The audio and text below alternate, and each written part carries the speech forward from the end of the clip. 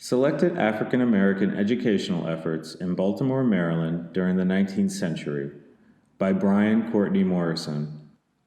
Introduction. Selected African American Educational Efforts in Baltimore, Maryland during the 19th Century. Throughout the 19th century in Baltimore, Maryland, African American leaders, as well as ordinary people, viewed education as an essential weapon in their battle for freedom and equality. Black Baltimoreans' endeavors to seek educational opportunities symbolized far more than mere learning for learning's sake. They represented the statement of their humanity, claims to American citizenship, and freedom. However, little has been written on the 19th century education history of Baltimore, Maryland's African Americans.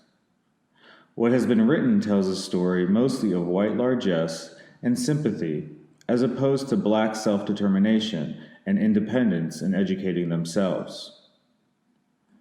The focus of most of what has been written is on the post-Civil War years. This dissertation examines the educational issues they faced in Baltimore during the antebellum era, through the Civil War years, and in the post-Civil War years. This study examines African American efforts to educate themselves and focuses on how they viewed the shifting role of education during slavery and after emancipation. This revisionist study examines how Black people in Baltimore continually redefined the role, purpose, and meaning of education as the social and political climate changed in the city, state, and nation. Education was a critical source of cultural capital in their ongoing quest for physical freedom from slavery, spiritual freedom from white supremacist religious ideology, and political freedom from second-class citizenship. Historian V.P. Franklin defines cultural capital as a sense of group consciousness and collective identity, which is used as a financial resource to aid the development of an entire group. Blacks in Baltimore used education to create group consciousness and a collective identity through their educational activities. Education was needed for Baltimore's African Americans to challenge the white power structure of the antebellum era. In the years immediately following emancipation, the education they obtained during the pre-war years created the group consciousness and collective identity Blacks used to demand full access to benefits of American citizenship, including admission to Baltimore's public schools. Inline title: Interpretation and Conceptual Framework. Education has been and continues to be one of the most important core values of the Black community. In interpreting this core value of African Americans, education can be seen as a tool in the deconstruction of 19th century American society and the reconstruction of an identity that determined the African American relationship to American society. Education was critical during the slavery era for African Americans to understand a world that both required their skills and ability as free labor, while at the same time denied their basic humanity in every dimension. These diametrically opposed positions defined by the slave system set the parameters in which African Americans lived. Education, defined as the process by which people acquire knowledge and skills needed to survive and prosper, was critical in order to endure in such a contradictory environment. A dual conceptual framework focusing on gendered Black nationalism examines the roles of Black men and women and provides agency to African Americans in Baltimore. The usefulness of the Black nationalist perspective lies in examining issues of race, class, status, and gender through a Black filter. It examines how African Americans claim their identity through the development and use of, quote, cultural capital, end quote, to create educational opportunities. Maryland's position as the, quote, middle ground in the American landscape of slavery created a unique set of circumstances, contradictions, and paradoxes. Education was a source of cultural capital, allowing Black people to traverse the interconnecting communities of Baltimore as an Atlantic world metropole and the middle ground of the United States slavocracy. Those who possessed education held a higher status and were the definers of their shared cultural heritage. This argument contends that African Americans equated the status obtained by way of cultural capital through education with the physical freedom from slavery, spiritual freedom, and political freedom. In this study, many questions arose that the records were not able to answer, because much of the historical documentation relating to the African American voice on this topic is missing. Because of the lack of primary sources that survive from the African American educational institutions, this study examines what Evelyn Brooks Higginbotham refers to as metalanguage, in order to access the discrete meanings in the educational leaders of the 19th century writings. Notwithstanding the use of Higginbotham's metalanguage, these historical questions must be raised in order to aid in the deconstruction of the world in which African Americans were creating educational opportunities.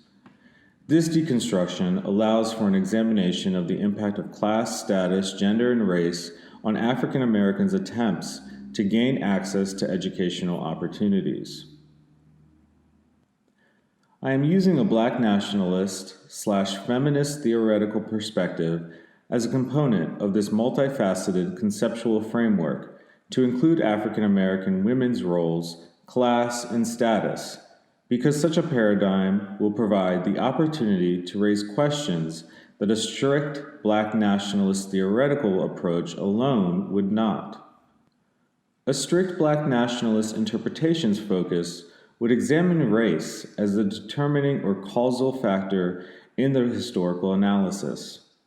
While race plays a key role in the history of African American education in Baltimore and American history in general, as mentioned above, it is not the only factor. The study argues that Black male patriarchy was an obstacle that Black women had to overcome in order to accomplish their goals and fulfill what they saw as their role in the overall struggle for access to educational opportunities. The unique conditions, challenges, and successes with which African American women had to cope were germane to the history of Baltimore's African Americans' endeavors to provide educational opportunities for themselves. From a gendered perspective, this analysis requires an examination of how the intersection between the socio-political ideology of the larger community, infer-politics of the African American community, and class issues created the environment in which African American women played their roles. They had to navigate through the double-edged sword of a white and male-dominated hierarchy, dealing with issues of race and gender, but also through a Black male hierarchy in order to accomplish their educational goals for the African American community. I have borrowed from Stephanie Y. Evans' unpublished paper, Black Women and Education, an Historical Overview, in which she builds upon John Hope Franklin's historiography of African American history. I have used two of the organizing concepts for which Evans builds her table entitled Themes in the History of Black Women's Experience in American Education, Oppression and Contribution, Creative Resistance. In this model, she focuses on the oppressive structures confronted by African American women and then juxtaposes them with the creative forms of resistance and contributions they made to challenge and overcome the oppressive structures. The same model was applied in examining how Black women in Baltimore sought to create educational opportunities. This analysis is conducted within the context of the interconnectedness between the political aspirations of the white community and their social application of ideas about race and African American efforts to gain educational opportunities. Earl Lewis offers a perspective in writing African American history building upon the works of the first generation of professional Black historians, such as Benjamin Brawley. In his article, To Turn as on a Pivot, Writing African Americans into a History of Overlapping Diasporas, Earl Lewis asserts that race is relational and historically contingent, and in order to gain a full and comprehensive understanding of both the African American and American experience, the overlapping diasporas in which the African American experience have emerged in the United States must be incorporated into the historization of race. In this study, I have adapted Lewis's idea of historization of race by examining the African American and European communities and the ways in which the concomitant issues within each were interconnected in order to provide a full picture of how African Americans sought educational opportunities. In my analysis of the socio-political landscape of Baltimore City, there was interconnectedness between the political aspirations of the white community and African Americans' efforts to gain educational opportunities. White social and political application of their ideas about race impacted their interactions with the Black community. A flat monocausal racial analysis would not tell the complete story or raise significant questions of class, status, and African American women's roles. In this sense, this dissertation reclaims African American humanity by showing them both within and beyond a racialized historization of their identity. My interpretation extended the work of educational historians William H. Watkins and challenged that of Hilary Moss. In extending William H. Watkins' use of Emile Durkheim's definition of education and concept of ideation, this study broadened the definition of education. Quote, education, that is schooling, in the modern corporate industrial society has emerged as central to the state political and ideological management. Political and ideological management involves ideation, which in context means the imparting and reinforcement of ideas and values that support the current economic and social order. End quote. Education as a core value of Black Baltimoreans was much more than schooling for the state's purpose of imparting and reinforcing ideas and values that supported the existing slaveocracy. The type of education provided in Baltimore's Black schools challenged the prevailing economic and social order. Durkheim argued that the use of education and ideation by the state as tools to maintain the existing economic and social order was a characteristic of modern corporate industrial society. The concept of ideation to support the economic and social order existed before the development of the modern corporate industrial age. Political leaders had sought to maintain the prevailing social order through education by both formal educational institutions and less structured methods. The leaders of Baltimore's slave system worked to maintain the social order through the political and religious institutions under their spheres of influence.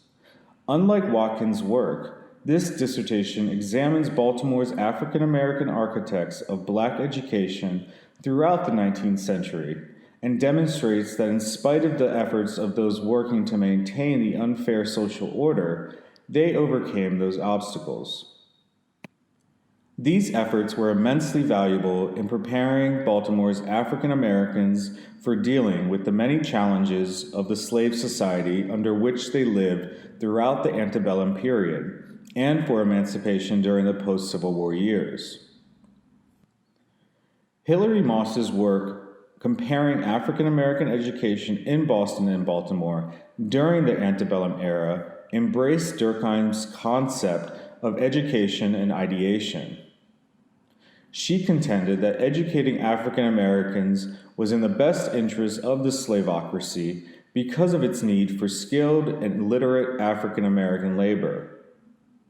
Both Durkheim and Moss denied African American agency in their analysis by neglecting how African Americans viewed education. I argue that African Americans viewed education as much more than a means to an economic end. For African Americans, education was the key to spiritual, physical, and political freedom. Inline title, Methodology. This title explores the many educational opportunities that were available to African Americans in Baltimore during the 19th century, specifically during the antebellum era. In researching this dissertation, there were a number of challenges that had to be overcome. Because many of the educational opportunities were not institutionalized, much of the historical documentation is missing.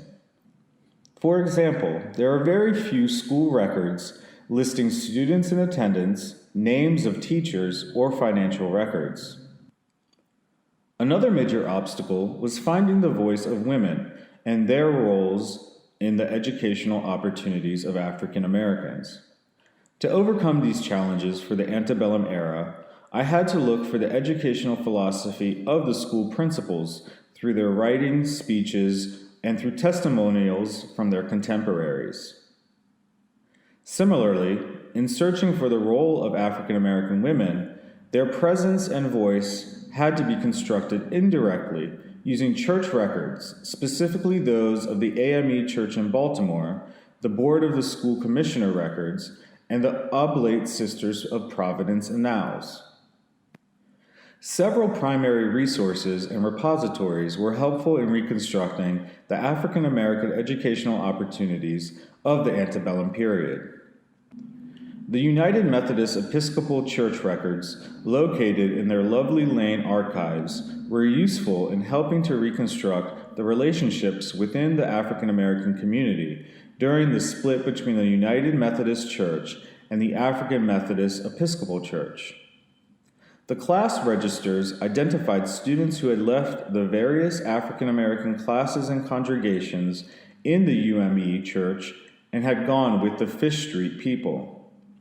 The phrase, quote, "gone with the Fish Street people," end quote, was written in the notes of the class registers next to the former UME Church congregation members' names. The class registers were also helpful in analyzing gender issues, showing that many of the class members were women. The records of Bethel AME Church, located in the Maryland State Archives, were very useful in the same regard. Their minute books from the annual conferences shed light on the inner workings and politics of the AME Church and educator Reverend Daniel Coker's eventual departure from Baltimore. The 40 family papers housed at the Maryland State Archives helped shed light on the relationship between the African American congregations within the UME Church and the AME Church during the antebellum period. There were a number of primary sources that were very helpful in determining the educational philosophy of Reverend Daniel Coker and that of another educator, Reverend William Watkins Sr. Reverend Coker's pamphlet, quote, "Dialogue Between a Virginian and an African Minister," end quote, a copy of which is located at the University of Maryland College Park's main library, provided insight into his ideas about how to create a shared identity and shared goals within the African American community. In this work, he couches his ideas on the abolition of slavery, Christian ideas, and education within a fictitious conversation between a black minister and a white slaveholder. An analysis of the meta-language in Reverend Coker's treatise clarified his educational philosophy. Reverend William Watkins Sr.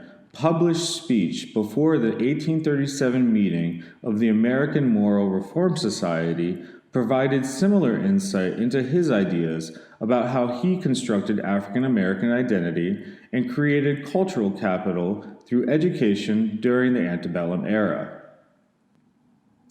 The speech is contained in Dorothy Porter's book, Early Negro Writing, 1760 to 1837.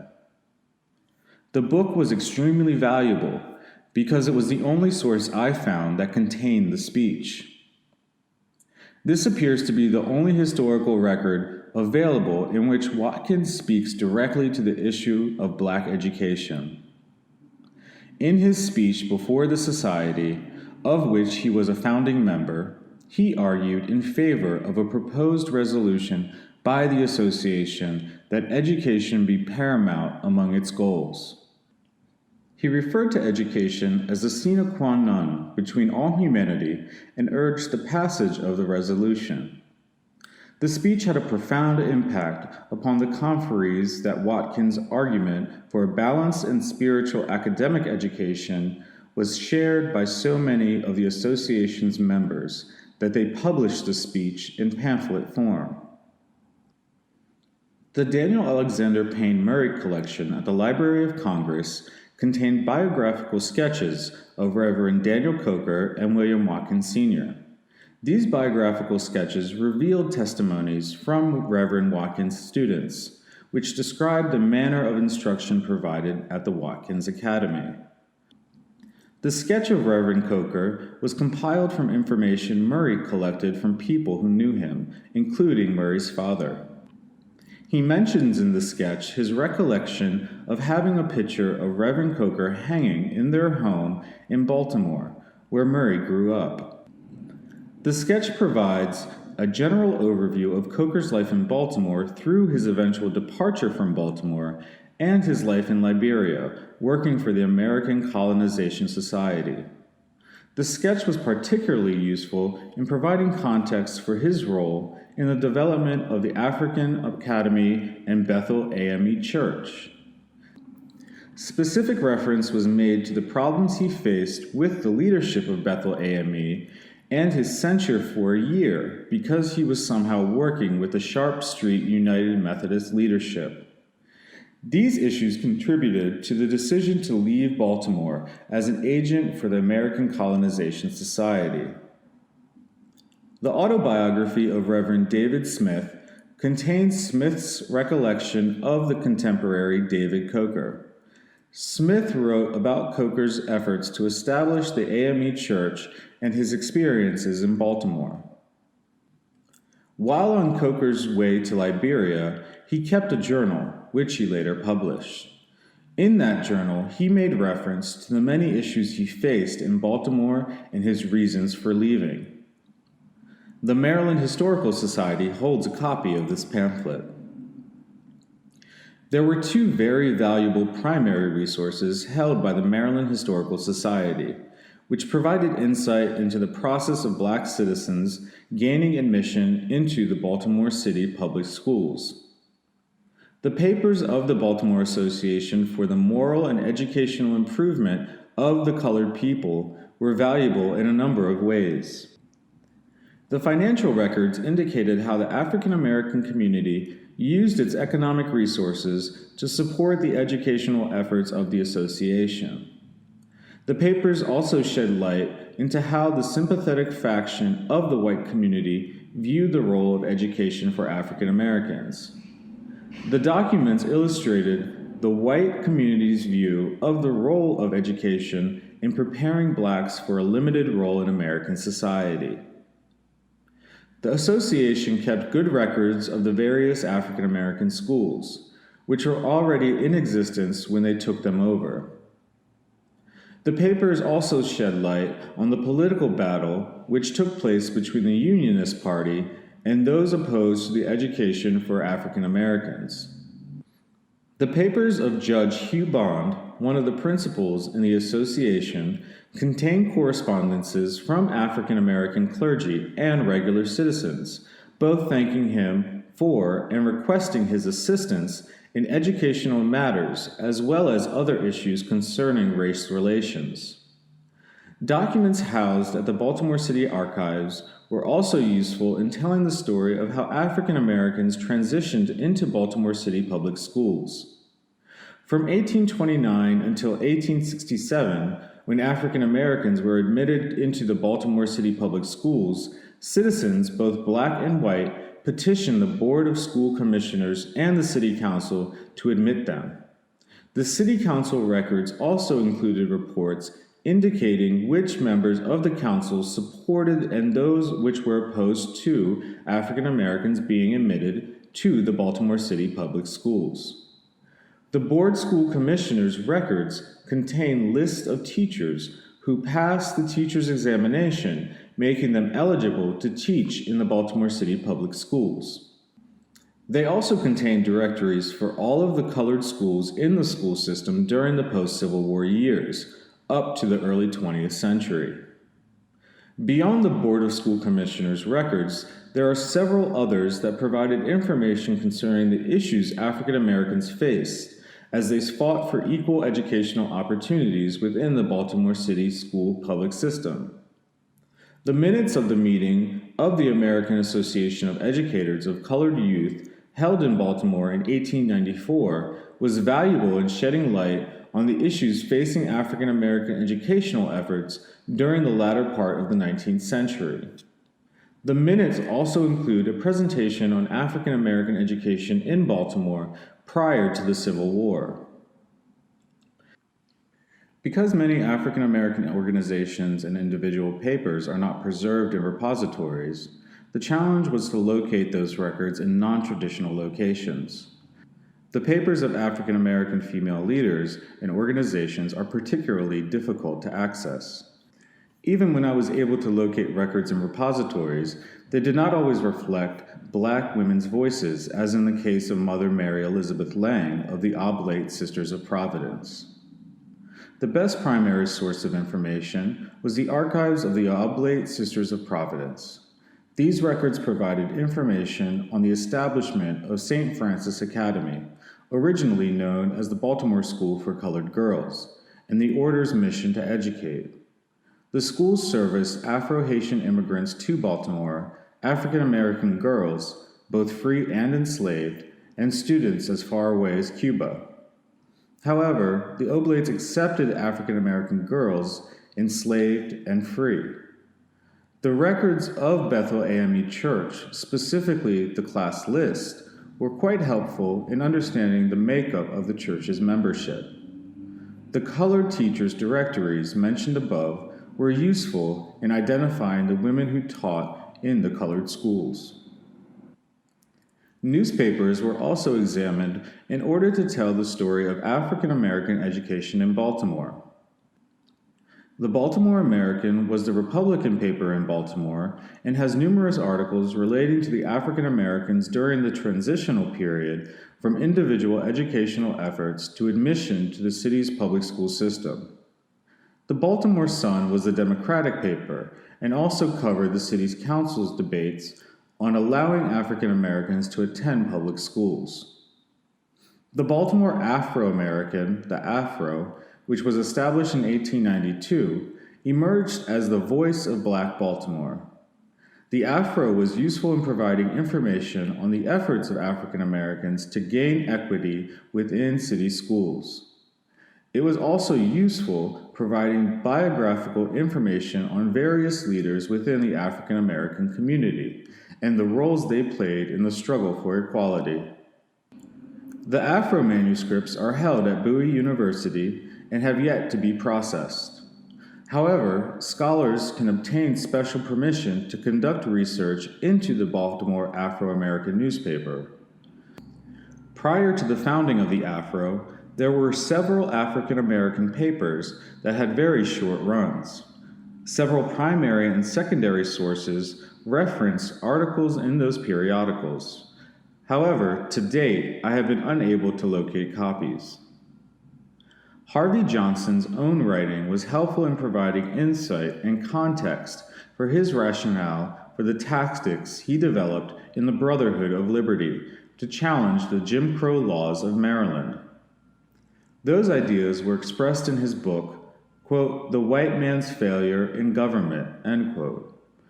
Johnson's book is the critical view of the United States political institutions in the post-Reconstruction era, and was helpful in providing background information on the political philosophy that guided his activism. Inline title: Literature Review of Secondary Sources. Not much has been written about African American education in Baltimore during the 19th century. Most of the works on this topic have been included in theses and dissertations written before 1980. Published works plus dissertations and theses have focused on the efforts of religious groups and individuals to educate blacks.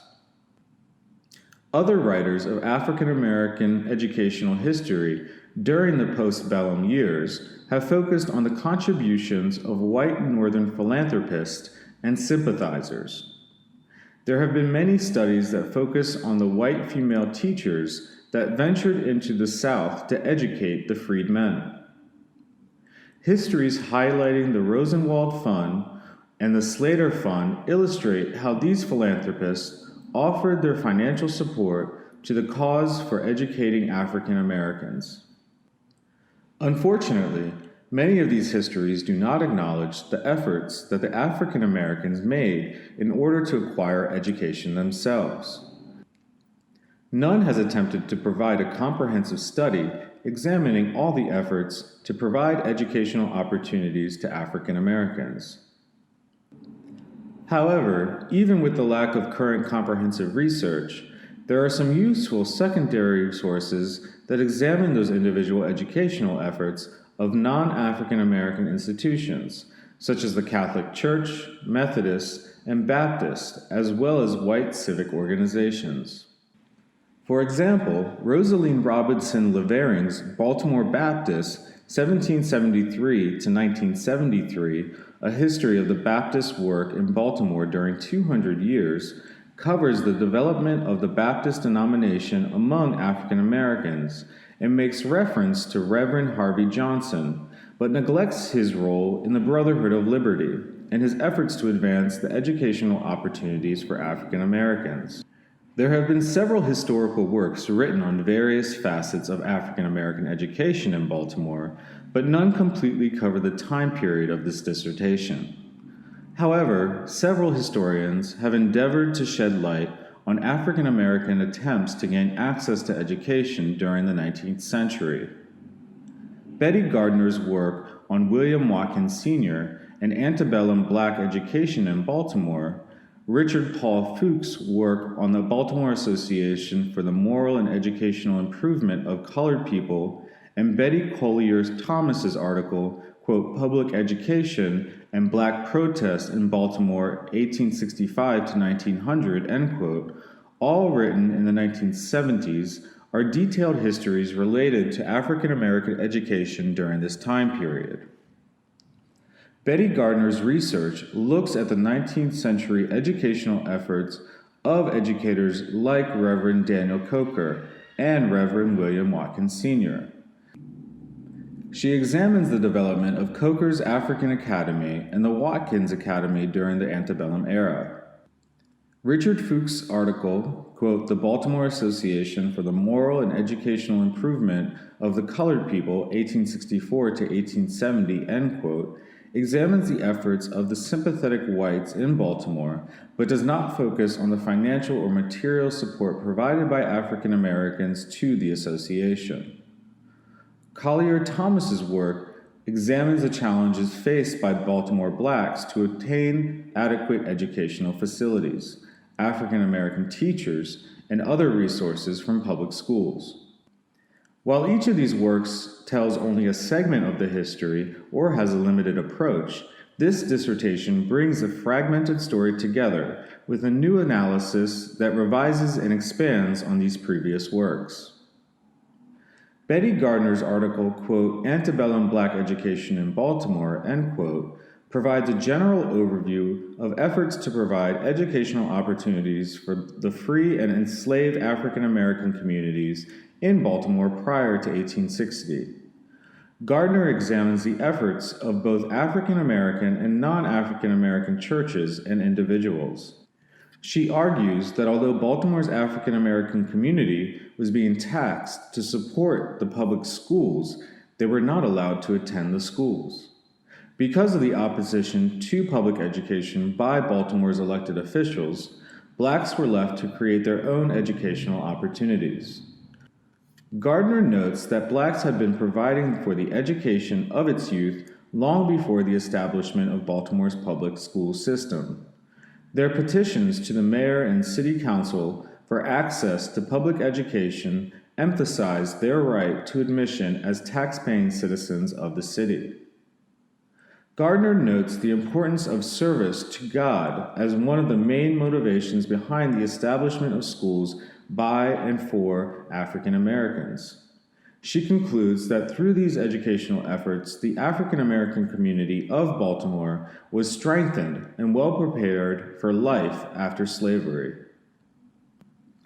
Although Gardner's research ends in 1860, her analysis holds true for the years during the Civil War.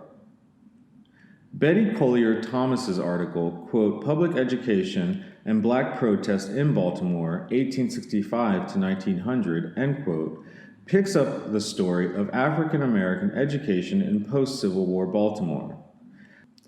Thomas tells the story of how the African American community fought and won access to the Baltimore City public schools. She begins telling the story of Black education in Baltimore in 1867 after African Americans, with the aid of the Baltimore Association for the Moral and Educational Improvement of the Negro, opened the doors of the city schools to their children. Once that battle was won, the focus turned to seeking adequate facilities and the hiring of African American teachers for the colored schools. Collier Thomas notes the role of prominent African American leaders, such as Reverend Harvey Johnson of Union Baptist Church. She concludes that until the African American community felt that these issues were appropriately addressed, they would continue to supplement the public schools by doing what they had done during the antebellum period: provide educational opportunities in churches, meeting halls, and private homes. This dissertation combines the histories that Gardner and Thomas tell and expands the analysis into the early 20th century. Both articles provide useful starting points. However, for my dissertation, analysis and interrogation of the sources go into more depth and detail. The inclusion of the roles of African American women makes this work unique in that women's roles are only touched or tangentially in most works on the subject, with the exception of works on the Oblate Sisters of Providence and their founder, Elizabeth Lang. Beyond Baltimore's Black churches, there were civic organizations such as the Brotherhood of Liberty and the Douglass Institute that played a key role in the struggle for education.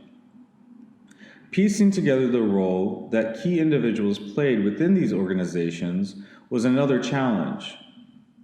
The historical record is limited on their works from an archival perspective.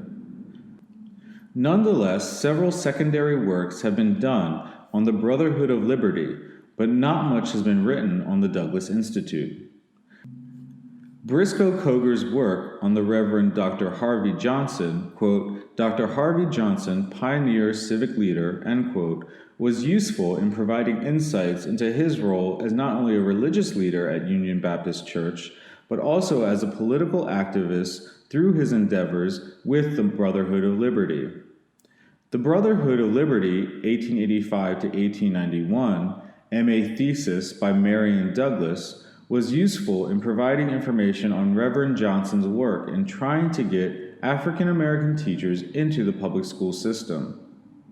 The thesis was also informative in shedding light on Johnson's role as a pioneering civic leader who used courts as a tool to demand access to equal educational facilities.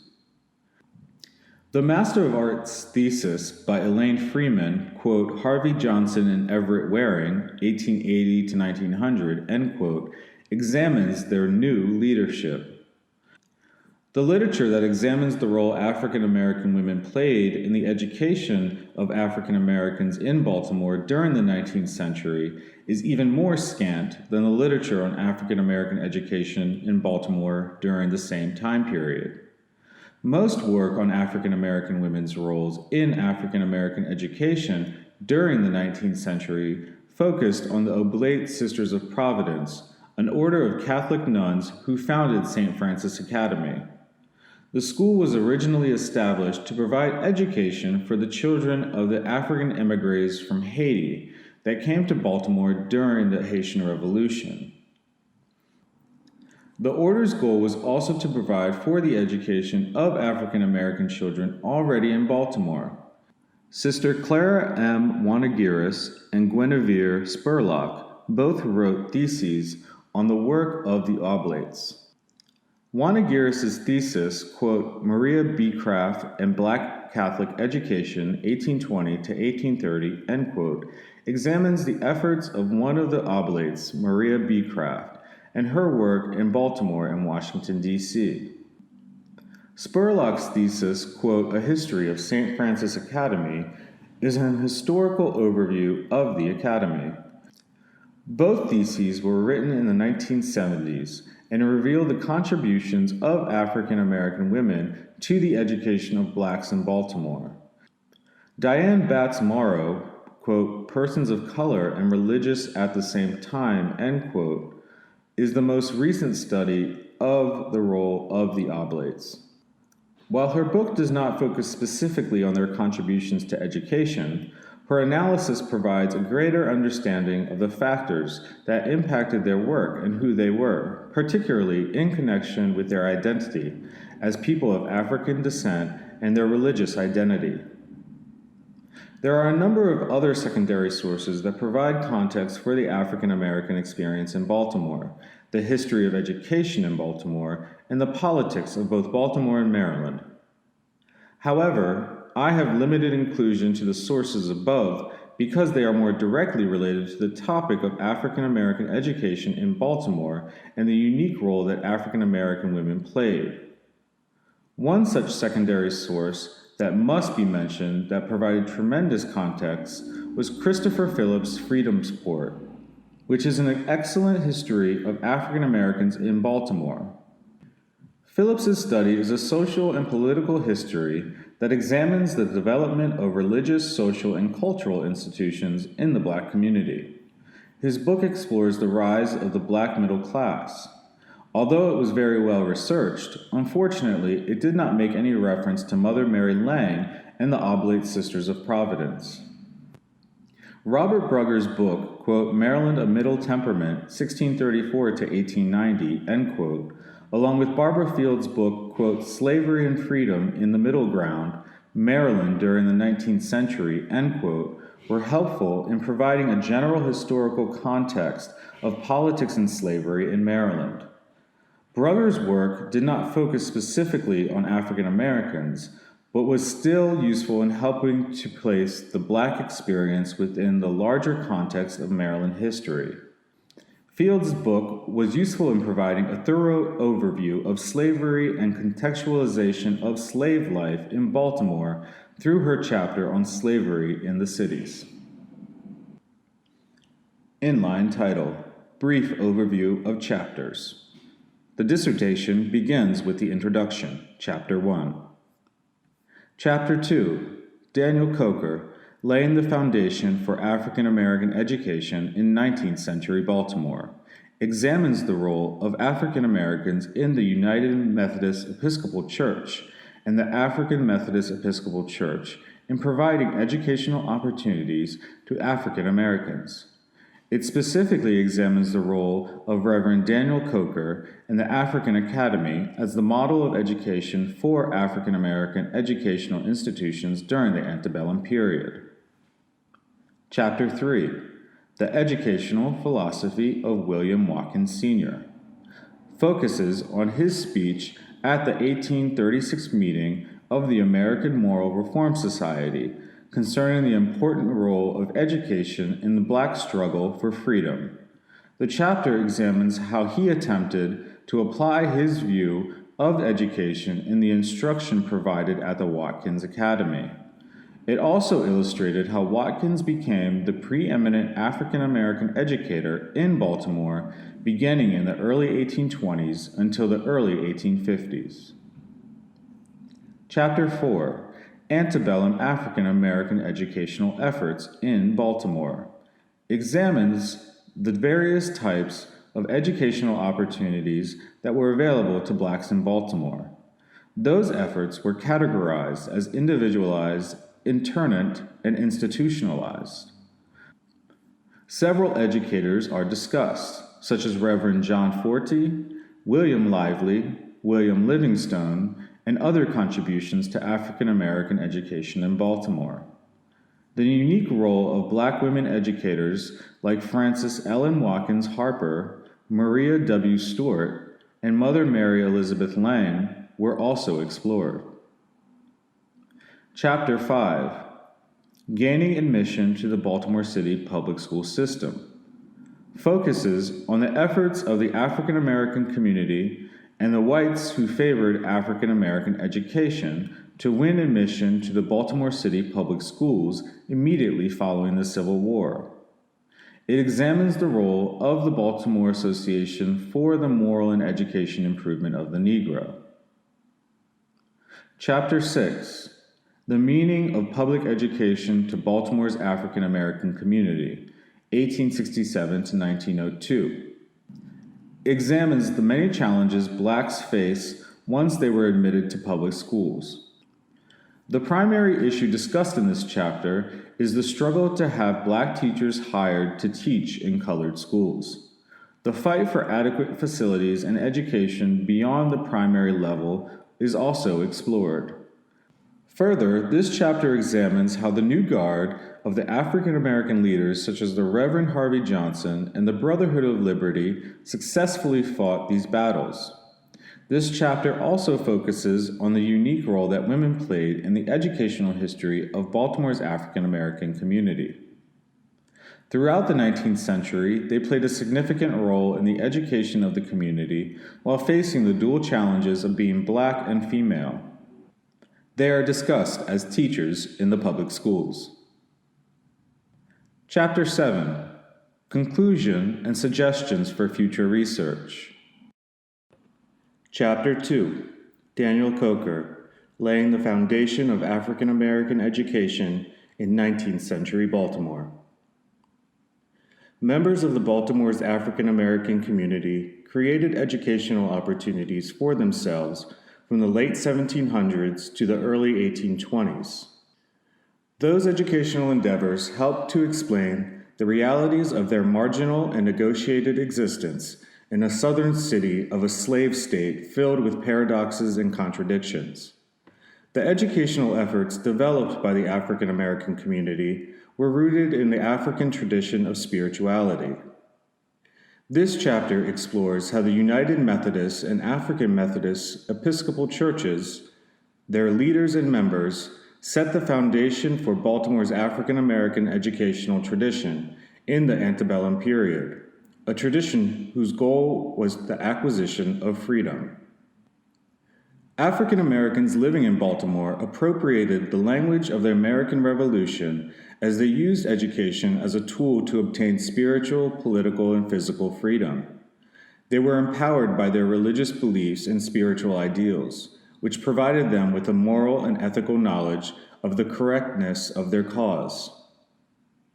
This chapter focuses on the development of that spiritual foundation manifested through the early development of Methodism within Baltimore's African American community in the late 18th and early 19th centuries. The early history of Methodism among Baltimore's African Americans includes the founding of the African Methodist Episcopal Church and the divisions created within the African American community as a result. One of the central figures in Baltimore's African American community's educational history of the 19th century was Reverend Daniel Coker. His work as an educator and minister served as a model for others to follow throughout the antebellum period. Coker was able to use his position as a minister and his religious knowledge in the growth and development of the African Academy, which later became known as the Bethel School, established by the Black members of the Sharp Street Methodist Church.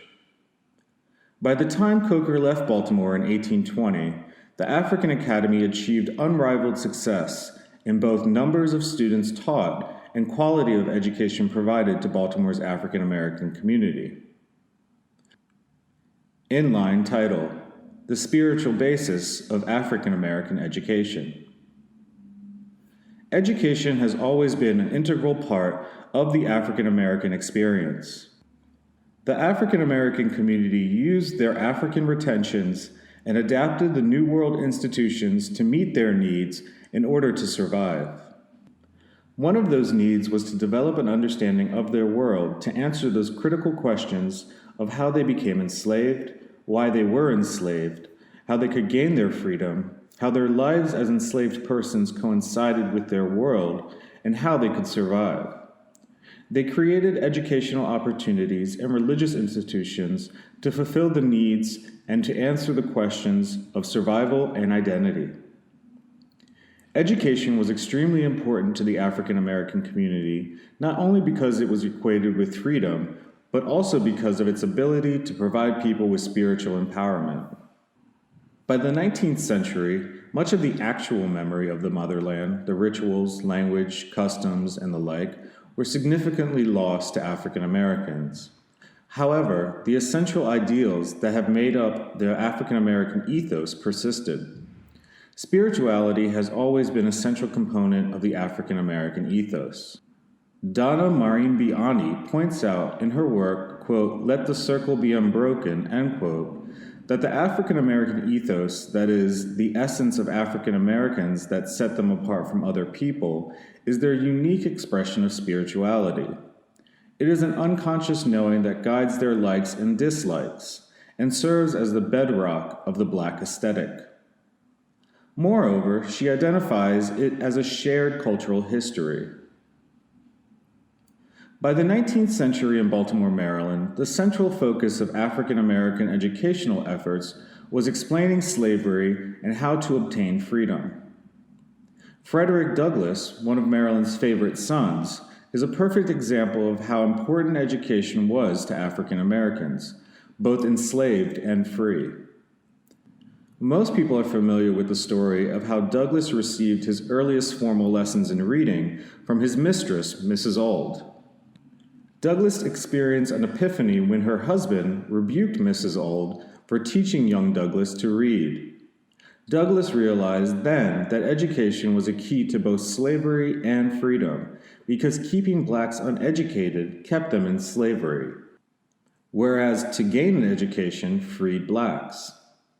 A nuanced reading into the meta-language of Douglass's words in his 1845 autobiography provides an even better understanding of the significance of education to African Americans. It was actually his owner, Mr. Auld, and Auld's admonishment of his wife concerning the education of what he termed niggers that was most instructive for Douglass. When he spoke of how learning would spoil and make Douglass discontent and unhappy, it awakened Douglass the understanding that reading and writing were useful tools for survival, but more importantly, they were keys to his freedom and provided him with an understanding of the world of slavery. Douglass asserts, quote, "These words sank deep into my heart, stirred up sentiments within that lay slumbering, and called into existence an entirely new train of thought. It was a new and special revelation, explaining dark and mysterious things, with which my youthful understanding had struggled, but struggled in vain. I now understood what had been to me a most perplexing difficulty, to wit, the white man's power to enslave the black man. It was a grand achievement, and I prized it highly." Education and learning were the keys to his freedom, and that of Douglass's enslaved brothers and sisters. Thus, education was equated with freedom. Education was a powerful weapon to obtain physical freedom from bondage. Douglass used a veiled biblical reference in describing this, quote, "grand achievement," end quote, as a special revelation, to give spiritual meaning to his freedom. Education was not only key to his physical freedom, but also provided him with the tools to obtain his spiritual freedom. He now had, through the informal and totally unintentional instruction of Auld, the answers to which his youthful understanding had been perplexed, the answers to those questions that explained his world. It was education for liberation that was needed, the type of educational opportunities that Baltimore's enslaved and free African Americans sought and created, just as Douglass had. In Baltimore, throughout the 19th century, the Black Church, specifically the African Methodist Episcopal Church, Oblate Sisters of Providence, and African American Baptist churches, provided education to significant portions of the African American community. For these religious institutions, education was important if for no other reason than for members to be able to read the Word. Even in this connection, freedom was a motivating factor. If you knew the truth, i.e., the Word, then the truth would set you free. The Black Church played a key role in the education of the African American community. Recent scholarship has pointed to the significance in providing a cultural capital for the development of colored schools throughout the South during Reconstruction era. The creation and development of these schools, primary through college, was very significant in and of itself. More importantly, however, was the educational philosophy of those schools and the Black church leaders who spawned them. William Cortland Johnson, in his article, quote, "A Delusive Clothing, Slave Conversions," end quote, questioned the extent to which enslaved African Americans converted to Christianity. He intimated that enslaved African Americans could have had a natural aversion to the adoption of the religion of their masters. While this is a valid historical question to ponder, in the case of enslaved Africans in the southern United States, the answer is yes, they could have had this aversion. What Johnson did not take into account in his analysis was that spirituality is a key component in the African ethos. In fact, it has been argued that it was the African retention transported across the Atlantic that played a critical role in Africans surviving the Great Maafa, the African Holocaust, or Great Tragedy of Slavery. The United States differed from the rest of the Atlantic world in regard to slavery, in that by the early 19th century, there was a declining mortality rate among the enslaved. The population of indigenous enslaved Africans was naturally increasing. Unlike the United States and other parts of the Atlantic world, there was a negative mortality rate among the enslaved. In slaveholding societies outside of the United States, there was a continual influx of Africans to refresh their labor needs. I have argued in my Master of Arts thesis, quote, "The Moorish Science Temple of America, Its History and Women's Roles," end quote, that this factor played a major role in the manner in which Africans enslaved in the United States adapted to their society and culture. In the Caribbean and South America, the African religious adaptations resulted in the creation of Candomblé, Santeria, and Voodoo. Because of the lack of African cultural renewal and the extreme repressive nature of African identity by America's peculiar institution, by the early 19th century in the United States, enslaved Africans had less specific African ideas, symbols, and ceremonies to adapt. Thus, they adapted the religious experiences in which they were allowed to participate, the Christian church. This is very important to understand in connection with the development of the Black church and its role in the education of African American communities. African Americans, particularly those who were free, willingly converted to Christianity in order to, among other reasons, gain an understanding of their world, answer those critical questions of identity, and fill the void that was created in their identity through the loss of their traditional religious institutions. The need for spiritual fulfillment as a part of the African ethos demanded that they seek answers to their epistemological questions through the available sources, Christianity.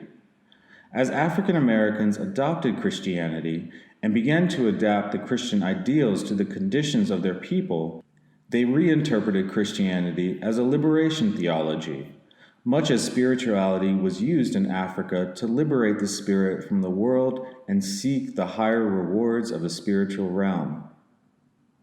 African Americans used a variety of strategies and tactics to gain acceptance into American society. Baltimore's African Americans used strategies that emphasized full and complete autonomy to strategies that elicited support from sympathetic whites in their institutions. When it came to seeking educational opportunities, this was very clear. Baltimore's African Americans sought to gain educational opportunities by developing their own schools associated with the churches they attended. In the latter part of the 18th century and early 19th centuries, these were white churches. In some instances, the parishioners were overwhelmingly African American, but whites governed the churches. In these cases, African Americans elicited the support of the white community to help them attain their educational goals. On the other hand, with the founding in Baltimore of Bethel Church in 1815, a completely autonomous black church, governed and financed by the African American community, African Americans created their own opportunities to obtain education through Bethel by way of Reverend Daniel Coker. African American educational efforts in 19th century Baltimore can be dichotomized into two phases. The first phase encompassed the African American efforts without state support prior to the adoption of the 1867 Maryland Constitution, which was sponsored primarily by individuals and religious institutions. The second phase, which will be discussed later, was the postbellum era, beginning in 1867 when African Americans gained entry into Baltimore City public schools. This chapter focuses on the early part of the first phase. Inline title: Late 18th Century and Early 19th Century Educational Opportunities for African Americans. From the late 1700s into the early 1800s, there were very limited educational opportunities for all Baltimoreans, both African American and white. Formal education was reserved for the wealthy who could not afford the expense of private tutors or to pay the independent teachers who established schools that catered to them. There was no system of public education for those who could not afford a private education. Baltimore City did not establish a public school system until 1829. The only other access to education for African Americans in Baltimore was through the work of abolitionist societies, Sabbath schools, and night schools operated by the city's churches and other religious organizations. Some of these organizations allowed African Americans, both free and enslaved, to attend their classes. As early as 1787, the Society for the Abolition of Slavery and Protection of Free People of Color organized a school that was eventually taken over by Sharp Street Methodist Church in 1799. By 1820, there were over 600 African Americans attending Sunday schools. These schools were organized under the Baltimore Bible Society. While there's not very much historical documentation providing insight into the students, their motivations, and what they learned, these efforts are indicative of the importance the African American community attributed to education.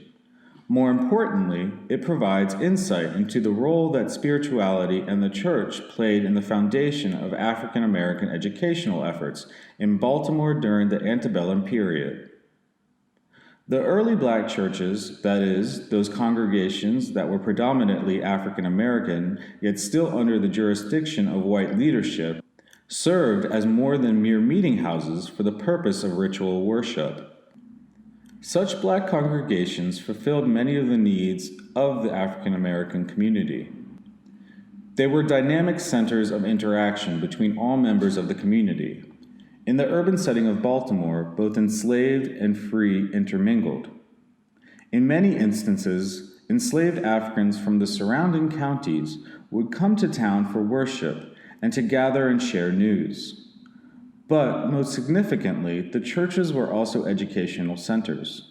They provided instruction in basic literacy, reading, and writing, as well as religious instruction. The early history of the development of Methodism among African Americans in Maryland, and Baltimore specifically, was illustrative of the important educational function played by the early black churches. Inline title: Methodist Foundation of African American Education. Educational efforts in Baltimore's African American community at the beginning of the 19th century were rooted in Methodism. There are several factors that explain Methodism's primary role in the foundation of Baltimore's African American education during the early 19th century. According to Christopher Phillips, the confluence of these factors, as well as spiritual liberty from the Church of England by the founders of American Methodism, and the spiritual liberty fostered by the revolutionary times of the early national period, African American hopes to share in that spirit and the changing economy of Maryland, all converging in Baltimore in the early 1800s, provided fertile ground for African American educational efforts.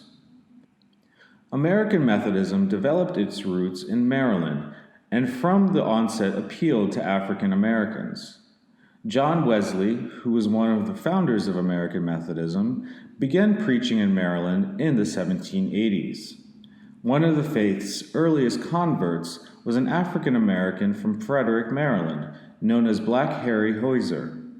Kojzar, who was credited with being one of the first African American converts, was a traveling exhorter who spread the Methodist beliefs to African Americans throughout central Maryland.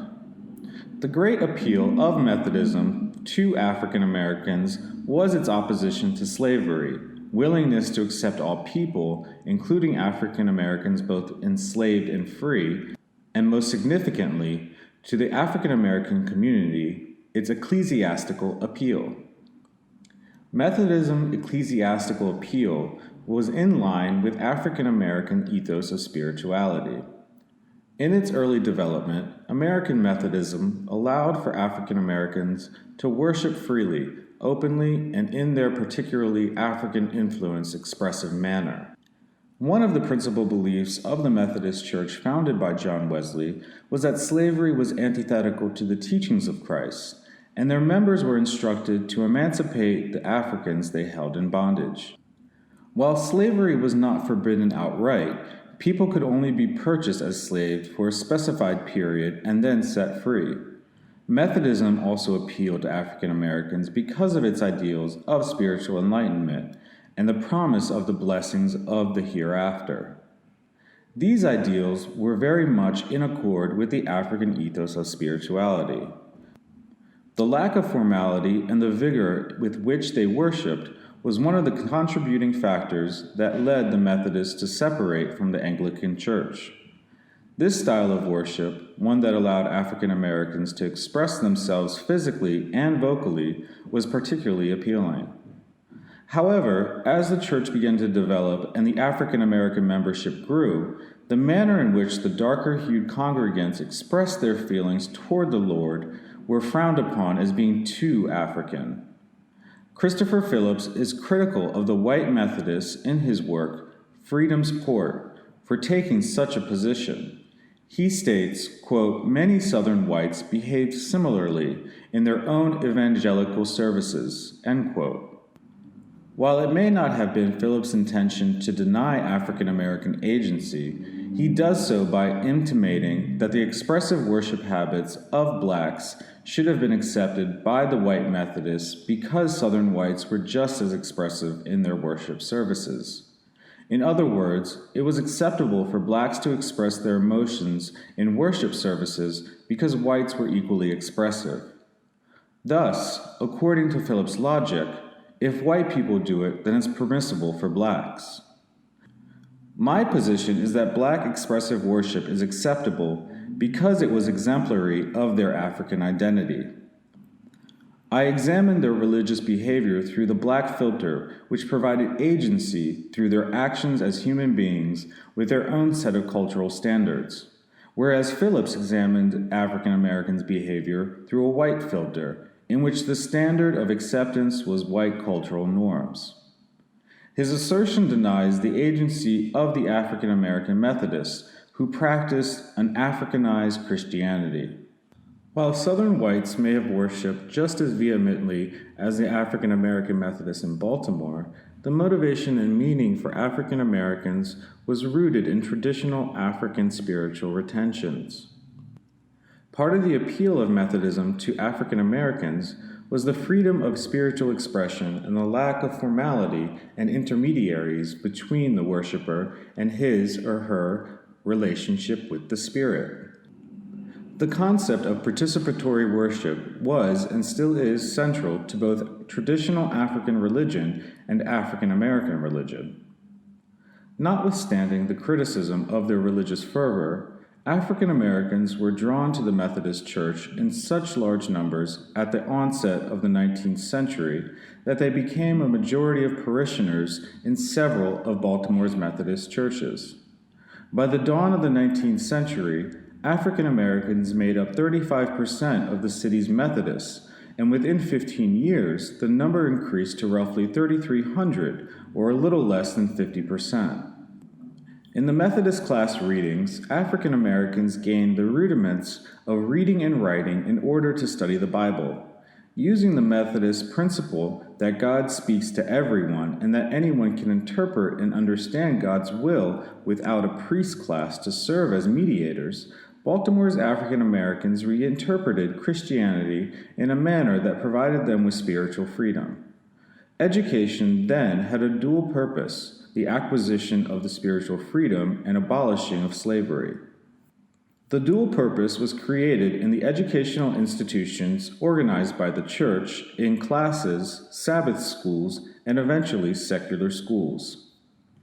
Viewing African American education from a religious and spiritual perspective, Baltimore's first African American educational endeavors were undertaken in 1794. Under the leadership of John Forty, a segment of the African American members of the Methodist Episcopal Church organized the Colored Methodist Society. The society was established to address the needs of the African American Methodists that were not being satisfied by the white-led Methodist churches. The society was a mutual aid society, offering financial assistance as well as religious guidance. Another one of its main roles was to provide education, religious instruction, and basic literacy to its members and their children. In 1797, the Colored Methodist Society leased a building on Fish Street to serve as their religious center after being refused permission in 1795 to establish a black church under the auspices of the United Methodist Church of America. Of particular note here is that soon after the doors opened, they advertised for a teacher to instruct such black children and children of any color as may be entrusted to his care. Although the enterprise was short-lived, it illustrates the determination of Baltimore's African American community to create their own educational opportunities and the strong relationship between the church and education. The African American Methodists persevered to accomplish their goals of establishing a meeting house to accommodate their religious and educational needs. In 1801, Jacob Gillard and Richard Russell invested $870 in land that they sold for a profit in order to purchase property on Sharp Street for the establishment of a meeting house for the African American community. Gillard and Russell were operating on behalf of the Colored Methodist Society. This time, the United Methodist Church of America agreed to the establishment of the African Methodist Episcopal Church in the city of Baltimore. This should not be confused with the independent African Methodist Episcopal Church that developed later. This facility, too, just as that enterprise on Fifth Street, was more than just a meeting house for ritual worship. It also served as a school for, quote, black children of every persuasion, end quote. The emphasis on education was so strong that the meeting house soon became known as the African Academy. There is not much historical record concerning the education that took place at the African Academy during its early years. The students most likely came from the members of the Sharp Street Methodist Church, and the other African American congregations associated with the United Methodist Church. The African Academy developed a reputation as the best educational institution for African Americans in Baltimore during the first 20 years of the 19th century. This was due primarily to the efforts of Reverend Daniel Coker, the principal teacher of the Academy. Inline title: Daniel Coker and the African Academy. By far, Daniel Coker, one of the founders and leading officials of the independent African Methodist Episcopal Church, provided the best opportunity for African American education during the early 19th century in Baltimore.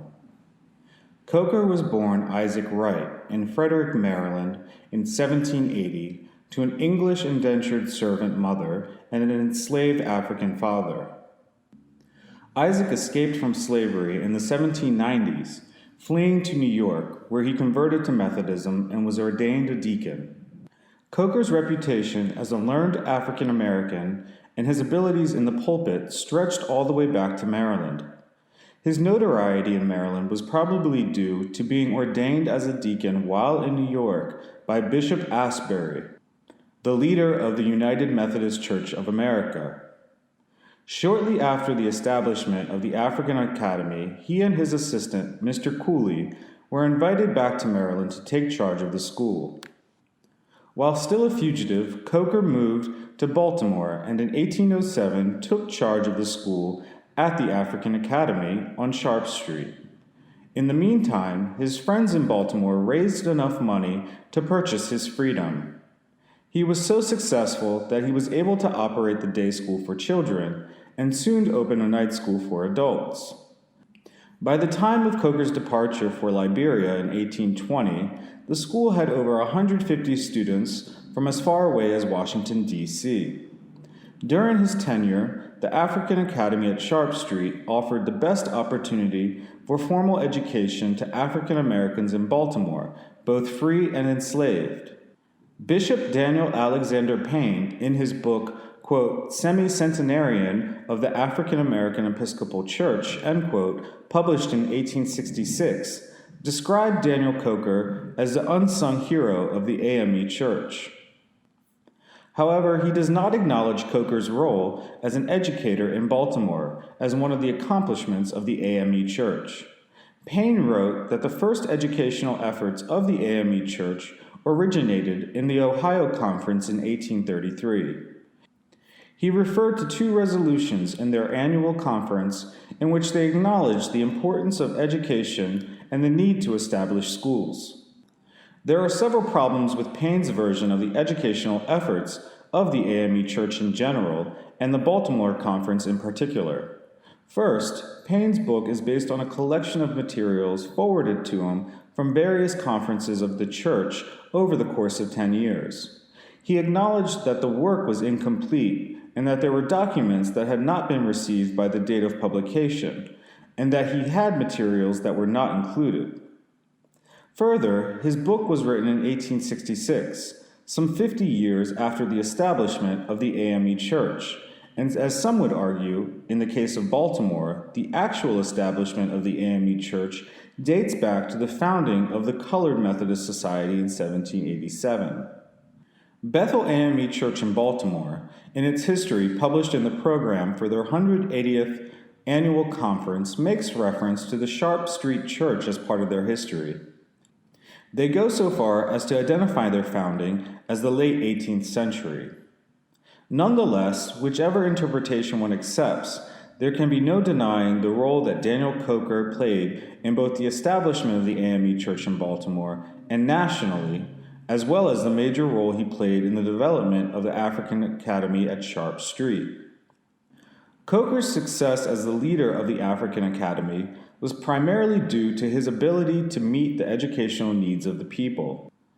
African Americans in early 19th century Baltimore, free and enslaved, needed to know why the world they lived in was as it was, and they needed to know how to escape the trappings of that world.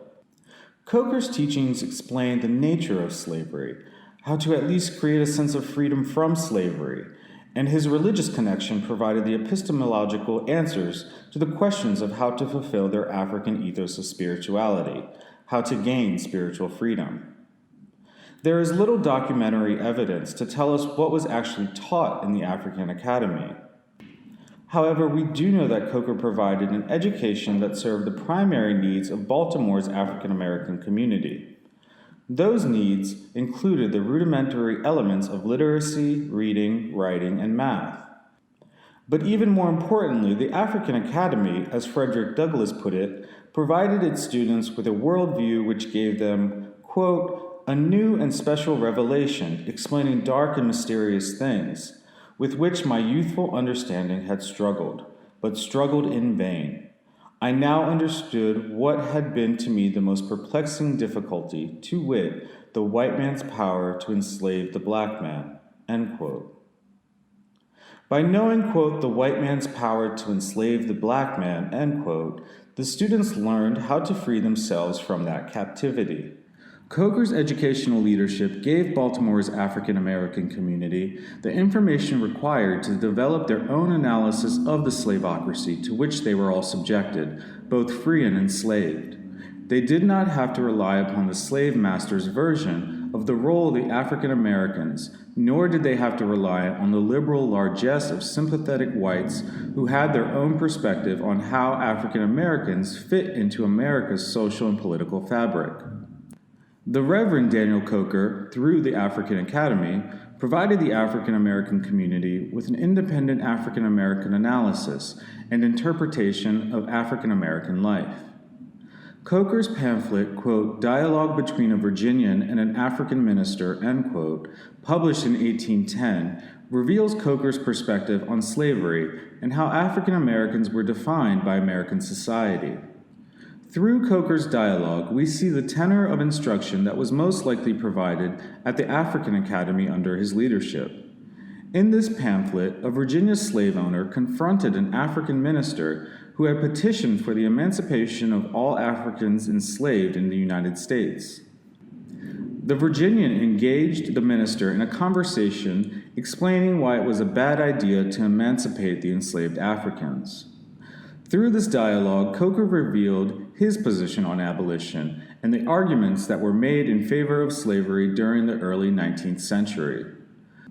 Coker appropriated the ideas and language of liberty, freedom, and equality of the Revolutionary era and early national period to make his arguments against slavery. The slave owner began by arguing that to emancipate enslaved Africans would deprive the slave owner's right to his property and therefore would be unjust. The minister's rebuttal to this argument illustrates how Coker appropriated the language of the Revolutionary era and utilized it to formulate an argument for the emancipation of enslaved Africans. He argued, through the African minister, that the enslaved African was unjustly deprived of his property rights, namely his liberty.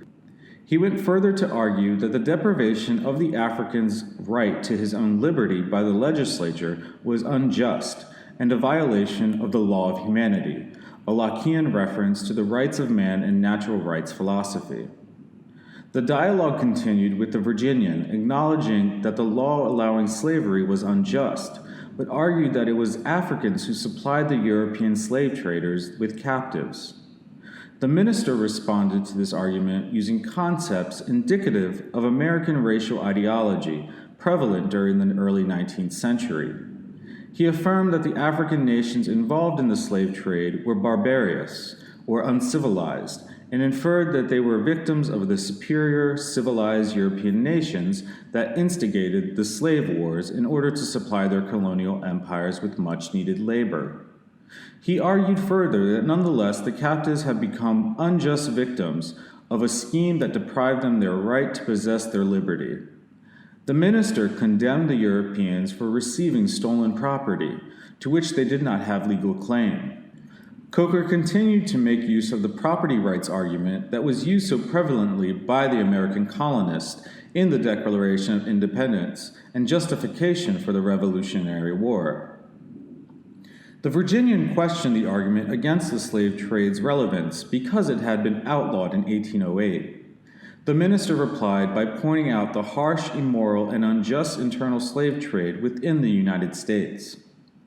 He went on to describe the cruel manner in which the victims were separated from their nearest relations in life, and the way they were chained or otherwise fettered, so as the weight and friction of their shackles naturally produces much soreness and pain.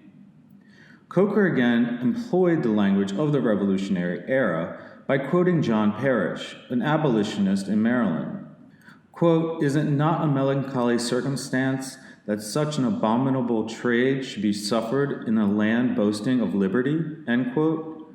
By referring to Parrish, the minister's arguments against slavery continue to illustrate the hypocritical and paradoxical nature of slavery in the United States, which violated the freedom of the enslaved. The Virginian turned to the biblical justifications that were used by ministers who supported slavery in the early 19th century. He referred specifically to Genesis 17:13. Quote, "He that is born in thy house, and he that is bought with thy money, must needs be circumcised." End quote. In response to this argument, the minister pointed out that the Virginian's minister did not fully interpret the passage by leaving out the text that follows from his analysis. The supporters of slavery interpreted that since the Bible stated, quote, "He that is bought with thy money," end quote, then there is nothing wrong with slavery. The minister read further into the chapter of the Bible to point out that the passage emphasis was on granting rights and privileges to the bondsmen. Those that were circumcised were due to receive the same rights and privileges as all other citizens, because it was through circumcision that they were made citizens. Thus, Coker used the same biblical text that was used by supporters of slavery to make citizenship claims for enslaved Africans in the United States. He wrote, quote, "These persons bought with money were no longer looked upon as uncircumcised and unclean, as aliens and strangers, but were incorporated with the church and nation of the Israelites. They would be properly educated, made free, and enjoy all the common privileges of citizens." End quote. Coker used the ecclesiastical freedom and independence that Methodism allowed him to interpret the Bible in a manner that created a worldview that was useful and relevant to the African American experience. His interpretation of the Bible in arguing against slavery fostered spiritual freedom, demanded physical freedom from slavery, and laid claim to the citizenship rights. All of these ideas directly address the most important educational needs of Baltimore's African American community, and were most likely instilled in the students at the African Academy. Coker continued his assault on the Virginian by pressing on his case for abolition of slavery. The Virginian was still not convinced that emancipation would be a good thing. He argued that some enslaved Africans did not want to be free, and that freeing Africans would cause a greater harm than good. He reasoned that they were immoral, would lie, steal, did not know how to care for themselves, and would become a burden on society, an argument that continued through the Reconstruction era. The minister again turned the Virginian's argument back on him. He asserted that slavery was the cause of the immoral behavior of the enslaved, and that the solution to end that behavior was to end its source, slavery. The minister argued if you followed the logic of the Virginian, then all people who lied and stole should have been enslaved, including whites. In response to the argument that some enslaved Africans did not want to be free, the minister questioned the validity of the statement. Nonetheless, he challenged the Virginian to free all those he enslaved and to see how many would like to remain as slaves. The minister accepted that a few might remain, and he instructed the Virginian on how to deal with those that stayed, telling him to treat them as humans, to provide them with proper clothing, to feed them sufficiently, and to treat them as he would members of his own family. He took particular care to instruct the Virginian on the language to use in his will if he were to use that as an instrument of emancipation. In order to avoid problems from heirs over the property claims and challenges to the will, Coker, through the African minister, exalted the Virginian to be very clear and specific in his will as to the emancipation of those he held in bondage. Coker included in the dialogue several references that provided insight into his educational philosophy. In responding to the Virginian on the treatment of enslaved Africans, Coker argued through the minister that they should have been freed and provided with a Christian education. Coker pointed out the hypocrisy of a Christian country keeping its inhabitants from instruction in the Christian doctrine. For Coker, education and instruction in the Christian doctrine were one and the same. By exposing the fear of slave owners to provide education to the enslaved, he illustrated in the converse the role education should play for African Americans. Quote, "And it is not too obvious that those masters who try to keep their slaves from means of instruction do it in order to keep them in a state of ignorance, lest they should become too wise to answer their selfish purposes and too knowing to rest easy and satisfied in their degraded situation." End quote. For Coker, just as Frederick Douglass, education freed the enslaved and helped them to educate the cause and manner in which they were kept enslaved. As Coker puts it, education would have made the enslaved, quote, "too knowing to rest easy," end quote, and they would no longer be satisfied with their degraded situation. Thus, education was key to both spiritual and physical freedom. This point cannot be underemphasized. The dialogue continued with a plan of how to gradually emancipate enslaved Africans. The African minister suggested that after a certain date, no person could be born into slavery, and then after a certain age, all enslaved persons should be freed. He also emphasized the need for there to be a provision that no law could be made that would prevent slave owners from freeing the Africans they enslaved. Coker's dialogue is one of the few historical documents that can be used to ascertain his ideas on the meaning and purpose of education for African Americans. Through the dialogue, Coker defined education in spiritual terms. He was critical of a Christian society that prevented its most downtrodden members access to, quote, "instruction in the Christian doctrine," end quote. He also viewed spiritual knowledge as the essential element in enslaved Africans' understanding of their degraded situation. A Christian upbringing and an education at best was critical for African Americans, both free and enslaved, to understand their condition of slavery and second-class citizenship. Inline title: Reverend Daniel Coker's Demise in Baltimore. By 1810, Coker was one of the leading figures of Baltimore's African American community and had begun to develop ideas of ecclesiastical independence. He certainly was not preaching the same sermons advocating obedience and compliance with the slavocracy as the visiting white ministers did when they came to Sharp Street and other African American congregations in the United Methodist Church. The African Academy, therefore, had to provide an education that reflected the thesis espoused in Coker's dialogue on slavery. That is, African Americans had the same natural rights as all other human beings to be free and have access to rights of all American citizens. He was arguing for an end of slavery, spiritual salvation through ecclesiastical independence, and an end to second-class citizenship for free African Americans. The students who attended the African Academy were instilled with the same philosophy. Thus, Coker was creating cultural capital, a shared cultural heritage with a common goal, and at the same time was using education as a means of cultural capital within Baltimore's African American religious community.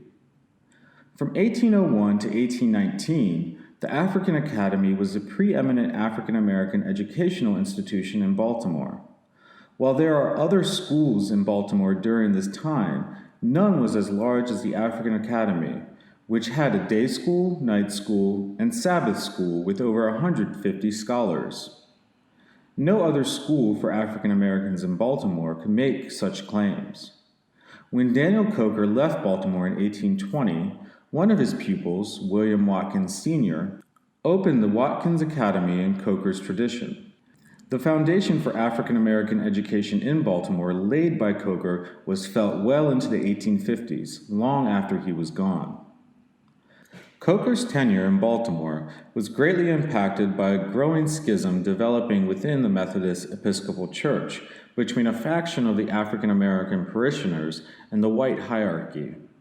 By 1815, the faction led by Coker was prepared to seek ecclesiastical independence from the white Methodists.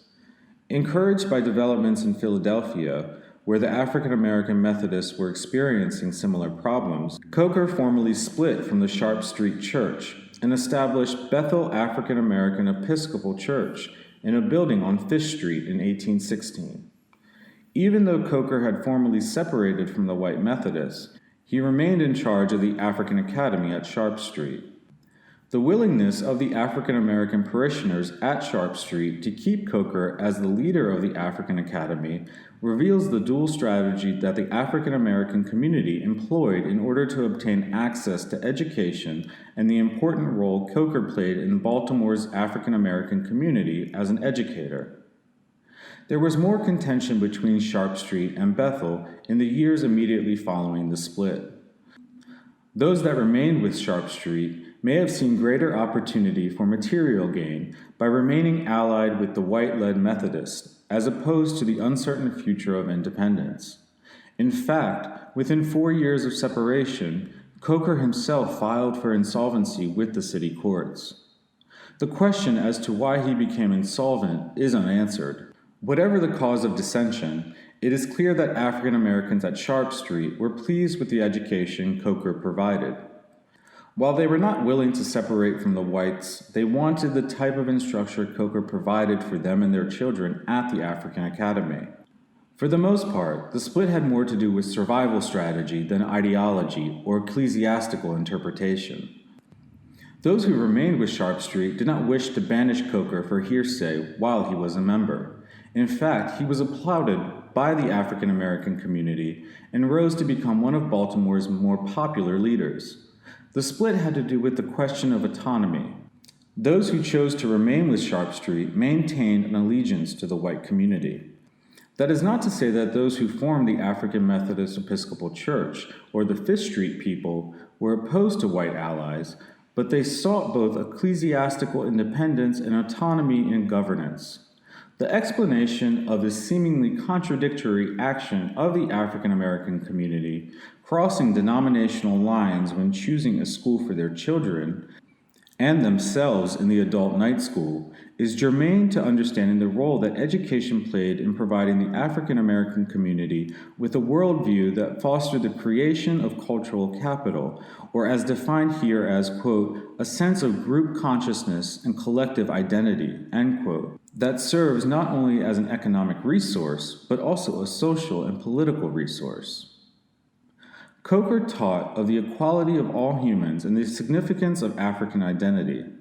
He taught that African people were just as capable and worthy as non-Africans.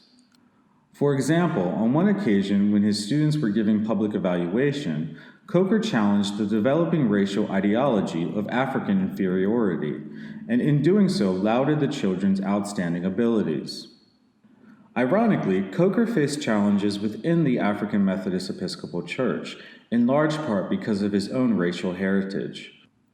Reverend David Smith of AME Church writes in his autobiography that Coker was denied the first bishopric of the AME Church because the founders did not think a man who looked as white as Coker should lead an African enterprise.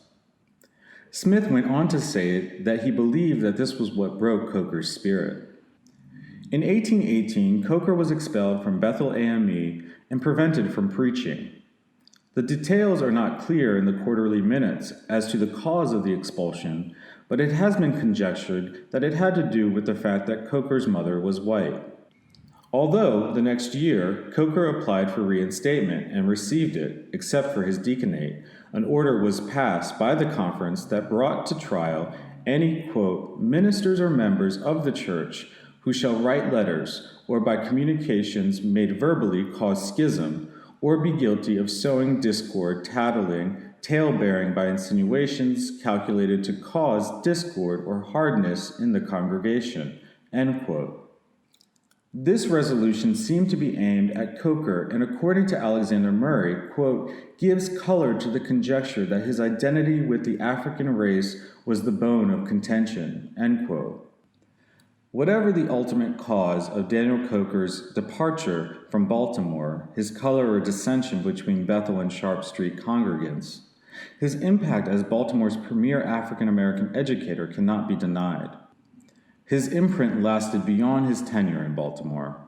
The tradition of the academic excellence that he fostered at the African Academy was continued through the work of one of his students, William Watkins Sr., at the Watkins Academy well into the 19th century. William Watkins Sr.'s story will be discussed in the next chapter. Inline title, Conclusion. This chapter showed how the African Americans defined education through their quest for political, physical, and spiritual freedom. The example of Baltimore's African American community and leaders in their conversion to Methodism provided the infrastructure that was used to lay the foundation for African American educational efforts throughout the first 20 years of the 19th century. Daniel Coker and the African Academy were the progenitors of the educational model for Baltimore's African Americans during the antebellum period. Coker used a spiritual basis as a foundation for African American education. The ecclesiastical freedom afforded by the African Methodist Episcopal Church gave both him and its congregants the ability to realize a higher degree of spiritual freedom than the African American congregants in white churches. The purpose of education for Baltimore's African American community was fluid, shifting as the political and social needs of the community changed.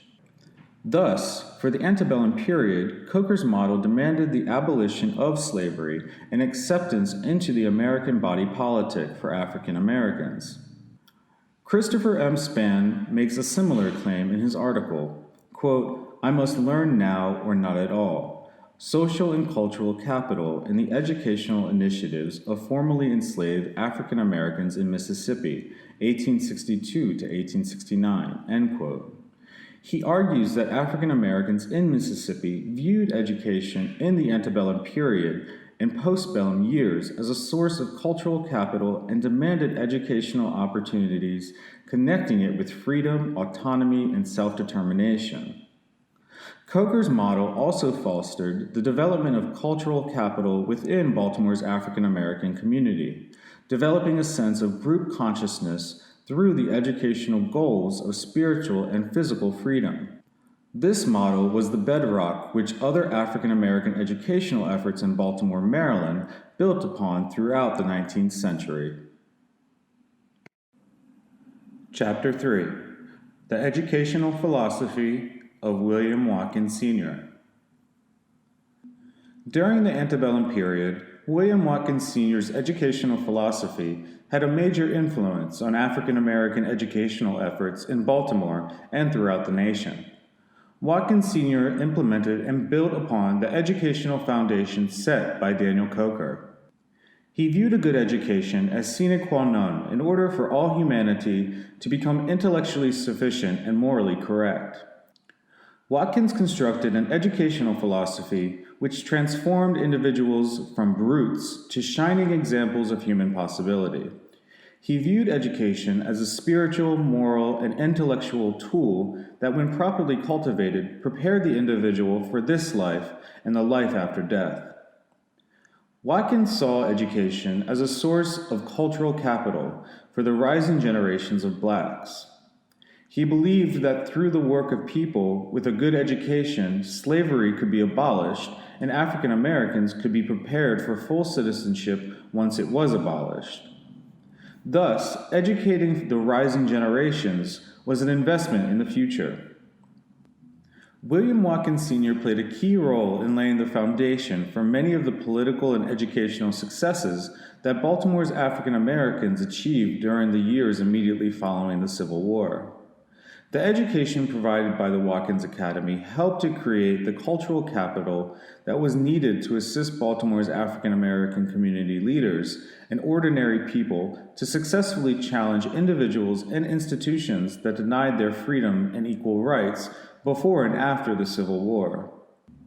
Former students such as James H.A. Johnson, who was a doctor of divinity, exemplified the sense of purpose that marked Watkins' educational philosophy.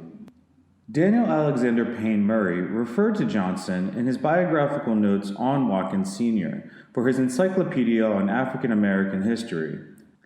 As according to Johnson, Watkins was, quote, a fluent and forcible speaker, a versatile writer, an incisive controversialist, and an ardent defender of the rights of his people. He is almost a counterpart of his illustrious preceptor, end quote. Watkins Sr. was concerned with educating students that would defend the rights of his people. The Watkins Academy lasted nearly 3 decades, providing the most consistent, continuous, and as some of Watkins' contemporaries had argued, best education available to Baltimore's African Americans. After Coker left Baltimore for Liberia in 1820, Watkins Sr. started his school with many of the former students from Coker's African Academy. The exact date for the establishment of Watkins Academy is not evident, since the records indicate that many of Watkins' students attended Bethel Charity, the name of Coker's school after the establishment of the Bethel AME Church. Watkins must have started his school relatively close to the time of Coker's departure from Baltimore in 1820. Watkins himself was a student of Coker's at the African Academy and was undoubtedly influenced by Coker and the model he set for the African Academy. The Watkins Academy operated until 1852, when Watkins emigrated to Toronto, Canada. When he left Baltimore, one of his sons, Richard Watkins, operated a school, and on at least one occasion, Watkins Sr. returned to visit. Although much is missing from the historical record documenting many of the details of Watkins' work at the Academy, there is significant evidence to illustrate the important role that Watkins' philosophy of education played in providing for the education of Baltimore's African American community.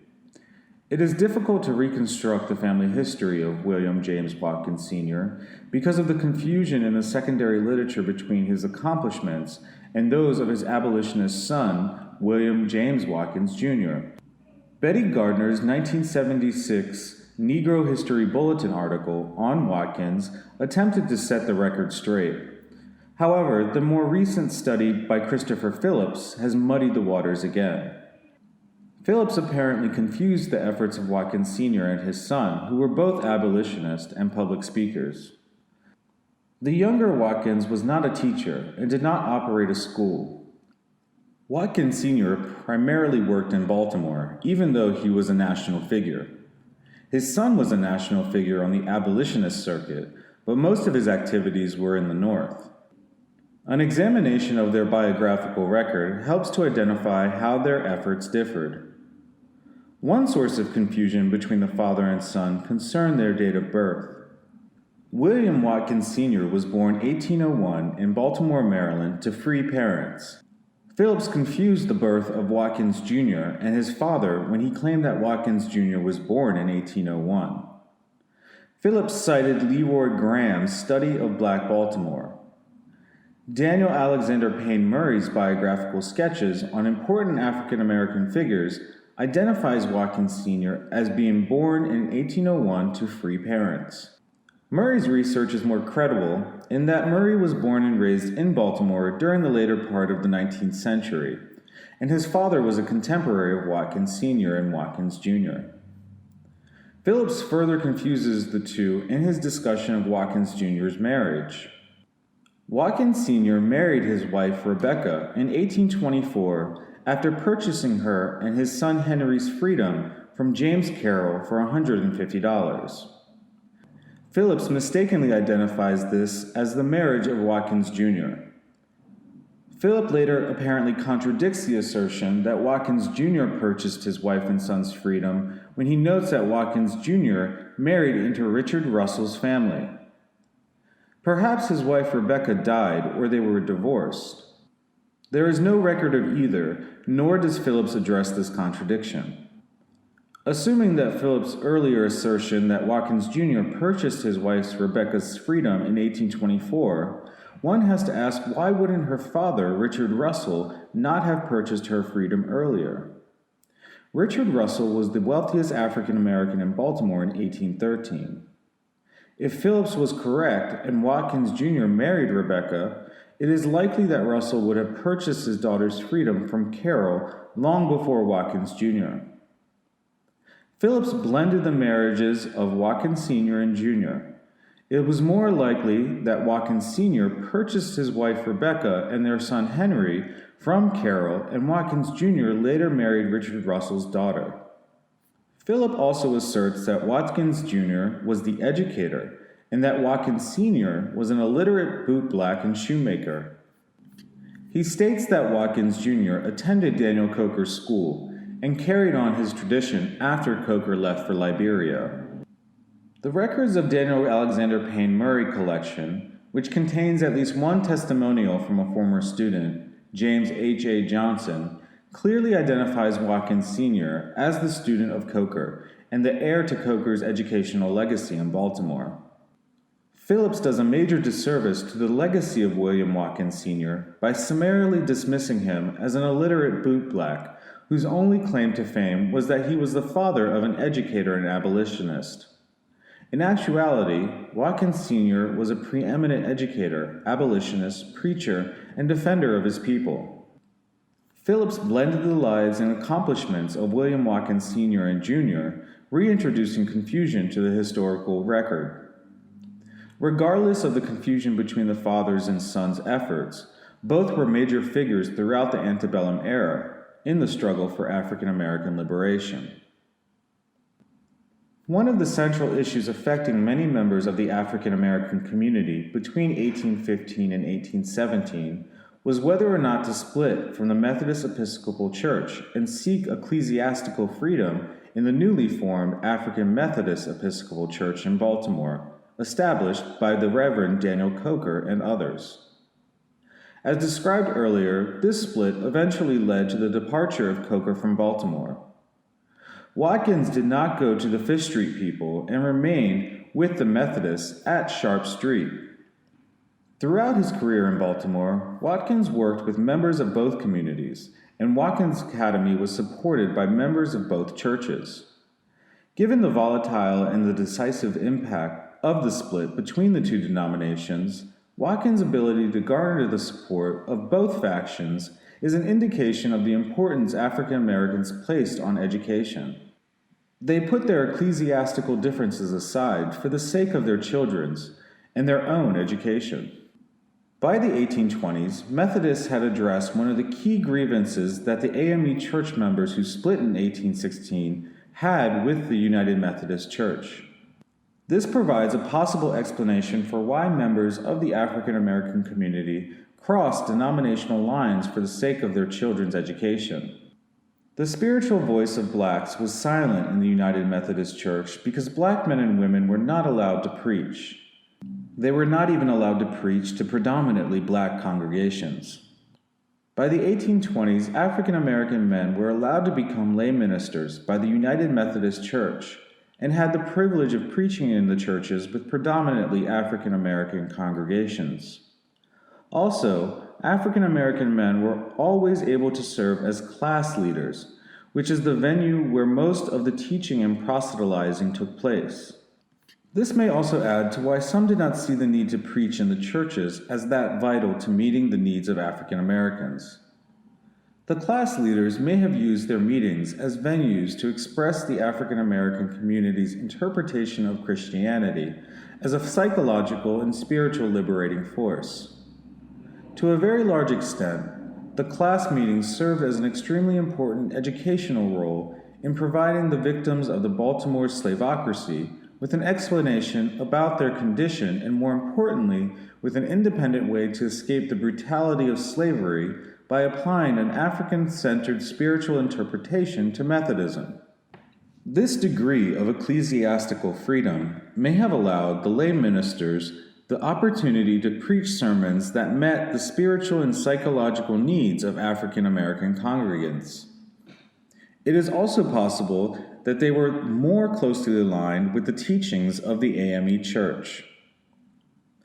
An explanation of this seemingly contradictory action in the African American community, crossing denominational lines when choosing a school for their children and themselves in the adult night school, is germane to why the need for education appeared to be a priority over denominational ties. Denominational lines were unimportant in selecting a school to educate the family. The type of education provided in the schools offered a worldview that fostered the creation of a shared identity and purpose. Ultimately, the ideological differences in interpretation and practice between Bethel AME and Sharp Street United Methodists did not matter. There was a sense of common identity that went beyond the church that was taught in both Coker's African Academy / Bethel Charity and the Watkins Academy. The spiritual and psychological needs of the African American community were addressed through both institutions. The political education conducted provided African Americans with an analysis of the early national period that contributed to the creation of a shared identity as citizens of the United States who deserved all the privileges and rights of any other citizen. The writings of Coker and Watkins attest to this, as they appropriated the language of revolution and independence in their works. Watkins' public stance, just as his open educational philosophy, went beyond denominational alliances. He worked for all African Americans on a national level. Watkins was not only an educator, he was also an orator, minister, and civic leader, speaking and preaching on major issues of the day. His school served as fertile ground for planting his ideas about those issues. The major issue for African Americans during the antebellum period was how best to bring about the abolition of slavery. In turn, a key facet of Watkins' educational program was abolition, as had been Coker's. This focus on abolition both reflected and contributed to the sense of group consciousness and shared identity that provided the energy for Baltimore's African American community to challenge the slaveocracy. I have been unable to find traditional school records such as ledgers, advertisements, students, and teacher lists from Watkins Academy that identify Watkins' educational philosophy. Thus, I've had to excavate Watkins' writings in which he spoke about the African American education generally. Watkins' educational philosophy is expressed in an address delivered in Philadelphia before the American Moral Reform Society on August 8, 1836. Watkins was a principal organizer of the society along with William Whipper, James Forten, Robert Purvis, and Jacob C. White Sr. The goal of the society was to bring together on a national level all of the various efforts by African Americans to uplift the race. According to Watkins, the organization served as, quote, a society, sir, which I regard as a golden chain uniting the divided energies of our people of every sect and party of society, sir, which will exhibit to the world its one solid and permanent nucleus, the union and the concentration of much that is respectable in intelligence, excellent in morals, splendid in genius, and fervent in piety. End quote. Watkins was both a local and national leader. His work as an educator was much more than a local effort to educate Baltimore's African Americans, but was part of a nationwide effort to uplift the race. While Kevin Gaines's work Uplifting the Race is a 20th century study focusing on black middle-class elites and racial ideology, it has relevant implications. Watkins and his cohorts attempted to create a united community using education to produce cultural capital as well as a source of cultural capital. By African Americans demonstrating their genius to the world, they were able to remove social, political, and economic impediments to their uplift and black elites. Gaines noted that black elites distinguished themselves from the masses. They viewed self-help, racial solidarity, and the accumulation of wealth as means to advancement of the community, and thus the phrase uplifting the race. The emphasis of the black elite was on the distinction between their bourgeois values and the masses. Watkins and his contemporaries were black elites seeking recognition of their humanity also. However, for Watkins, uplift did not focus on class distinction, but rather on group consciousness and solidarity, the most salient features in the production of cultural capital. The emphasis on an education that created a group consciousness during the antebellum period played a significant role in the production and the use of cultural capital by Baltimore's growing African American middle class community and leadership during the post-Civil War years. I argue that the educational philosophy espoused by Watkins Sr. contributed to the development of the sense of group consciousness within Baltimore's African American community that served as the impetus for the political, economic, and social activism of the antebellum and post-Civil War years. By 1836, Watkins was well established locally and nationally through his public speeches and his contributions to William Lloyd Garrison's Liberator, under the pen name Colored Baltimorean. Watkins Academy had been in operation for approximately 15 years by the time of his address before the American Moral Reform Society. The address was given on the occasion of the consideration of a resolution, quote, that a good education is the most valuable blessing that we as a people can bestow upon the rising generation, end quote. In his arguments for the adoption of the resolution, Watkins described a bad education as one in which the juvenile mind is allowed to be infected by the pernicious forces in society that will lead the youth to an immoral and irreligious life and ultimately eternal damnation. The paramount goal of a good education was spiritual salvation by educating the whole human being. A good education was one in which, quote, we would have every child placed under such a course of judicious instruction and discipline as will elicit all the capabilities of his nature, as will embrace the development and cultivation of all his faculties, whether they relate to his spiritual or physical organization, end quote. Watkins' address defined a good education and explained its meanings by connecting it to moral and spiritual development, which would enlighten the whole person. In 1858, the Reverend William H. Morris wrote of the Academy upon Watkins' death, quote, day by day and even year by year, scores of juveniles trooped merrily towards that African-American Mecca to worship at the shrine of culture, end quote. Morris went on to explain that the Bible was, quote, read every day and that he, Watkins, carefully explained the passages which were not understood by his pupils, end quote. Watkins' educational philosophy was rooted in the development of religious and moral instruction. Students who attended Watkins Academy were immersed in the cultivation of their spiritual talents. Watkins maintained a balanced perspective in his educational philosophy. While he acknowledged the primacy of religious instruction for the salvation of the soul, he recognized the importance of cultivating intellectual powers. Quote, it will not be enough to attend to the mere development and discipline of the intellectual powers, to initiate the juvenile mind to all the mysteries of the arts and sciences. No, sir, but on the contrary, the moral and religious feelings of the heart must be cultivated as paramount interest. End quote. A good education required knowledge of the arts and sciences as well as a religious and moral base. The purpose of religious and moral education was for the salvation of the soul. Watkins saw the purpose of cultivating the mind as the development of humanity and civilization. Watkins pointed out that man's intellectual development has, quote, been productive of the greatest and most important results of the human family, end quote. The focus of the American Moral Reform Society, according to Watkins in his argument in favor of the Education Resolution, was the spiritual, moral, and intellectual development of African Americans in order to develop as a people and contribute to the progress of civilization. Referring to the political role of education for the African American, he argued that the genius of the African American in the heart of the nation that denied his very humanity still shined brightly in spite of the continued efforts of the American slavocracy to deny his human agency. Education became a tool used to uplift the race and fight for full acceptance into American society.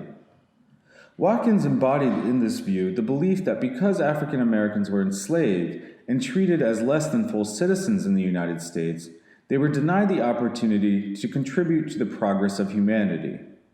He wrote, quote, the colored man who has been denied the attributes of humanity is triumphantly refuting on the very soil of slavery, a soil which he has doubtless watered with his tears, the oft-refuted calumny that his race is devoid of genius, and this he is doing in a way in which his calumniators will not allow them to overlook.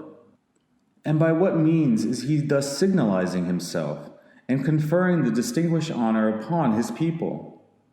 It is unquestionably owing, to say the least, to the exercise of his thinking powers.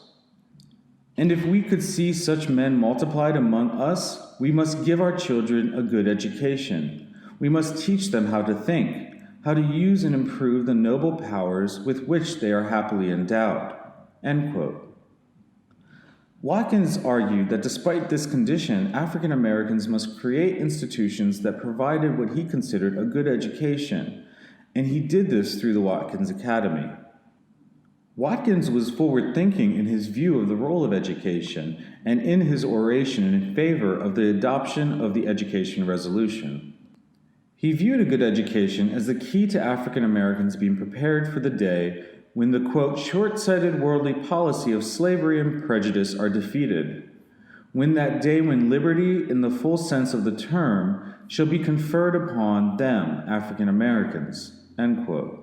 Because African Americans were prepared with a good education, quote, they will thoroughly understand its, liberty's, nature, duly appreciate its value, and contribute efficiently to its inviolable preservation, end quote. Watkins remained hopeful in his outlook for success of the African American cause. It was his understanding and belief that one day slavery would come to an end and African Americans would have their chance at freedom. Through education, African Americans could prepare themselves for that day.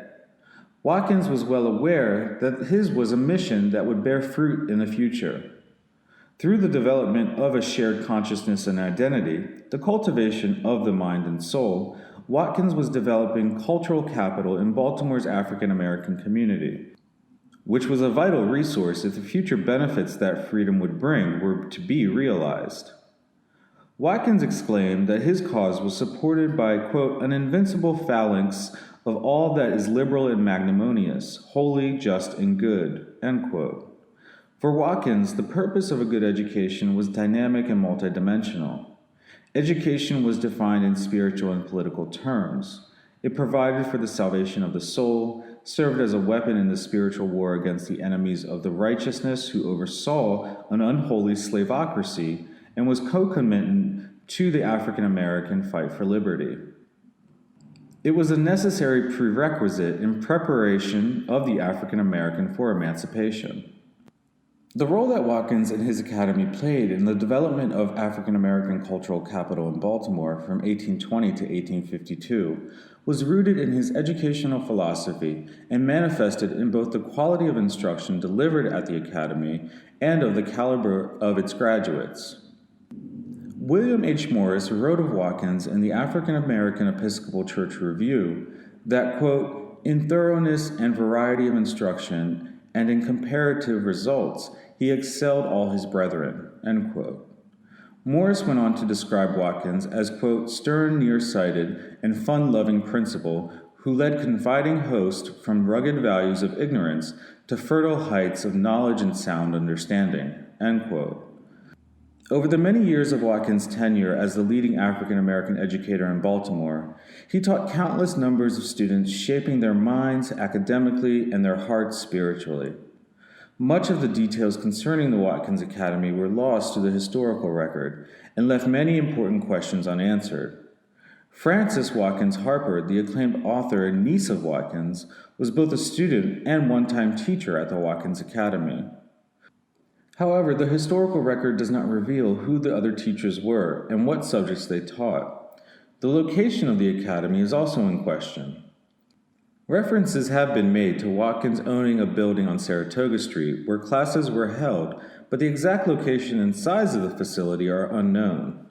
A major question that needs to be addressed is who were the students?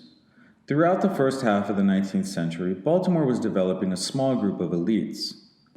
From Watkins' educational philosophy, the academy was most likely not elitist and did not limit enrollment to the albeit small but growing African American elite. He did, in fact, provide free tuition to families who could not afford to pay. Watkins became aware of a widowed mother with no money and allowed her 5 children to attend his school free of charge. Some of the students he taught did rise to become part of Baltimore's elite. One of the key characteristics of the African American elite was a strong commitment to uplifting the race. Among those taught at the Watkins Academy were his family members. His son, William James Watkins Jr., and niece, Frances Ellen Watkins Harper, were 2 leading abolitionists taught at the Watkins Academy.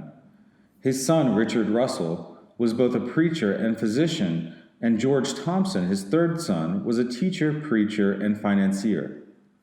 George established his own school after his father left for Canada and continued the legacy of his father. The record does reveal that at some point the differences between Sharp Street and Bethel were resolved, and that there was cooperation between the 2 denominations as both grew and spread throughout the city. Denominational lines had little effect on school choice, at least in the early 19th century.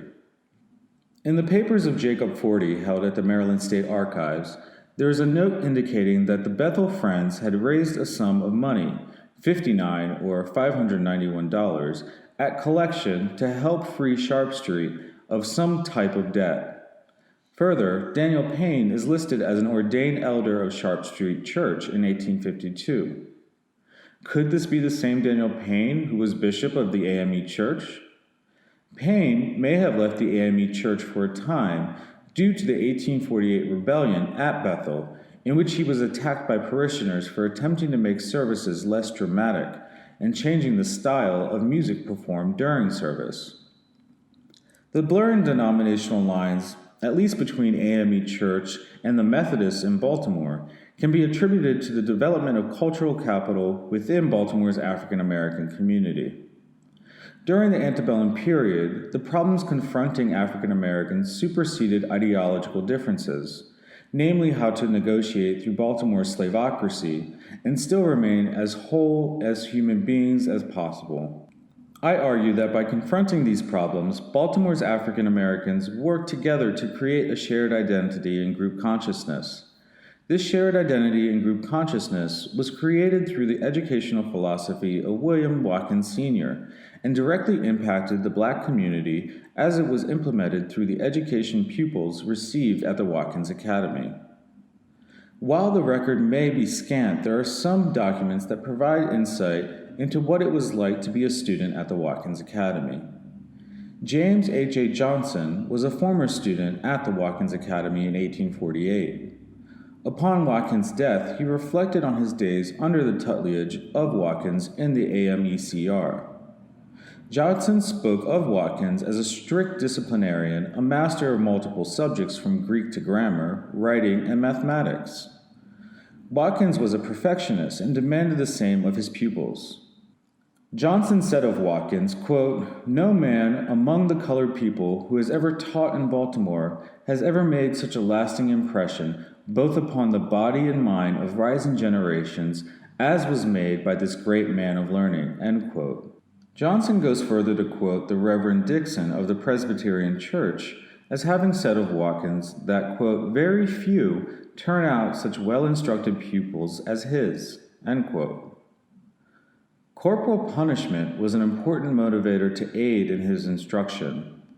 Speaking of Watkins in 1858, Johnson exhorts, quote, "In his schoolroom he was the marionette. He was this in tone of voice, expression of countenance, in the use of the strap. Ouch, that horrible strap! Oily, soft, of suitable thickness, of commendable length, and used in double point. Methinks I hear its ugly thwack, and feel its everlasting sting. It almost makes me feel like wriggling now, and wiping my eyes." The strap was designed to make profound orthoepical, orthographical, geographical, and mathematical impressions, and it made them, end quote. In the 21st century education system, Watkins would probably be charged with child abuse. However, in the mid-19th century, his use of the strap was a sound, as evidence, effective instructional tool. Besides providing his students with a spiritual foundation for life based on high morals and ethical behavior, combined with a political analysis of African American condition in the antebellum United States, Watkins drilled his students in the fundamentals of a modern classical education. His students learned mathematics, geography, Greek, Latin, penmanship, grammar, reading, and speech. In teaching these skills and knowledge, Watkins was very exacting. Johnson wrote further, quote, "He was a scholar, deep, bold, strong, aggressive. If it were possible to get at the square root of 2, he would get it. As a grammarian, according to Kirkman, the best book ever used, he was so signally precise that every example in etymology, syntax, and prosody had to be given as correctly as a sound on a keyboard. In parsing, every rule had to be repeated and accurately applied every peculiarity of declension, mood, and tense readily borne in mind. His pupils were compelled to be correct both in speaking or in writing. He was strict from the first letter in the alphabet down to the last paragraph in the highest reader. His incipient writers, from the time they made the first straight stroke to the accomplishment of every shade and hairline, were carefully taught how to sit and how to hold the pen. No bending down to the desk, no holding the pen in drawn fingers was permitted. He who attempted to carry on his chirographical operations in such a manner as this would suddenly find that old strap on his back. So efficient as a teacher was this learned man. He was a student and a scholar." End quote. This description of Watkins' zeal for accuracy and exactness reflected his greater educational goal. It demonstrates the great importance placed upon education by the African American community with regard to contribution to the individual's cultural capital. To possess an education, particularly a top-quality classical education as provided by the Watkins Academy, granted status a higher rung on the ladder of racial uplift. Unlike the uplift of the 20th century, which was used to generate class distinction within the race as argued by Gaines, the uplift ideology espoused by Watkins in his teachings was for unity in achieving the common goal of raising all members of the race. Further, Watkins' high expectations for perfection illustrate the dual nature of the African American experience. In the slaveocracy of the southern United States, which was based upon white supremacist ideology that denied the humanity of the African and established a Western European standard for acceptance, African Americans had to be able to demonstrate their ability to meet that standard in order to be accepted into the American body politic. Watkins acknowledged this, and as a result, demanded of his students perfection in meeting that standard. For him, however, his educational philosophy did not stop with merely meeting the Western European standard. His students were imbued with a sense of duty to God and their community, to struggle for the creation of a just and humane society in which all men were treated equally and fairly. The Watkins Academy provided a place where the two warring souls Du Bois writes of in The Souls of Black Folks could learn to safely navigate through a hostile world that was designed to destroy the African soul. Watkins successfully taught countless scores of African Americans how to wear the mask. Unquestionably, William James Watkins Sr. was the most prominent African American educator in Baltimore of the 19th century. Watkins once wrote that he would never leave the United States, as it was his home and the home of his forefathers, and that he had just as much right to be at his homeland than any other citizen. At some point in the ensuing years, his opinion changed, and in September of 1852, Watkins left Baltimore and moved to Toronto, Canada. The exact reason for his departure is not certain, but the records show that his home was taken by the city of Baltimore through its power of eminent domain for the construction of the Camden Street Railroad Station of the Baltimore and Ohio Railroad Company. This fact, combined with the worsening political climate as the result of the new provisions of the Fugitive Slave Act as a part of the Compromise of 1850, may have contributed to Watkins' decision to emigrate to Canada. While in Canada, Watkins did not slow his pace in challenging the injustices of America's slavocracy. He continued to write for The Liberator as a colored Canadian. On at least one occasion, he returned to Baltimore and visited his son, Reverend Richard Watkins' school. Thus, his legacy as an educator continued through his son even after his departure. William James Watkins Sr. died in Toronto, Canada, on June 11, 1858. Inline title: Conclusion. The Reverend William Watkins laid the foundation for African American education in Baltimore for much of the 19th century. Throughout much of the first half of the 19th century, Watkins trained African Americans to develop the most important component of cultural capital, a shared identity. For Watkins, the purpose of education was freedom. He sought to abolish the layers of bondage that enslaved African Americans.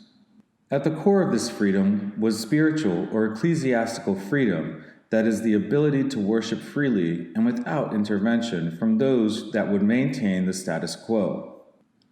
Watkins remained with the United Methodist Episcopal Church and used the strategy of accepting the support of sympathetic whites to further his cause of freedom and abolition. However, for Baltimore's African Americans, when it came down to the important role that education played as a tool for cultural capital and freedom, denominational identity did not matter. William Watkins Sr. was one of the most important African American leaders in Baltimore, if not the nation. His educational philosophy was applauded throughout the nation as a model of excellence and a framework for combating slavery and ignorance. His philosophy blended practical secularism with spiritual salvation. For Watkins, the freedom and salvation of blacks, and humanity in general, were bound in a good education, and a good education required a balance between the spiritual and physical. The purpose of education for blacks during the antebellum era was to abolish slavery.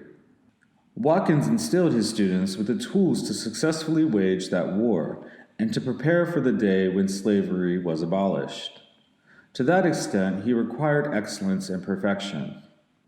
Education was also a means to exercise citizenship rights that blacks were entitled to as citizens of the United States. Reverend William Watkins Sr. was a true visionary who fought his entire life for the freedom and uplift of his people.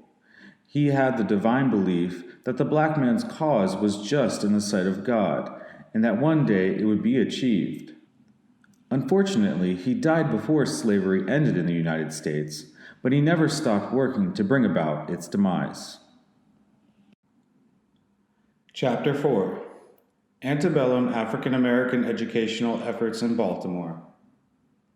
During the early 19th century, Reverend Daniel Coker laid the foundation for Baltimore's African American educational efforts through his work in developing the African Methodist Episcopal Church, the African Academy, and Bethel Charity School. Reverend William Watkins Sr. carried this mantle after Reverend Corker's departure and became the most important African American educator in Baltimore during the antebellum era. Coker's and Watkins' model for African American educational efforts answered a critical need for Baltimore's African American community during the antebellum period. Their schools created a sense of shared identity and purpose, cultural capital, which was used to obtain physical freedom from slavery. During the antebellum era, shared identity and purpose were used to interpret Christianity, to provide a sense of spiritual freedom to circumvent the slavocracy under which Africans lived.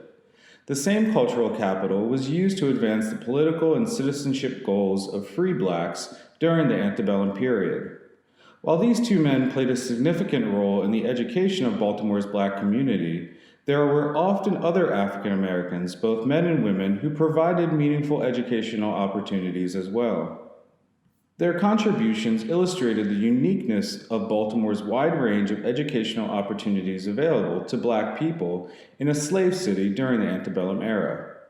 This chapter explores the efforts of these black men and women who were part of Baltimore's African American educational legacy. Because this study incorporates a black nationalist theoretical approach, the focus is primarily on the efforts of Baltimore's African Americans. This approach is taken in order to revise the historical misconception that there were no opportunities available for African American education in the South during the antebellum era, and that African Americans did not provide educational opportunities for themselves. Much to the contrary, Baltimore, a southern city, provided space for African American educational opportunities, and the vast majority of those opportunities were created by Baltimore's African Americans. Unfortunately, the historical record is very scant when it comes to providing documentation of their efforts. Educators like William Livingston, John Forty, Maria W. Stewart, Daniel Payne, and William Lively were referenced in various primary and secondary sources as teachers, but the historical record reveals little more. However, some efforts were well documented, such as those of Mother Mary Elizabeth Lang, founder of the Oblate Sisters of Providence and the St. Francis Academy, a school for colored girls. Baltimore's African Americans sought to fully exercise their rights as citizens. Thus, when the city established its public school system in 1829, blacks demanded their children be allowed to attend. They sent petitions to the city council, mayor, and board of school commissioners requesting that their children be allowed to enroll in the public schools. Those requests were routinely denied. There was a great demand for education from within and outside the African American community. Baltimore's slavocracy needed literate African Americans to perform the varied jobs required of free labor in a major urban center such as Baltimore. Many of Baltimore's enslaved, quasi-free, and free African Americans worked as messengers, clerks, shipbuilders, storekeepers, draymen, and the like. All of these jobs required some degree of literacy to perform the task adequately. As a result, agents of Baltimore's slavocracy were willing to allow African Americans to develop educational opportunities for themselves.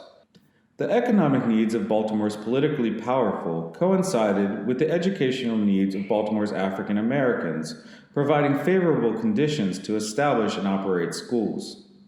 There were whites who were sympathetic to the African American demands for education and sought to aid them in their endeavors as well. Many sympathetic whites felt that it was important for African Americans to be educated so that they would know their place in society.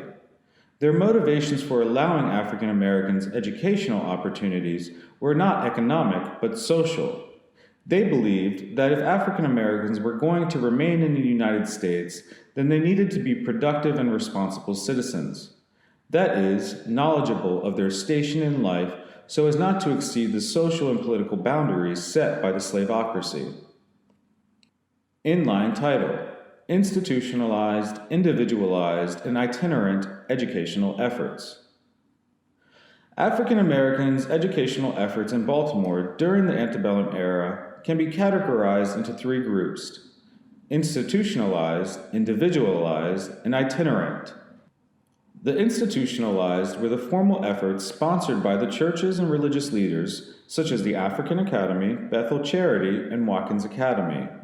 The individualized were independent educational efforts of private teachers who generally taught in their homes or rented spaces. These schools met regularly and were serviced by local teachers. The itinerant efforts were operated by people who came to Baltimore from other parts of the country and did not stay very long. The schools they operated were located in rented rooms or in their homes.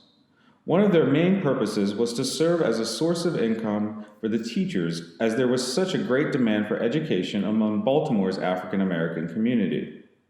There is no single factor which delineates the three categories. More telling, however, is what bound them together. A primary focus of each of these efforts was a shared and common purpose of providing future generations with academic tools for survival. All of these schools created a shared identity and shared purpose of ending slavery and racial uplift. More importantly, spirituality was at the very core of these educational efforts. In addition to the efforts of Coker and Watkins, Baltimore's African Americans created educational opportunities of varying qualities and scales during the 19th century. There was a vibrant and dynamic community of black educators addressing the needs of Baltimore's African Americans. Apparently, there was such a great demand among Baltimore's African Americans for literacy that if you could read, write, do basic mathematics, and had a place to teach, you could open a school by simply printing a program for soliciting students. This was a strategy employed by individualized and itinerant teachers. Most of the schools were individualized. They sought both free and enslaved students and were connected in some way to Baltimore's black churches and congregations. Teachers catered to children and adults generally by providing adult classes at night. The largest institutionalized schools had 150 students, and by the 1850s, the cost in all schools was at least $1 per month to teach writing. The curriculum in the schools varied widely as well. In the institutionalized schools, housed in buildings specifically for the purpose of education, such as the Watkins Academy, students learned grammar, writing, mathematics, Latin, elocution, and history. All of these subjects were rooted in a Christian doctrine. The itinerant and individualized schools provided a more basic education in literacy. Students were taught to read, write, and the rudiments of math. It is difficult to determine the starting and ending points for many of the schools because they often merged, took on different names, and moved from one location to another. In 1828, Dr. William M. Lively operated a school known at the time as Union Seminary.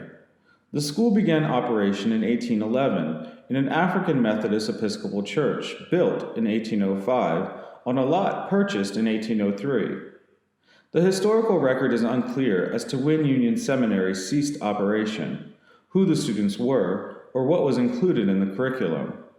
Apparently, Dr. Lively was a classical scholar and cohort of Watkins. Dr. Lively worked with William Watkins, Lewis G. Wells, M.D., and William Douglas in the establishment of the Literary, a lyceum established in Baltimore. The Literary served as the only high school or college where Baltimore's African Americans could study subjects beyond the grammar school level. Lively was a member of Baltimore's elite African education, quote, establishment, if he was a partner with Watkins in the establishment of the Literary. All that I have been able to find out about the conclusion of his educational efforts is that at some point during the antebellum era, he left Baltimore and moved to New York City. There were several other schools operating in Baltimore by the 1830s that catered to African Americans. In 1836, William Livingston operated one such school located in an African church at Saratoga and North Streets. Livingston was a rector of St. James Episcopal Church. He charged $6 per week in his night school. Also, in 1833, Reverend John Forty operated a school at Bethel AME Church located on East Saratoga Street. This school was apparently an extension of Bethel Charity under the leadership of Reverend Daniel Coker, discussed earlier. The Forty family was a prominent African American family with a long-standing history in the Methodist and later African Methodist Episcopal churches. Reverend Forty's father, Jacob, was one of the original trustees of Bethel AME. The Forty family played a significant role in the development of ecclesiastical independence and the black community's struggle to abolish slavery. The day school at Bethel AME, operated by Reverend Forty, contributed to the antebellum efforts by Baltimore's blacks to provide independent educational opportunities in their community. Nelson C. Wells, another one of Baltimore's African American leaders, operated a school on Hanover Street in Baltimore.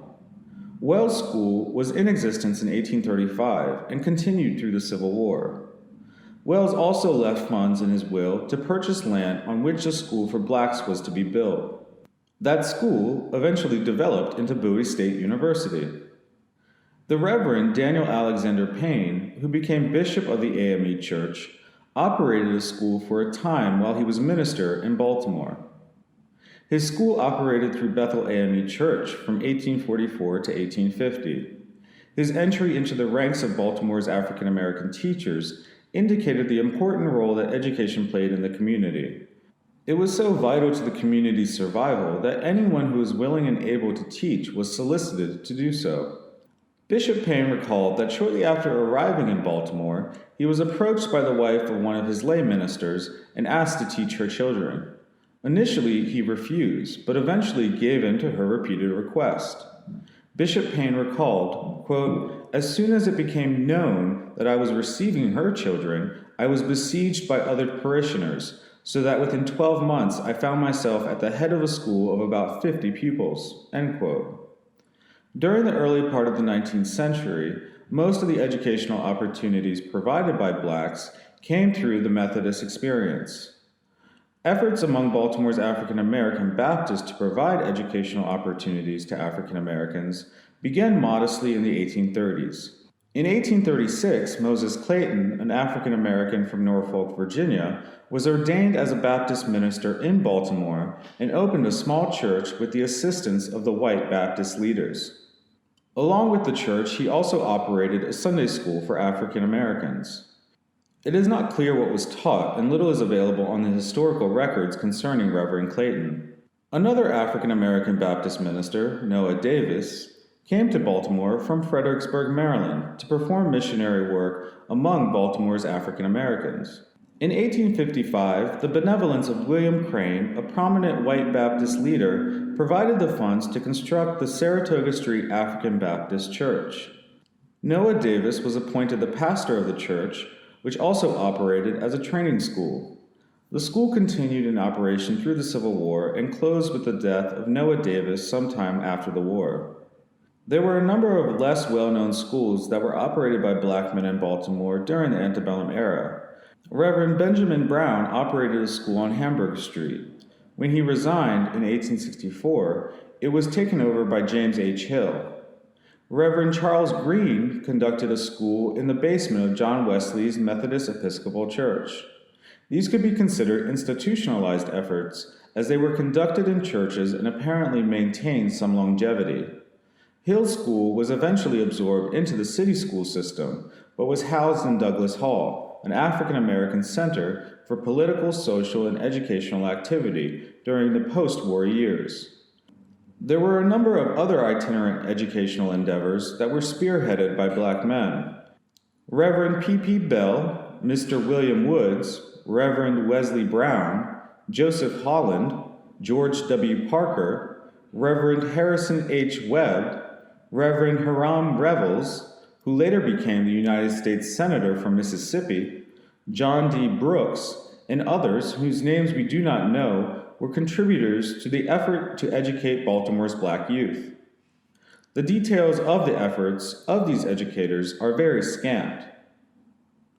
Inline title: African American Women's Endeavors to Create Educational Opportunities for Baltimore's Black Community. Black men were not the only people involved in providing educational opportunities for Baltimore's African Americans.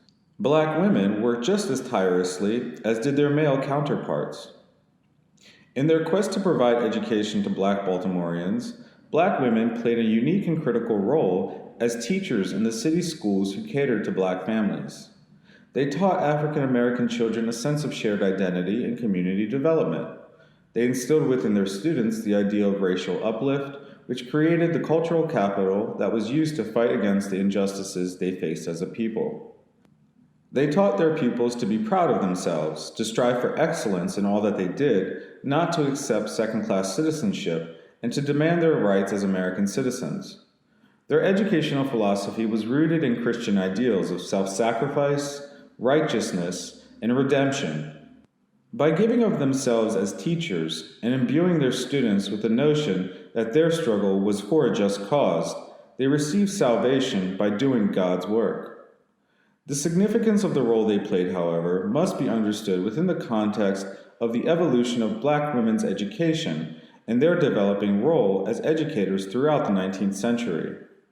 They overcame racial and sexist barriers in order to receive adequate education for themselves and to provide the same for others. African American women were subjected to the same racial discrimination as their male counterparts.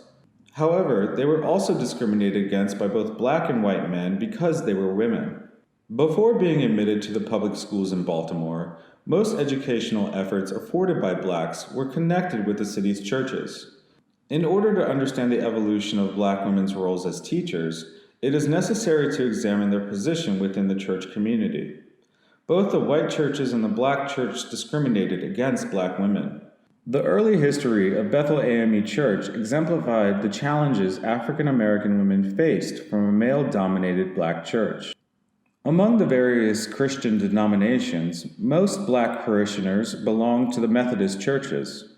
As noted earlier, black Methodists in Baltimore split from the whites in 1815 and established Bethel African Methodist Episcopal Church under the leadership of Daniel Coker. The racial discrimination they faced in worship services was a major factor in their decision to establish their own church. However, when Bethel AME was founded, the male leadership continued the same discriminatory practices against black women as the white Methodists had previously instituted. For example, in the AME Church, black women could not serve as class leaders. These leaders were responsible for imparting the teachings of the AME Church during weekly meetings usually held in the parishioners' homes.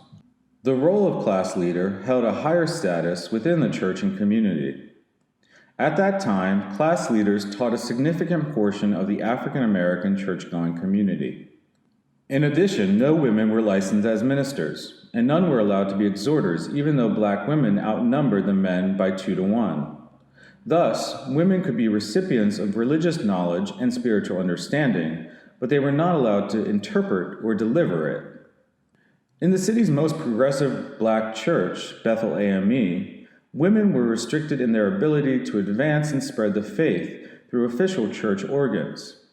Nonetheless, as women and mothers, the first teachers, they interpreted those teachings and instilled the African ethos of spirituality in their children and the children of their communities. The practices of the AME Church were typical of the gender conventions of the day and were accepted practices for the most part. Even with the accepted sexist practices of the antebellum period, black women were still purveyors of education. They operated their own schools, they worked with their respective church communities, and some formed alliances with men, both black and white. In this section, I explore the various educational efforts of black women during the antebellum era and the challenges they faced as women.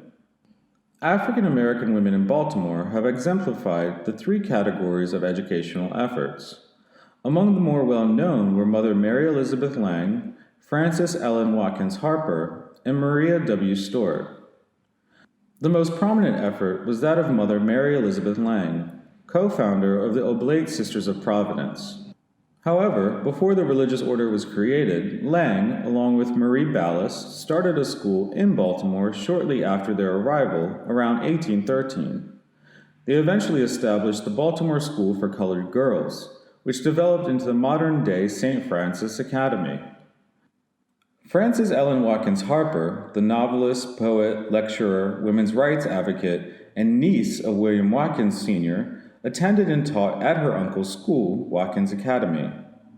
Maria Stewart was one of the first women to lecture publicly in the United States. After the death of her husband, she taught briefly in Long Island, New York, before coming back to Baltimore to teach.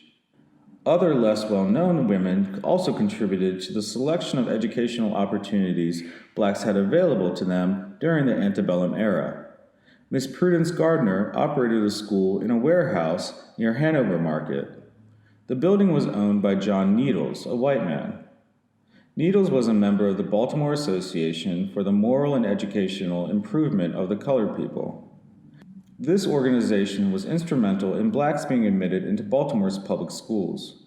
Needles was also one of the trustees of the funds bequeathed by Nelson C. Wells for the establishment of a black school. Miss Adele Jackson taught at a school in the rear of the Sharp Street Methodist Church. Miss Louisa Spriggs taught with Reverend William T. Carr at the Madison Street Presbyterian Church. Reverend Carr and Spriggs eventually married. Mrs. Haley, Mrs. S.J. Votary, and Mrs. Ellen Woods were other black women teachers who little is known about, but were among the ranks of teachers who provided educational opportunities to black children in Baltimore. These women were representative of the full spectrum of educational opportunities that were available to Baltimore's blacks in the antebellum era. Maria W. Stewart was born Maria Miller in 1803 in Hartford, Connecticut. She was orphaned at the age of 5 and was bound out to the house of clergymen. When she turned 15, Stewart left her employ and worked as domestic. She married James W. Stewart, an independent mulatto businessman from Boston, at the age of 23. Maria Stewart, in her early life, was rooted in Christian ideals and morality, and her affiliations with the abolitionist community in Boston contributed to her zeal for black freedom. She was a friend of David Walker and was heavily influenced by his ideas on black independence and freedom. On September 21, 1832, Maria Stewart became the first American woman to give a public speech when she lectured on black girls' rights at Franklin Hall in Boston. By doing so, she broke the patriarchal glass ceiling of public speaking on political issues. Stewart falls into the category of itinerant teacher. After the death of her husband and falling on hard times in Long Island, New York, Stewart made a conscious decision to go to Baltimore and teach in 1852. She wrote, quote, "Having lost my position in Williamsburg, Long Island, and hearing the colored people were moving religious and God-fearing in the South, I wended my way to Baltimore in 1852. But I found all was not gold that glistened. And when I saw the want of means for the advancement of the common English branches, with no literary resources for the improvement of the mind, scarcely I threw myself at the foot of the cross, resolving to make the best of a bad bargain. And there I lay, and then arose, in the strength of the Lord and in the power of his might, wrote my program, printed and issued my circulars, stating I would open school and would teach reading, writing, spelling, mental and practical arithmetic, and whatever other studies called for." End quote. Stewart's testimony was indicative of the great demand for education in Baltimore's black community during the antebellum period. Her testimonial is also indicative of the challenges faced by single black women during the antebellum era. Stewart had very little means for survival. She had been widowed for some years earlier and had to survive in a male-dominated world. But she also had to survive as a single black woman in slave society. She made a conscious decision to leave the relative safety of the free state of New York and venture into a slave state. This decision was particularly precarious because it came after the 1850 Compromise and passage of the Fugitive Slave Act. Even though the Fugitive Slave Act placed every African American's freedom in jeopardy, Stewart still saw Baltimore as a better opportunity for survival and to contribute to the advancement of her people. She was able to use her knowledge as a commodity to secure her survival and help Baltimore's African Americans by becoming an itinerant teacher. By offering her skills as a teacher to the community, she not only provided a valuable service, teaching served the dual purpose of providing her with a livelihood. Stewart made reference to another teacher who had admonished her for offering her services for so little. She wrote, quote, "Not knowing the prices, I found myself teaching every branch for 50 cents per month, until informed by another teacher that no writing was taught for less than $1 per month." End quote.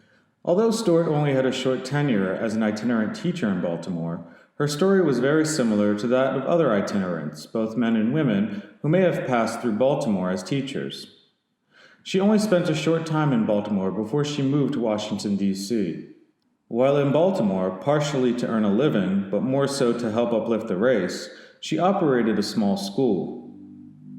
Frances Ellen Watkins Harper exemplified how education was used to create cultural capital and how it was used as an essential tool for African Americans to gain freedom. Watkins Harper was born in 1825, and at the age of 3, she was orphaned. Her uncle, William Watkins Sr., who operated the Watkins Academy in Baltimore, became her guardian. She was raised in his home and was a pupil in his school, where she also later taught. She was exposed to a constant diet of uplift ideology and abolitionist zeal, rooted in Christian doctrine, both at home and in school. Harper received a classic education studying Latin, mathematics, Greek, philosophy, and most importantly, Bible studies. Through her education at the Watkins Academy and her upbringing in her uncle's home, she was infused with the collective consciousness of Baltimore's black community on the injustices of slavery and the need to eradicate it. She only worked for a short while in her uncle's school, before moving on to become the first African American woman to teach at Wilberforce College and one of America's most important black women writers. Within my paradigm of educational opportunities, Harper was an itinerant teacher who taught in an institutionalized educational facility. She used her writing skills as a weapon to fight for abolition and to elevate the black community. Watkins Harper articulated her educational philosophy in an 1885 article published in the African Methodist Episcopal Church Recorder. She wrote, quote, "The education of the intellect and the training of the morals should go hand in hand. The devising brain and the feeling heart should never be divorced. And the question worth asking is not simply, what will education do for us, but what will it help us to do for others?" End quote.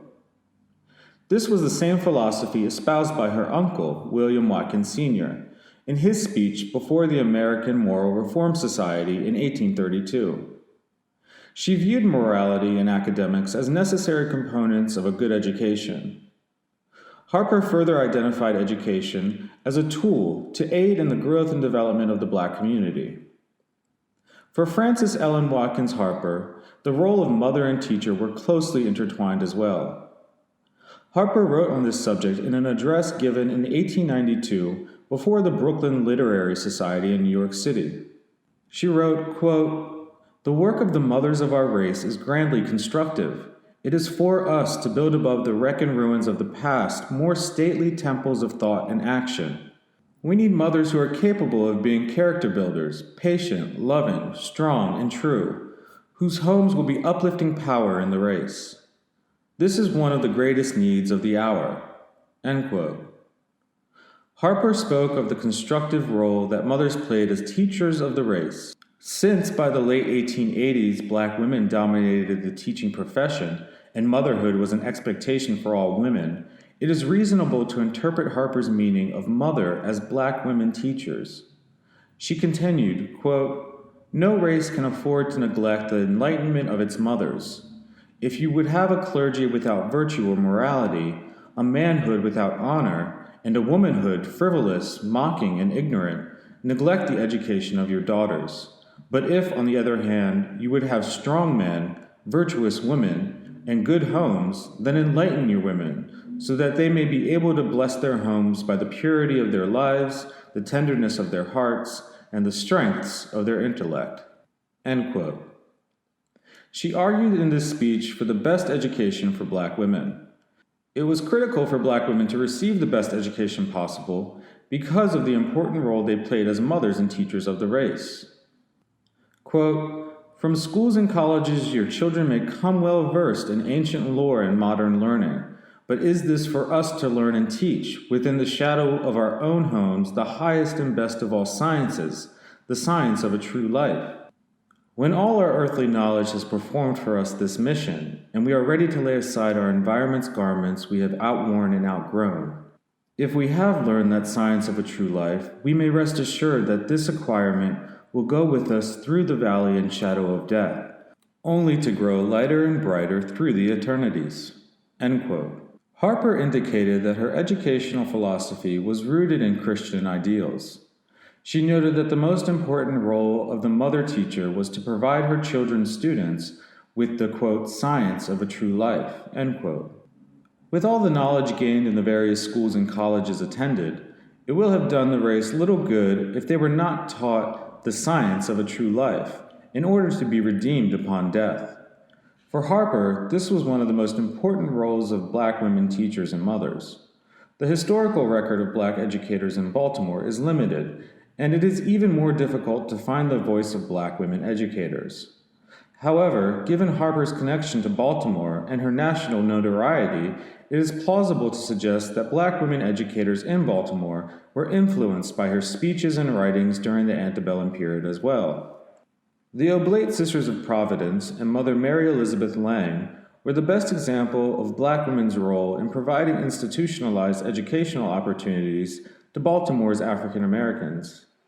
Even though the Oblate Sisters of Providence did not fall into strict black nationalist analysis, they are included here because of the important role they played in the education of African American girls in Baltimore during the antebellum period. As a Catholic order, the Oblates did not fit the definition of a black church. Nonetheless, the school the Oblates started in 1829 to service African Americans in Baltimore, today known as St. Francis Academy, is still in operation. This work writes the religious efforts of black women back into the history of Baltimore's African Americans, unlike Christopher Phillips in his otherwise very thorough book on the history of African Americans in Baltimore, in which he completely omits the Oblate Sisters of Providence. Without including the work of the Oblates, the history of Baltimore's African American educational efforts would be incomplete. The Baltimore School for Colored Girls, founded by the Oblates in 1828, fits into the category of institutionalized efforts. Although the founders, Elizabeth Lang and Marie Ballas, were Santo Dominican immigrants, they easily integrated into Baltimore's African American community. Diane Bates Morrow noted that the Oblates were an integral part of Baltimore's black community. Another writer, Grace Sherwood, attempted to disconnect the Oblates and their efforts, particularly as it relates to education, from blacks in Baltimore. The Oblates, however, shared the same issues that Baltimore's native blacks faced living in the Atlantic world slavocracy. The Oblates' cultural heritage, in some respects, as well as their daily reality, was similar to that of Baltimore's blacks. Both Baltimore's African Americans and the Oblates, many of whom were French-speaking refugees from the Caribbean, were diasporan Africans living with prejudice and discrimination in Baltimore. It only made sense for the Oblate sisters to work with Baltimore's blacks, as opposed to isolating themselves from them. For Lang and Ballas, education was intimately connected to religion and spirituality. However, for the purposes of this study, the focus is on Elizabeth Lang and the Baltimore School for Colored Girls.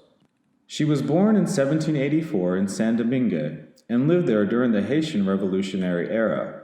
The record shows that she left Haiti after the Revolution and emigrated to the United States, spending some time in Charleston, South Carolina, before eventually settling in Baltimore, Maryland. The exact year of her arrival in Baltimore is unclear, but most accounts place her arrival sometime around 1813. Although the historical record is also unclear on her activities prior to the establishment of the Oblate Sisters of Providence in 1828, it is clear that Lang and Ballas operated a school in their home around 1813.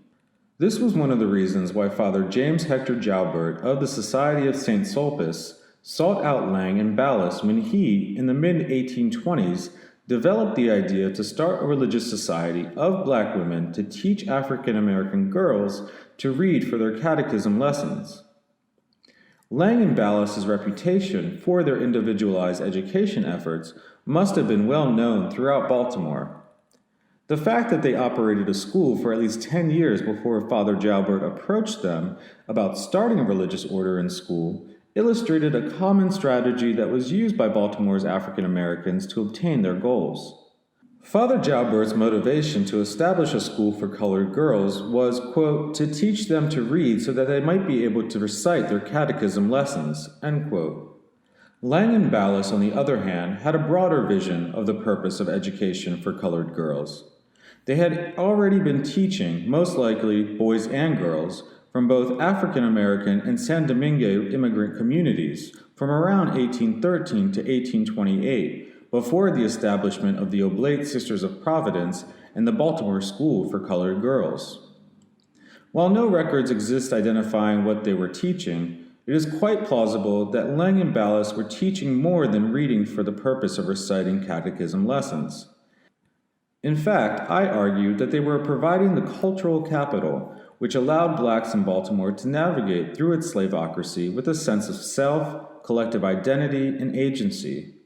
In 1828, when Lang and Ballas were approached by Father Joubert to start a school for colored girls, they saw his offer as an opportunity to ally themselves with an institution, the Catholic Church, that had the power and means to help them achieve their educational and religious goals. In terms of their educational goals, apparently, it did not matter to them that it was a white church or that Father Joubert was white, or that his purpose for establishing the school was limited to reading in order to recite catechism lessons. In fact, it was precisely because of their Catholic background that Father Joubert's offer was so appealing. However, the women had a much broader view of the school's potential. This was the same strategy used by Coker, Watkins, and other early 19th century black educators in Baltimore to establish educational opportunities. They allied themselves with other whites who were sympathetic to their cause and had the power and means to help them establish educational opportunities, even if their goals were not perfectly aligned. The important role education played in the African American community was demonstrated by the black support for the Oblates and their efforts to establish the school both in financial and moral terms. Father Jalbert had been given approval to establish a school for colored girls months before approaching Lang & Ballas. In August of 1824, Father Jalbert had approached Monsignor Tessier, superior of the seminary and vicar general of the Diocese of Baltimore, to request permission to establish a school for colored girls. Monsignor Tessier agreed to the idea and thought it a worthy cause, but did not see the financial feasibility of such an endeavor. Jalbert wrote, quote, "I suggested the idea to Monsieur Tessier. He approved of it, but lacking the funds for beginning this good work, this appeared an insurmountable obstacle to him." End quote. The Catholic Church supported the idea, but did not support the school financially. However, the effort did not develop until after he met with Lang & Ballas, and they used their contacts to raise the funds needed to establish the school. Jalbert approached Lang & Ballas with the idea of establishing the Sisters of Providence and a school for colored girls in early April of 1828. Within 3 weeks of the meeting, the women located a benefactor, Elizabeth Charles Arieu, referred to here as Madame Charles, a colored woman, to assist with fundraising efforts. Jalbert met with Lang, Ballas, and Charles on April 22, 1828. After the meeting, the founding of both the Sisters of Providence and the Baltimore School for Colored Girls began to move forward. Jalbert recalled, quote, "The affair rested there until April 22nd, 3 weeks after Jalbert's meeting with Lang & Ballas, when these two good girls came to me with a Madame Charles, a colored woman, who after a long conversation on the means to take and the funds necessary to begin this work, we were convinced we should begin at once." End quote. This meeting was a pivotal point in the establishment of the Oblates and the school. Madame Charles did not have the funds to finance the endeavor, but she and the others convinced Jalbert that the funds could be raised. They planned to sell subscriptions and to enroll a number of students in advance. Madame Charles contributed to the tuition of several students who were unable to pay their tuition and fees. The school and the novitiate of the founding sisters opened on June 13, 1828, with 11 resident students and 9 day students in a rented house on St. Mary's Court in the northwest section of Baltimore. This is indicative of the important role education played in the black community and the resourcefulness of Lang, Ballas, and the black community. Diane Morrow indicated that the historical records has overlooked the significant contribution of Madame Charles and her role as a black woman in the founding and continued support of the Baltimore School for Colored Girls. Grace Sherwood completely misinterpreted the role of Madame Charles. Sherwood identified Madame Charles as a mere chaperone for Lang & Ballas in their meeting with Jalbert. According to French rules of etiquette, it would have been proper for Ballas and Lang to have met with Jalbert under the supervision of a chaperone. Morrow, however, pointed out that Lang and Ballas had met with Jalbert on 2 separate occasions without a chaperone. Even more importantly, the Oblate students' ledgers indicated that Charles had donated considerable sums of money for at least one of the students whose family had fallen in arrears on their daughter's tuition. Such omissions are further evidence of how the historical record has neglected and ignored the efforts of African Americans, particularly women, to provide educational opportunities for themselves in the black community. The ability of the Oblate Sisters of Providence to establish their order and to operate the Baltimore School for Colored Girls demonstrated how black women navigated the landscape of racism and sexism in Baltimore throughout most of the 19th century. They had to overcome the racism and sexism of both the Catholic Church and 19th century Baltimore. The early years entries of the Oblates' Diary and Annals illustrated the gender and racial conventions of the time. These entries were written by Father James Jalbert. As a result, the perspective and views of Mother Lang and Marie Ballast, founders of the order, are missing from the historical record. Why was not Mother Lang allowed to make entries in the diary and annals, since she was the first Mother Superior of the order? If she had, what topics would she have included that Father Joubert excluded? Did Father Joubert, notwithstanding his clear respect for Mother Lang, hold the same racial and gender beliefs of women's inferiority to men, white men specifically? Unfortunately, the history record is silent on these questions. Other white male members of the Catholic Church hierarchy were dismissive of the Oblates as well.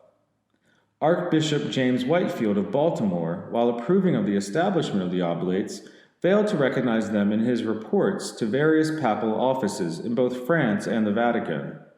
These same correspondences included reports on the 2 white women orders in the Baltimore Archdiocese at the time. His exclusion of the Oblates in his communications removed them from the history of the Catholic Church. Further, even though Father Joubert was an ardent supporter of the Oblates, he was not the whole Church. It is clear that other white male members of the Catholic Church hierarchy did not share the same positive relationship with the Oblates as Joubert. Archbishop Whitefield's omission of the Oblates from his reports to the Vatican indicated such. Even with these types of challenges, the Oblates survived and continued their mission. Their ability to garner the support they needed from the Catholic Church demonstrated their ability to overcome the racial and sexist challenges they faced. The history of the Baltimore School for Colored Girls illustrated the Oblates' ability to navigate the sexism and racism of the Catholic Church and Baltimore throughout the 19th century. The Baltimore School for Colored Girls began with a very modest purpose. For a slave city, Baltimore did not have a very hostile climate when it came to black education. Because of the negotiation process between the slavocracy, sympathetic whites, and the African American community to provide educational opportunities for blacks in Baltimore. The Baltimore School for Colored Girls was a prime example of that negotiation process. Father Joubert was interested in African American children learning to read in order to study their catechism lessons. For him, the goal of the school was to provide African American girls the opportunity for a good Catholic education. The stated purpose was outlined in an advertisement in the 1836 United States Catholic Almanac. Quote, "The object of the institution is one of great importance, greater indeed than might at first appear to those who would only glance at the advantages, which it is calculated to impart to a great portion of the human race, and through it to society at large. In fact, these girls will either become mothers of families or household servants. In the first case, the solid virtues, the religious and moral principles which they acquired when in this school will be carefully transferred as a legacy to their children. Instances of the happy influences which the example of virtuous parents has on their remotest lineage in this humble and naturally dutiful class of society are numerous. As to such as are to be employed as servants, they will be instructed in domestic concerns and the care for young children. How important, then, will it not be that these girls should have imbibed religious principles and have been trained to habits of modesty, honesty, and integrity?" End quote. In order for the school to exist with the least amount of resistance, Father Joubert, the Catholic Church, and sympathetic whites had to negotiate with the slavocracy and between themselves regarding the stated purpose of the school. Thus, the Baltimore School for Colored Girls was preparing its students for their, quote, naturally dutiful role in society as, quote, mothers of families or household servants, end quote. Whether or not the Catholic Church and Father Joubert thought the school should offer more to its students is debatable. Nonetheless, they could not publicly state a larger purpose, one which provided agency and a right to more than their dutiful role in life, for fear of opposition to their efforts. The Oblates also understood the limitations of living in Maryland's 1836 slavocracy. However, examining the growth and development of the Baltimore School for Colored Girls indicates both subtle and overt negotiated changes in the school's purpose. In the same advertisement in the 1836 United States Catholic Almanac, the course of study listed religious education, English, French, ciphering, and writing. sewing in all its branches, embroidery, washing, and ironing. However, by 1874, the course of study included classes such as geography and natural philosophy, knowledge that certainly was not required to be a mother or servant. Batts-Morrow argued that the teaching methods employed in the school were far from the rote memorization generally used by the Catholic Church to teach catechism classes. She further noted that the type of education provided to the students was one that would prepare them for freedom. The Oblates were a part of the educational process going on in Baltimore throughout the antebellum period that was creating the cultural capital required to prepare the Black community for independence and freedom. The negotiated space that the Oblates created in the Baltimore School for Colored Girls provided instruction that gave its students the opportunity for spiritual freedom and the tools to negotiate Baltimore's slavocracy. The arithmetic lessons taught are further evidence of the incongruity of the stated purpose of the school and what the girls were actually being prepared for in life. The ledgers of the Oblates from the 1840s also contain arithmetic applications, which were tantamount to the lesson plans for teaching arithmetic. The plans included addition, subtraction, long division, multiplication to the quote billions, and sophisticated word problems. The content of the word problems include typical items of the day, such as farm animals and measurements for recipes. However, they were much more than how to compute measurements for cooking or total number of items. These word problems also taught thinking skills. They taught more than arithmetic skills, but reasoning and logic as well. The same reasoning and logic was most likely applied to their daily negotiation of life in Baltimore's slavocracy. The 1850s prospectus of the School for the Colored Girls outlined the revised purpose of the schools in newspaper ads and other advertisements. It read almost exactly as the 1830s advertisement noted before, with several key exceptions. Quote, "The object contemplated by this institution is truly important, for, to the instruction of a numerous portion of society in useful branches, suitable to their wants and convenience, it proposes to add the still more exalted acquisition of habits of solid virtue and the exact observance of piety and correct principles of morality. Such an education will be necessarily productive of the happiest effects, and eminently influential in the promotion of Christian morality and social happiness. Thus, whether destined to care for families or to be otherwise employed in the service of their fellow creatures, the pupils of this institution will be found fully competent for the discharge of their respective duties." End quote. The religious purpose was still preeminent in the purpose of the school. However, the worldly preparation was different. The historical record is still unclear on exactly when the change to the purpose of the school was made. In the 1830s, the stated purpose of the school was to prepare students to be mothers of families or household servants. By the 1850s, the students were still being prepared to care for families, but they were also being prepared, quote, "to be otherwise employed in the service of their fellow creatures," end quote. Batts-Morrow noted that by the 1850s, less servile language was used in the prospectus and subservient language that had been removed. This addendum to the original purpose expanded the role of the school and demonstrated that the Sisters of Providence were preparing their students to do anything. Examination of the meta-language reveals that there was an ongoing negotiation between the Sisters of Providence, their sympathetic white supporters, the Catholic Church, and those hostile to their existence. The prospectus could not come right out and state that the purpose of the school was to prepare colored girls to do anything in the world. They had to hide that purpose with an acceptable language while at the same time making it clear that they were not only preparing their students to be just domestic servants. They accomplished this by incorporating the phrase, quote, "to be otherwise employed in the service of their fellow creatures," end quote, into their purpose. Further examination of the meta-language queries the use and meaning of, quote, "fellow creatures." What fellow creatures were they referring to in this statement? Were they referring to all humans, which would be in line with their Christian teachings? Were they referring to blacks? And if so, what services would they have been employed in providing? They could not have been referring to only whites. Using the term, quote, fellow creatures to mean equating themselves with whites would have been in violation of the racist social mores of the time.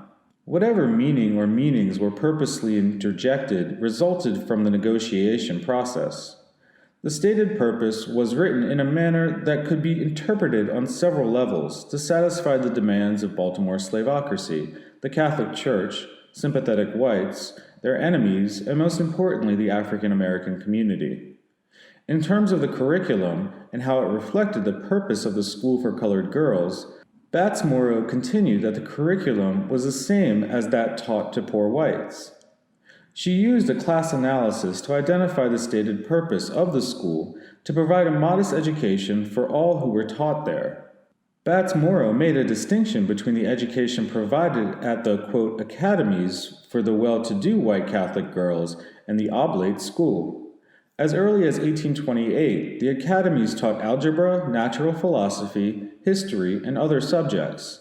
On the other hand, the schools, operated by the Baltimore Archdiocese to prepare the poor for their low station in life, only offered reading, writing, math, sewing, and other rudimentary courses.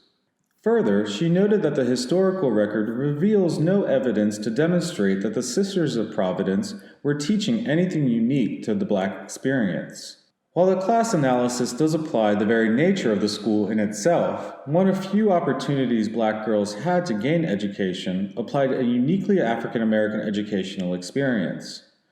Morrow noted this point as well. I can only raise questions about what transpired in the classrooms when students asked questions regarding race and slavery. How did the sisters respond when asked why blacks were enslaved by whites? Such questions probably came up.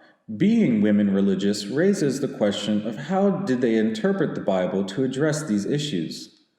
What were the religious teachings they shared with the students on slavery and race? Morrow's exhaustive study of the Oblates did not address these questions, nor was I able to find any documentation addressing them. Nonetheless, the questions must be raised.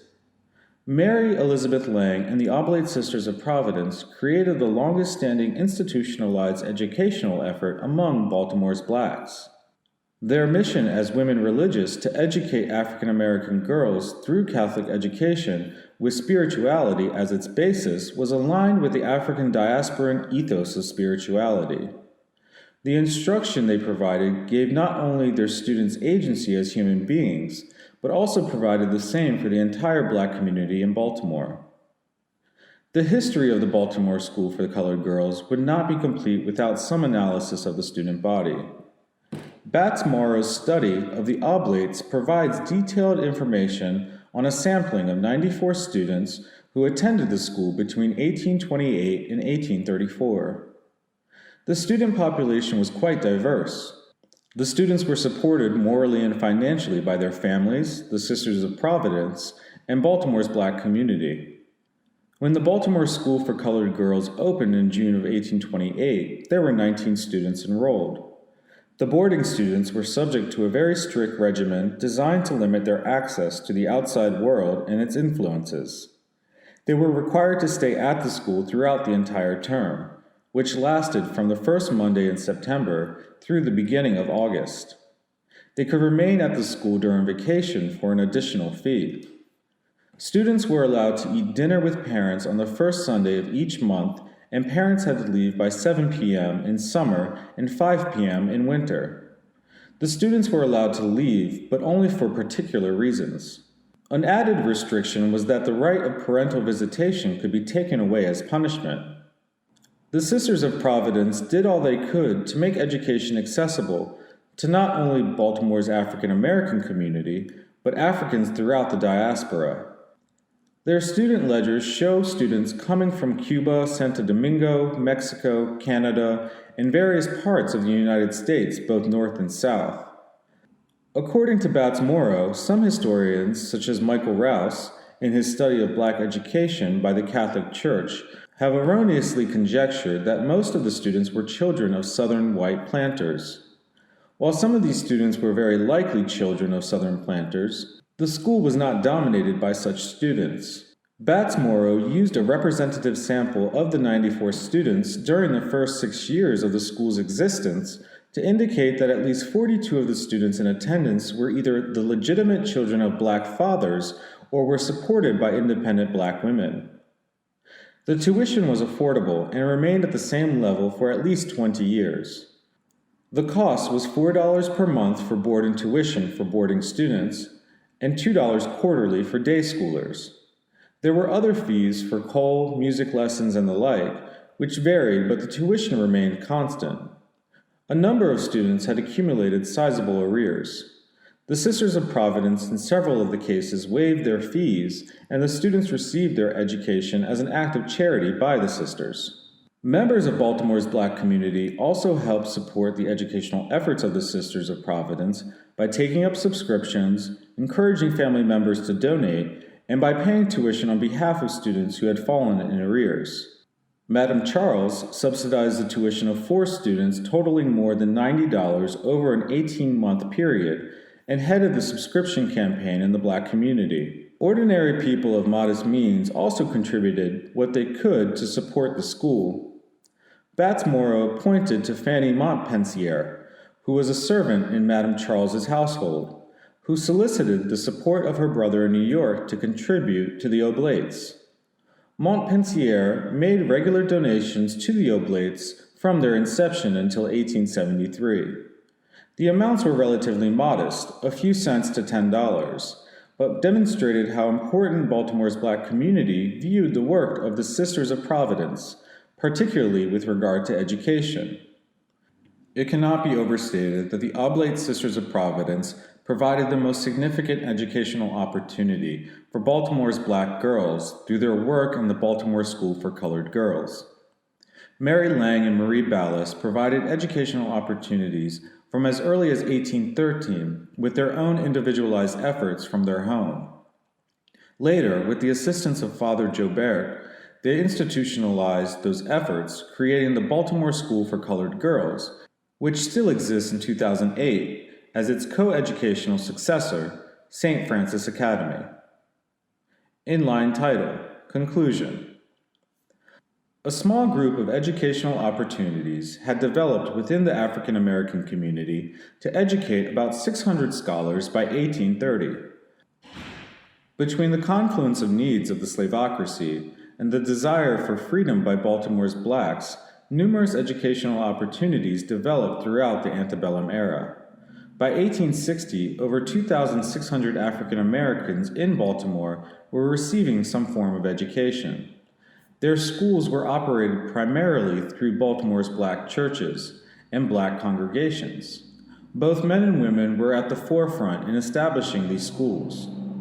The educational model provided their students with a shared cultural identity and the desire for freedom. They aided the students in understanding the slavocracy around which they had to combat in order to claim their agency as human beings. Educators used their religious institutions and their faith in the righteousness of their fight for freedom as the basis of their education. In order to create their schools, they had to negotiate with the slavocracy and sympathetic whites to achieve their goals. For black women, they also had to address the sexist challenges they faced from both black and white men. The founders and teachers in these schools believed that blacks would one day be free and that education was the key to obtaining that freedom. They also believed that education was necessary in order to be prepared for the day when freedom would finally be theirs. They were also well aware from their experience of being free during the slavery era that they would be challenged to secure their rights as citizens. One of the most important tools they had at their disposal to ensure access to their rights was education. In that sense, education was both cultural capital and a source of cultural capital. Education was used to gain status and to create other opportunities to advance and uplift individuals and the community. Freedom was moving ever closer for enslaved African Americans. The Civil War was looming, and the United States was at the brink of explosion over the question of slavery. During and immediately following the war, Baltimore's African Americans worked with whites who were in favor of black education to open the city's public schools to blacks. The effort to gain admission to the city's public school system required an allegiance with whites who were in favor of black education. However, the purpose of that education for blacks was very different from what their white allies had in mind. The next chapter explores how African Americans were able to gain admission to the city's public schools and the continually shifting role and purpose.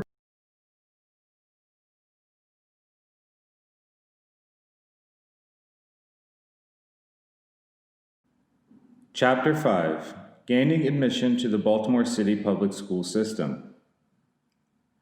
African Americans worked tirelessly and used a variety of strategies to gain admission to the public schools ever since the establishment of Baltimore City Public School System in 1829.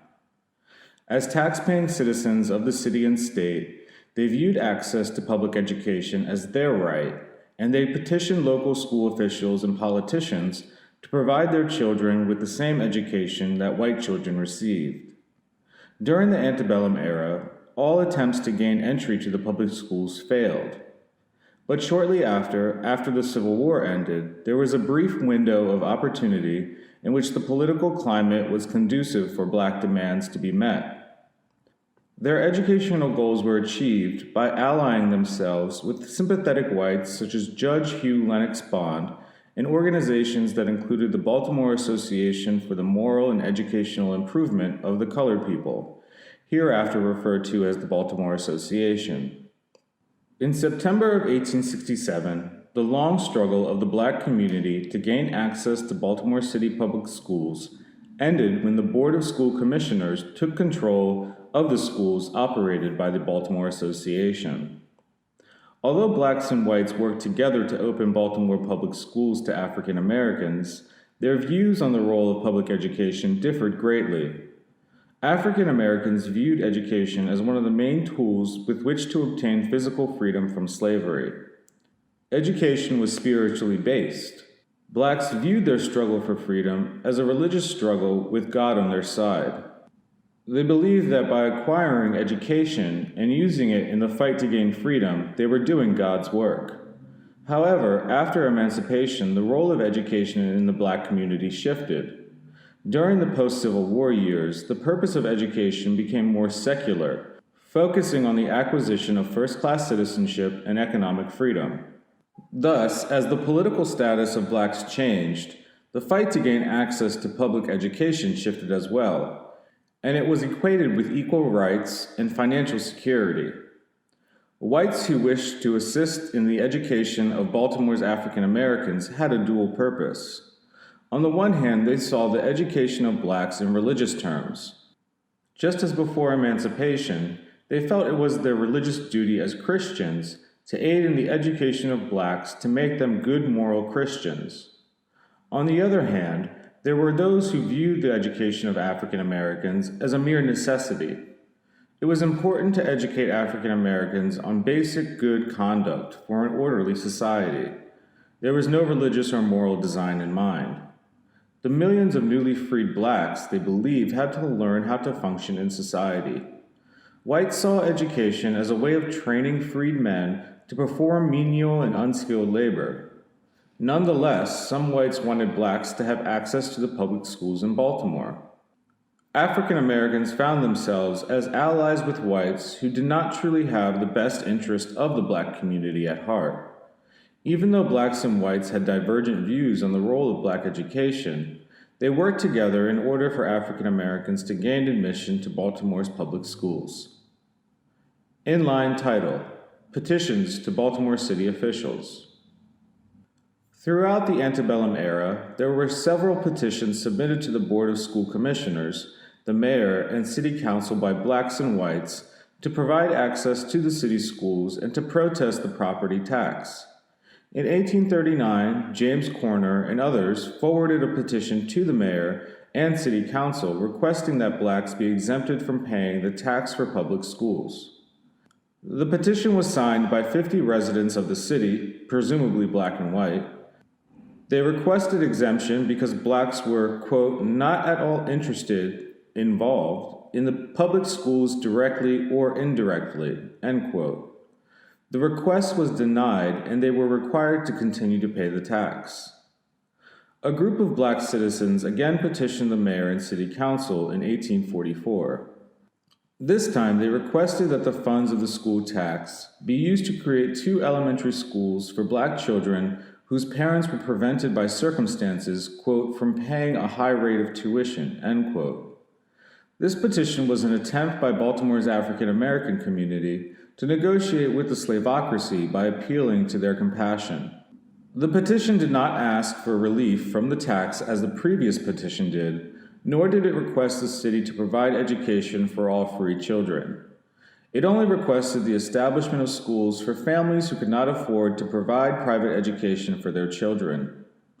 This further illustrated that by the mid-1840s, there was a well-established group of independent black educational opportunities available to African Americans who could afford them. Nonetheless, the petition was denied. Petitions from African Americans and sympathetic whites in 1849 and 1850 illustrated the continuation of their combined efforts and strategy. Betty Collier Thomas noted that an 1849 petition was submitted by Elias Williams and, quote, other persons of color, end quote, to the Board of School Commissioners demanding that black children be allowed to enroll in the school system. This petition was preceded by a resolution submitted to the board on June 12, 1849, by one of the commissioners, Reverend Benjamin Kurtz. His resolution called for the school board to form a committee of 3 to, quote, inquire into the legality and propriety of taking measures to erect a public school for the benefit of colored children, end quote. The motion was tabled, and no action was taken on this petition either. The language in the resolution revealed the difference between the way blacks and whites viewed the role of education for Baltimore's blacks. Kurtz's motion acknowledged the fact that free blacks paid taxes for the operation of the public schools in the same proportion as whites, and argued that it was unfair to deny them admission into the public schools. He further stated that the purpose of education was to, quote, qualify them for usefulness and to throw around them a safeguard from the common vices, end quote. Kurtz viewed the education of blacks as a paternalistic duty of white society to protect blacks from themselves. Without a structured education, they would succumb to their natural state of immorality and commit, quote, common vices. When he spoke of qualifying blacks for usefulness, he meant ensuring that African Americans remain in the limited roles established for blacks under Baltimore's slavocracy. Kurtz demonstrated the fear that white Baltimore had concerning free blacks. Whites were afraid that blacks would create a public nuisance by succumbing to the common vices, thereby upsetting the public order. More importantly, Baltimore's whites feared blacks would seek social equality and threaten white privilege. The failure of the resolution influenced more than 100 whites, led by a James Wilson, to petition the city council to establish schools for blacks. They too held the same paternalistic ideals of black inferiority and clearly noted in their petition that the purpose of black education was to prepare them for, quote, usefulness and respectability for those humble stations in the community to which they are confined by the necessities of their situation, end quote. Access to public education had a much greater meaning for Baltimore's African Americans. It meant freedom. Even though access to public school during the antebellum era would have been limited to free blacks, they saw public education as a tool needed to free their enslaved brethren. Black expectations of public school education exemplified the creation of cultural capital, a shared identity and purpose that would serve as a critical component in the fight to abolish slavery and gain full access to American citizenship. Blacks overlooked the views of whites on the role of black education and allied themselves with sympathetic whites who held paternalistic views. Because African Americans in Baltimore did not have any representation on the city council or school board, they accepted the support of sympathetic whites like Reverend Kurtz as a tactic in their quest to gain admission to the city's public schools. Baltimore's African American community continued to fight for access to public education, and to create educational outlets of their own. By doing so, they ensured that a shared identity and education for liberation were instilled in their youth. Inline title: The 1864 Constitutional Debates. Blacks were compelled to work within the constructs of Baltimore's nebulous political climate and social mores because they had to ally themselves with whites. In doing so, the progressive forces of the white and black communities converged and diverged as both navigated the political landscape. The first confluence of these progressive forces came in the debates over the new state constitution of 1864. Maryland legislators wrote two new state constitutions within a 3-year period, one in 1864 and another in 1867. Both constitutions reflected the interest of those who had gained power during this brief period of political opportunity between 1864 and 1867 for blacks in the state. The 1864 Constitution reflected the interest of the progressive forces in the white community who supported black education. The 1867 Constitution reflected the interest of the conservative forces in the white community that were ousted at the beginning of the Civil War. The 1864 Constitutional Convention was heavily influenced by members of Maryland's Union Party, also referred to as the Union Republican Party. The party, with the aid of the federal government, enforced a provision in the state constitution effectively disenfranchising the Democratic Party. Oaths of loyalty to the Union were required in order to vote. White men who refused to take the oath were barred from voting. Most Democrats, who were also Confederate sympathizers, refused to take the oaths, giving the Union Republican Party control of the state's political apparatus. Once in control of the state legislature, the Union Republican Party called for a constitutional convention. The most important issue for Maryland's African Americans at the convention was emancipation. This too was one of the main goals of the Union Republican Party. The issue of providing public education to free blacks in Maryland was not a priority of the delegates to the convention. They were focused on more substantive issues of abolishing slavery. The Union Republican Party was less than progressive in its reform efforts when it came to African Americans in public education, even with virtual control of the Constitutional Convention of 1864. Progressives throughout the 19th century were critical of the government's role in promoting equality. The reform efforts of the Union Republican Party were progressive in the sense that they opposed slavery and felt that the government should abolish the institution. However, their progressivism was tempered by political pragmatism and their belief in white supremacy. The members of the Union Republican Party shared the prevailing view of most whites that blacks were inferior. They also feared that pushing for, quote, too much equality for blacks would cost them votes for the Constitution at the polls when they were up for vote in the general election. Thus, the Union Republican Party was not overwhelmingly in favor of supporting efforts for black education. The debates of the 1864 Constitutional Convention revealed the prevailing attitude. The Union Republican Party was convinced that the former slaves of Maryland were well on their way to becoming citizens. They envisioned that one day black men would probably gain the franchise. However, during the debates of the 1864 Constitutional Convention, they were not willing to give too much to Maryland's African Americans, such as the right to vote. The question of education for blacks came up in consideration of a tax to fund statewide systems of public education. Berry, a delegate from Prince George's County, proposed an amendment that the school fund tax be based upon the white population of the counties, excluding blacks. As the debate continued, it was clear that most of the delegates were not in favor of providing education for blacks in the state. Cushing, a delegate from Baltimore City, was sympathetic to the black cause and argued in opposition of the amendment noted, quote, "All that this section, as reported, amounts to, therefore, is this, that until public opinion reaches the point of educating the free colored people, you give the lower counties the advantage of the distribution of the school fund in proportion to their black population. By putting in this word, quote, white, you forever prohibit any portion of this particular tax being used for educating free colored people," end quote. According to the provision, free blacks who were already paying local property taxes, which went to the support of public schools for whites, would pay an additional state tax.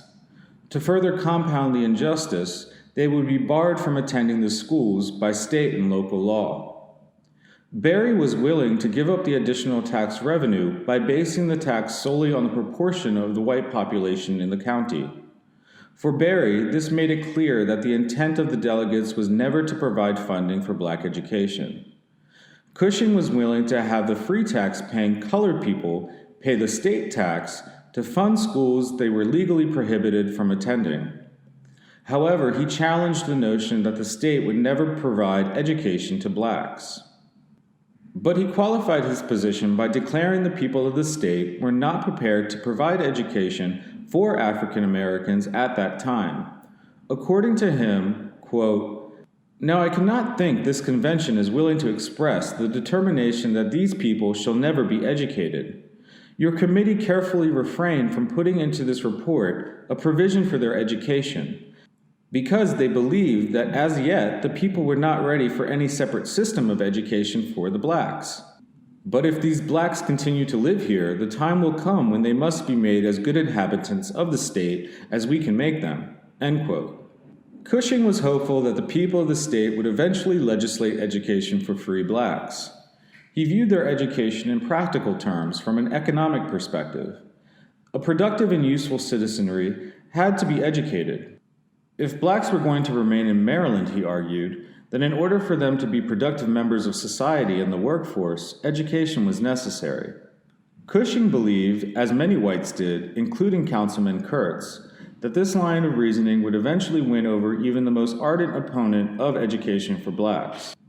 He viewed the double taxation of blacks as a trade-off to the southern and eastern shore counties for the burden of having large populations of blacks. He hoped that the additional revenue would soften their opposition to black education in the future. Cushing argued, quote, "Now I myself ardently desired to put into this report a provision making it incumbent upon the legislature to provide for the education of colored people. But because I believe the people of the state or the legislature were not ready for that and might not be ready for years to come, I did not even press the proposition upon the attention of the committee. I am perfectly willing to allow the counties that at present have a large black population to have the benefit of this fund for years, and hope that at the end of that time the legislature will provide some system for the education of the free colored people of this state. Educated black labor will be worth more than ignorant black labor." End quote. The issue of double taxation was raised by Stockbridge, also a delegate from Baltimore City. He questioned the author of the amendment, Berry, from Prince George's County, on his motives. Quote, "Are they, the blacks, to be compelled to pay taxes to support schools for the benefit of the children of white persons only?" End quote. Berry's reply was non-responsive but quite telling of his intent and opinion of African Americans. He was fervently opposed to black education and any government benefits to African Americans. His response to Stockbridge affirmed his prejudice.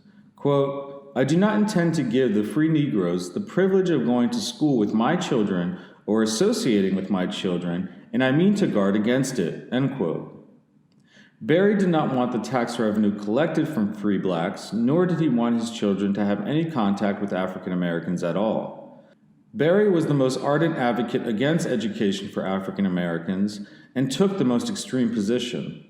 However, the delegates who opposed provisions for black rights moderated their views and had no problem taxing African Americans for the education of white children. It was clear to the delegates that when they returned to their localities, the public officials were not going to use the tax fund for the purposes of providing education to blacks. The double tax was eventually approved. These were the prevailing attitudes and the political climate in which Baltimore's African American community had to navigate and negotiate in order to gain entry into the Baltimore City public school system. Between 1864 and 1867, these were the best conditions they could hope for to achieve their goals. African Americans had to work with whites who favored black education but held paternalistic and condescending views of them, while at the same time felt a normative sense of compassion for the limited black uplift. Baltimore's history throughout the 19th century was one of duality. As the largest city in the quote middle ground state of Maryland, during the antebellum era, Baltimore's slavocracy was vehemently opposed to the efforts of whites who were sympathetic to abolition. While the slavocracy opposed their efforts for abolition, their agents were willing to negotiate the limits of the slavocracy in regard to black education for two reasons. First, many of the supporters of the slavocracy had lost political power at the beginning of the Civil War by being jailed or disenfranchised. As a result, allies of black education held the majority of the power in state and local politics. Secondly, there was an economic need for a literate black workforce. Inline title: Judge Hugh Lennox Bond and the role of the Baltimore Association in black admission to Baltimore City's public schools. Baltimore City's local politics mirrored the attitudes of the delegates at the Constitutional Convention.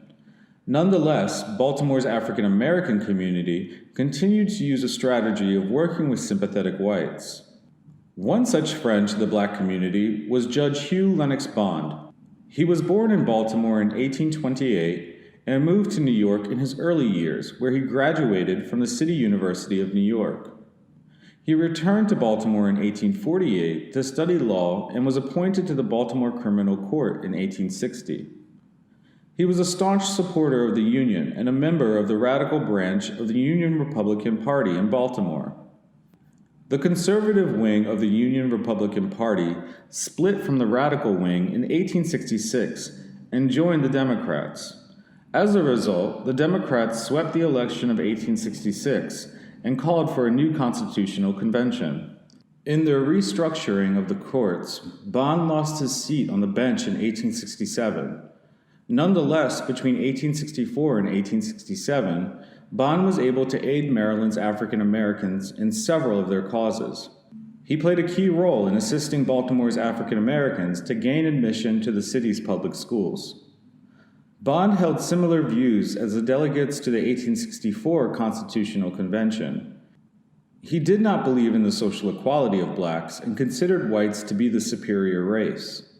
He was of the belief that education elevated African Americans from the ranks of beasts to that of human beings. He was pragmatic in his position on education, that an educated workforce was more productive than an uneducated one. Bond stated, quote, "Education enhances the value of labor. The workman who is so ignorant that he cannot kill his pig because the moon is not of the right age will lose 2 days waiting for fear the meat will shrink, or he will not set his fence at another time of the moon for fear that the bottom rail will sink into the ground. And so he waits a week, or perhaps he fancies he is bewitched, wears salt in his boots, and spends much time visiting a conjurer. Such labor is not valuable, and yet it is what Delaware and Maryland have." End quote. This was the attitude of Hugh Lennox Bond, the most sympathetic white radical Republican in Baltimore, if not the state, who befriended blacks and took up their cause. It was with this mindset that Bond and others established the Baltimore Association for the Moral and Educational Improvement of the Colored People in November of 1864. The Baltimore Association contributed to African American education in Baltimore in two significant ways. First, the Baltimore Association served as a quasi-board of education for colored schools under its auspices from 1864 to 1867. The Baltimore Association, through its connections and work with similar societies in northern states, provided funds and teachers to newly established schools as well as schools that were already in existence. It must be noted that the black schools that existed in Baltimore prior to the establishment of the Baltimore Association continued to operate independently of the association. Even though they remained independent, that did not preclude them from seeking assistance from the Baltimore Association. African American educational leaders sought the aid of the association in providing both salaries and teachers for the schools. Secondly, and most significantly, the Baltimore Association waged the political battle that ended when African Americans successfully gained admission to the city's public school system. The principals of the Baltimore Association were able to utilize their political powers and influence during their brief reign in Baltimore city politics to open the public schools to Baltimore's black citizenry. The founders of the Baltimore Association always viewed that providing education as the proper role of government. They knew their organization could not provide for the education of the 160,000 African Americans in the state. Their goal was to assist in the establishment of independent schools throughout the state and to persuade local governments to take control of the schools once they were established. This is precisely what they were able to accomplish in Baltimore City between 1864 and 1867.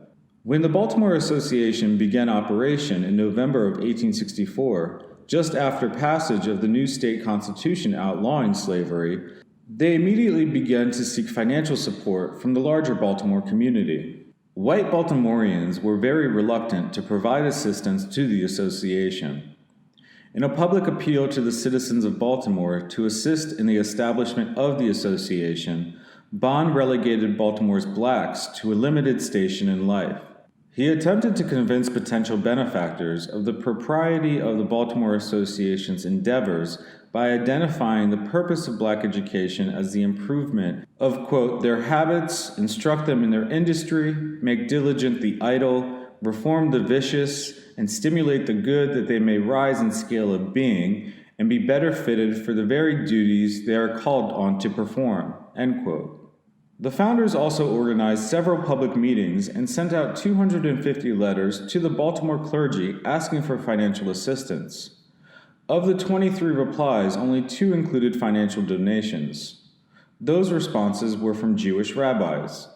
Reverend George P. Hayes of the Second Presbyterian Church wrote to the Baltimore Association that he was opposed to the idea of black education and that he had advised his congregation against supporting the cause. Reverend Hayes also noted that his congregation had taken up an independent effort against his wishes to assist the Madison Street Colored Church. Reverend Williams of the African American Union Baptist Church responded that he was in favor of the efforts of the Baltimore Association. He pointed out that some years earlier, he, along with other African Americans, had petitioned the city council to contribute some of the funds from the property tax to go to the education for black children. He also noted that the petition failed because of the fervor over the fugitive slave law and the argument that the legislation authorizing the tax was never intended for the purpose of black education. Reverend Williams was most likely part of the efforts in 1849 and 1850 described above to gain black submission to the city's public schools. It was clear that financial support for the efforts of the Baltimore Association were not going to come from whites in Maryland. In its early years of operation, the funding for the endeavors of the Baltimore Association came from 2 sources. Fuke identifies the largesse of Northern white philanthropy as one of the key sources of funding. He identified the large financial donations of such groups as the Pennsylvania Freedmen's Relief Association and the Central Committee of the Society of Friends of England for the Relief of Emancipated Negroes. Support for the efforts of the Baltimore Association came in the form of sponsorship of teachers, which included payment of salaries and transportation. The New England Freedmen's Aid Society, New York's National Freedmen's Relief Association, and the Pennsylvania Freedmen's Relief Association were among the philanthropic groups to supply teachers and transportation. However, Fuke failed to acknowledge the second key source of support for the Baltimore Association, the significant role played by the African American community throughout the state in providing both financial and in-kind resources to the success of the association. In addition, Fuke did not acknowledge the role blacks played in supporting the association until he discussed its dissolution. Fuke saw the Baltimore Association's attempt to gain support from the African American community as a last-ditch effort to continue its work. My examination of the financial records of the Baltimore Association revealed that the black community played a critical role in sustaining the efforts of the association.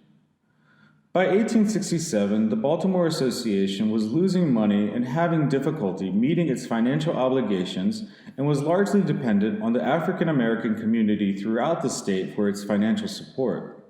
It was a relief when the school they operated for African Americans in Baltimore City were taken over by the city and placed under the control of the city's Board of School Commissioners. This was a victory that both the African American community and the Baltimore Association had worked very diligently and persistently to achieve. The history of that process will be discussed later in the chapter. A careful analysis of the 1867 account book of the Baltimore Association indicated that the bulk of the association's financial resources were obtained from contributions made by African Americans in the community. The account book of the third annual report of the Baltimore Association showed a total income of $58,605, of which $15,328 came from the African Americans of the counties. Another $3,862 came from contributions of African Americans in the city. The sale of books to African American students netted another $4,180. Of the $58,605 generated by the Baltimore Association, over $23,000 came directly from the African American community. The Baltimore City Council contributed $20,000, which was appropriated over a 2-year period. A significant portion, if not all, came from taxes collected from African Americans. In 1867, the state legislature established a tax structure for funding the state's public schools. Included in that legislation was a provision that segregated the tax dollars for African American and white public education. The $20,000 appropriated by the City Council most likely came from that fund. It is reasonable to estimate, then, that over $43,000 of the $58,000 raised by the association in its third annual report of 1867 came from the African American community. African Americans in Baltimore provided support to the efforts of the Baltimore Association in other ways than just financially.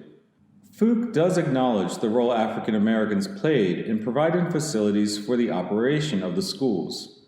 However, a close review of the annual reports and correspondence from the Baltimore Association provides specific indications of how Baltimore's Black community contributed in other ways to the association's efforts to assist in the education of its African American citizens.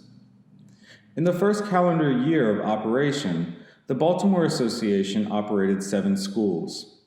Of those 7, 5 schools were in operation for the 1864-1865 school year, which generally ran from September through June. 3 of those 5 schools were located in facilities already associated with Baltimore's Black community. The first school established was housed in Crane's Building, located on the corner of Saratoga and Calvert Streets. Crane's Building was built by the Baptist leader William Crane in 1855. It served as Saratoga Street African Baptist Church, headed by the Black minister Noah Davis. During the 1850s through the Civil War, the church also housed a night school. The church was supported by both blacks and whites. Fuch, in his work on the Baltimore Association, identified Crane's Building as the location of the first school opened and operated by the association, but does not mention that the school was housed in a building already being used and supported by a segment of Baltimore's Black community. At least 3 of the 5 schools opened in the first academic year of the Baltimore Association's operation were housed in similar facilities. Established in February 1865, Fuch identified the Methodist Episcopal Church, located on Sharp and Pratt Streets, as the second school they started. The school was housed in Sharp Street Methodist Church, a Black congregation where Reverend Williams Watkins Sr. was affiliated. As noted earlier, Sharp Street had a long tradition of providing educational opportunities to blacks in Baltimore during the 19th century. The 5th school, opened by the Baltimore Association, was housed in Calkers Hall. The facility was the Union Hall for Black Calkers of Baltimore, again a building owned and operated by African Americans in Baltimore. By providing facilities for the operation of schools, the black community was lending invaluable service to the Baltimore Association. The black leaders were also implementing a strategy of working with sympathetic whites whose goals coincided with their goal of providing educational opportunities for themselves and their children. Another significant way that blacks helped the association in the operation of the schools was through their support for the teachers who had migrated to Baltimore from Pennsylvania, New England, and other northern states. Numerous reports were given, particularly from the rural counties, of how the African American community provided support for the teachers assigned to their schools. Most of the teachers came from New England and Pennsylvania and were unfamiliar with their new surroundings. Not only did African Americans provide for the social needs of the teachers, but they also provided for their material well-being when the association could not. In some instances, they were able to supplement the salaries paid by the association through donations as a show of appreciation for their efforts. While most of the reports included in the first annual report of the Baltimore Association referred to the support provided by the African American community in the outlying counties, it is feasible inference that similar supports were provided by Baltimore's black community. The second year of operation for the Baltimore Association was one of tremendous growth in Baltimore. The association established 22 schools with 23 teachers and 2,500 students attending in both day and night sessions. The students in the schools were of varying ages. Generally, children attended the day schools and adults, after finishing the day's work, attended the night sessions. Through the efforts of the association and Baltimore's black community working together, they were able to at least double the number of African Americans attending school in Baltimore City in 1859. Also noteworthy in the second year of operation of the Baltimore Association was the establishment of School Number 8, located at 1 East Street. The school was significant because it was the only one that had an all-black teaching staff. There were 3 teachers at School Number 8, Thomas W. Cardoza and his wife, L.J. Cardoza, and William Anderson. Of the 23 teachers under the supervision of the Baltimore Association teaching in Baltimore City, only 5 were African American. A. Jackson was a woman who taught at Number 3 school, housed at Sharp Street Methodist Church. James H. Hill taught at School Number 6 on Montgomery Street. Both teachers were in schools with the staff composed of black and white teachers. Baltimore's white community was not prepared for black public education, nor was it ready to accept black and white teachers working together. Many in the white community did not see blacks as capable of teaching. To place them in a position of equality with whites as teachers was directly opposed to the social mores of the day. The act struck fear in the minds of those who held white supremacist ideas that blacks would demand political and social equality with whites. In the Baltimore Association's third annual report, there are only 4 African American teachers listed. A. Jackson and James H. Hill remained from the previous year. The previously all-black staff at School Number 8 had only 1 black teacher, a woman, H. Cornish. There is no record of what happened to the 3 African American teachers from the prior year. Many questions can be raised as to what happened to cause this change of faculty. Was there opposition within the Board of Managers of the Baltimore Association over the issue of an all-black faculty? Did the faculty find the goals of the association inconsistent with their expectations? Or did the teachers find better opportunities elsewhere? The extant historical record does not provide answers to these questions. Further research in this area is warranted. The second year of operation of the Baltimore Association witnessed an initiative aimed at African American girls. Sewing was a very important and valuable skill during the late 19th century. Sewing, in quote, all its branches, was an important part of the educational program provided by the Oblate Sisters of Providence at the Baltimore School for Colored Girls. However, there did not appear to be any direct connection between the Oblates and the Baltimore Association's initiatives. By 1864, sewing was a well-established course in most schools for girls, especially in Catholic schools. Sewing served as a significant contribution to the uplift of the African family, as children made a financial contribution to the family by making clothes that were worn by family members or sold. From November of 1865 through the end of 1866, the Baltimore Association opened 4 schools known as the Baltimore Industrial Colored Schools, specifically to teach sewing skills to African American girls. The schools were operated by the lady managers of the Baltimore Industrial Colored Schools. By the end of the second year of operation, there were 4 of these schools in operation with 42 females as teachers and 511 students. This is the only mention of the schools in the Baltimore Association's papers. Again, questions for further study and research can be raised concerning the establishment, organization, and operation of these schools. Who were the lady managers of the Baltimore Industrial Colored Schools? Were they African American women of means or sympathetic white women? Who were the, quote, ladies teaching in the schools? Again, were they skilled African American seamstresses or white women seamstresses? What role, if any, did these schools play in the discussions over industrial education that took place during the post-Civil War years? There is no indication of how long the Baltimore Association continued to operate these schools or what happened to them after the Baltimore Association ceased to function in 1870. However, the sewing schools were aligned with the type of education the members of the association felt blacks should receive.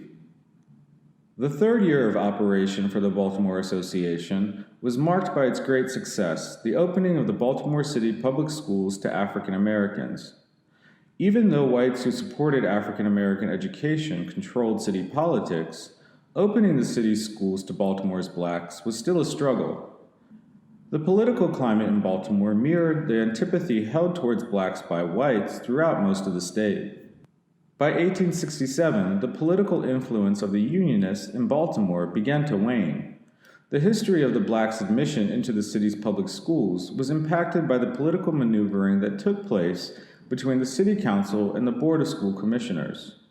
Black admission to the city schools was also impacted by the transition from a Unionist-appointed Board of School Commissioners to one appointed by the Democratic Party. These 2 factors exemplify the divergence of the progressive forces in the black and white communities. An examination of the resolutions of the board, their correspondences with the City Council, the ordinances passed by the City Council, and, to a lesser extent, the legislation passed by the state legislature, revealed the contention between those who were in support of African American education and those who were in opposition. It further revealed how briefly the window of opportunity was for blacks to gain admission to the public schools. On July 10, 1867, the City Council passed an ordinance allowing blacks to attend the public schools, but by November of 1867, the newly seated Board of School Commissioners was maneuvering to effectively reverse the ordinance. Nonetheless, by the beginning of the 1867-68 school year, African Americans had gained de jure acceptance to the Baltimore City public school system. The details of how the Baltimore Association was able to maneuver through the changing political climate in Baltimore and the state illustrated why blacks allied themselves with whites who held progressive ideas regarding black education.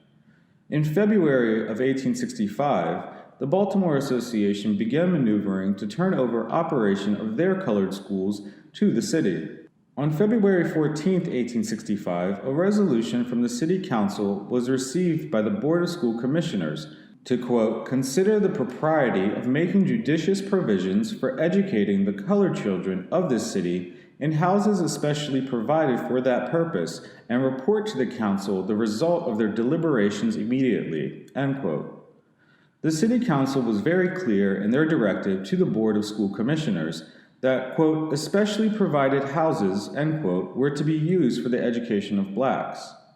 In no uncertain terms was the resolution to be construed that black children would be educated with whites. The board was charged with investigating the propriety of establishing separate schools for blacks. A special committee was appointed to carry out the provisions of the resolution from the City Council. On February 28, 1865, the special committee reported back to the full board in favor of providing a system of education for black children. The language of the report reflects the largesse of sympathetic whites towards African Americans in general, and their educational needs in particular. The report reads in part, quote, "In view of the increased moral and legal responsibilities which the altered policy of the state has imposed upon our colored population, and the reciprocal obligation resting upon the state and municipal authorities, by a liberal and fostering system of legislation to improve and develop their moral and mental resources, the Board unanimously and cordially recommends that the advantages of our public school system be extended to the colored children of the city." End quote. It is interesting to note that the report did not use the term slavery or emancipation, but instead referred to the abolition of slavery as an altered policy. More telling of this contention within the school board was the idea that the altered policy, meaning freedom, was imposed on our colored population. This language indicated that there was a contingent on the school board that supported the provisions of the 1864 Constitution, abolishing slavery. The report is consistent with the thinking of progressive whites' idea that if blacks are to be free, then they must at least be provided with enough education to meet their newly bestowed, quote, legal responsibilities, end quote, in order to have a stable, safe, and efficient society. The report was approved and forwarded to the mayor and city council. Thus, African American education in Baltimore City had begun the legislative process to becoming law. By May of 1867, and keeping with their philosophy that education of blacks was a proper role for government, the Baltimore Association submitted a petition to the City Council requesting an appropriation of $10,000 to offset the cost of operating the colored schools under their auspices. By 1867, the Baltimore Association was experiencing serious financial difficulties. Thus, their petition was not only aligned with their philosophy that black education should have been a role of government, but the petition was also motivated by financial necessity. The petition was read in both branches and submitted to the Joint Standing Committee on Education. The committee reported favorably to the full City Council. Both branches of the City Council approved the petition. The Baltimore Association was not the only organization headed by sympathetic whites to petition the City Council for funds to assist in providing educational opportunities to blacks. Nathan Noyes of the American Missionary Association petitioned for $1,000. His request was tabled and no further action was taken on the request. This is an indication of the political influence the Baltimore Association and its managers wielded in local politics. Approval of the Baltimore Association's petition for funding was a further step in moving Baltimore's political apparatus to take full responsibility for the education of African Americans in the city. The language of the committee's report illustrated the support provided by the Unionists to the cause of African American education. The committee's report read in part that it had, quote, examined the merits of the application thus made in said petition and have come to the conclusion that it is not only a wise philanthropic, moral, and Christian duty to provide an educational system for the colored race among us. End quote. The Joint Committee concluded that it was only fair to provide funding for the efforts of the Baltimore Association because they saw it as their moral and Christian duty to ensure blacks had an education. The report went further in addressing the arguments raised at the 1864 Maryland constitutional debates on the question of school funding raised by a member of the Baltimore delegation, Stockbridge. Quote, by making an appropriation of $10,000 for the purpose asked for by the petitioners, we perform but a sheer act of justice to a class of people who have so long been paying taxes to the school fund of our city without receiving 1 cent of benefits from such taxation. In making the appropriation, the city would but refund in part money that equitably and properly belongs to them, and we but dignify the people whom we represent to deal out even-handed justice to those who, from their weakness, much deserve our fostering care and protection. End quote. It appeared that finally the African American community would benefit from their tax dollars that went into the school fund. The language of the resolution maintained the paternalistic attitudes of sympathetic whites who believed that blacks were incapable of supporting themselves without the largesse of their white superiors. In addition, as members of the Unionist Party, which dominated the City Council, They believed that by abolishing slavery without providing the African Americans with education would not be freedom at all. In drafting their petition, the Baltimore Association used language that was designed to rekindle the Unionist ideals and sense of duty. Quote, "As Union men, representatives of a Union Constitution, a wise provision for the improvement of the blacks becomes our imperative duty, a responsibility we cannot evade if we would, for the eyes of the world are upon us. We have emancipated Maryland from the thraldom of slavery and glorified in the achievement. We accepted and endorsed the Proclamation Act of the President proclaiming freedom, and feel proud of the crowning deed of fame, and if those acts are but accompanied with the means of education, then will the poor colored man be free indeed." End quote. On this point, the views of the sympathetic whites were aligned with those of blacks with regard to the role of education being the key to freedom during the antebellum era. However, the sympathetic whites' idea of freedom for the blacks was a limited freedom, limited by the perceived inferiority of blacks. The stage was now set for African Americans to be admitted to the city school system. The City Council had directed the Board of School Commissioners to investigate the propriety of establishing separate schools for blacks. The board did its investigation and reported back in favor of admitting blacks to the public schools. Seemingly, the only provision needed was an ordinance from the City Council actually authorizing the Board of School Commissioners to establish schools for colored children. Upon the urging of the Baltimore Association, the City Council acted and passed, quote, "an ordinance providing for the education of the children of colored parents in the city of Baltimore," end quote, on July 10, 1865. With the admission of African Americans to the city's public school system, the association turned its attention to the outlying counties of the state. However, by the end of 1867, their third year of operation, the Baltimore Association experienced financial difficulties that prevented them from being as productive. They were unable to maintain the level of financial support garnered over the first 3 years of operation and ceased functioning in June of 1870. Inline title, Conclusion. The Baltimore African American community struggled long and hard for the city to provide schools for their children, just as the city had done for the white community.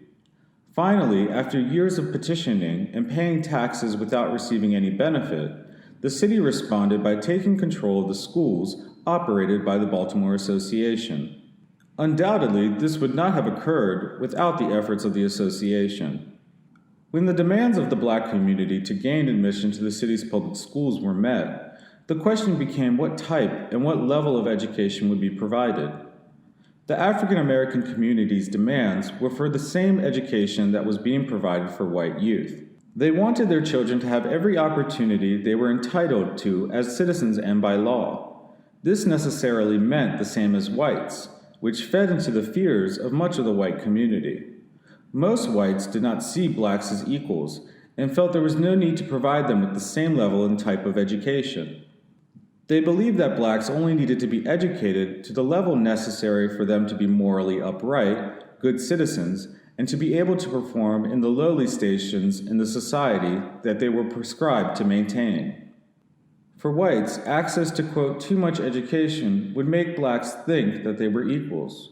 This was totally contradictory to the prevailing white supremacist racial ideology that enveloped most of Baltimore's white citizenry, even those who were sympathetic to African American education. The next phase in Baltimore's African American community's quest to obtain educational opportunities during the 19th century was to gain equal access to the benefits of the city's public school system. After gaining admission to the public schools, the struggle became a fight for adequate facilities, appropriate books and supplies, African American teachers, and more than just primary schools, but high schools and normal schools as well. The struggle to overcome the challenges they faced in obtaining equitable education for their children during the remainder of the 19th century was led by a new breed of black leadership. The old guard had fulfilled its mission, abolishing slavery, gaining physical freedom from bondage, and laying the foundation for the first generation of freed men to demand full access to the American body politic. The new leadership stood on the shoulders of the antebellum leaders and the bedrock of shared cultural identity and purpose, or cultural capital, in waging their fight for full access to all that Baltimore's African American community was entitled to.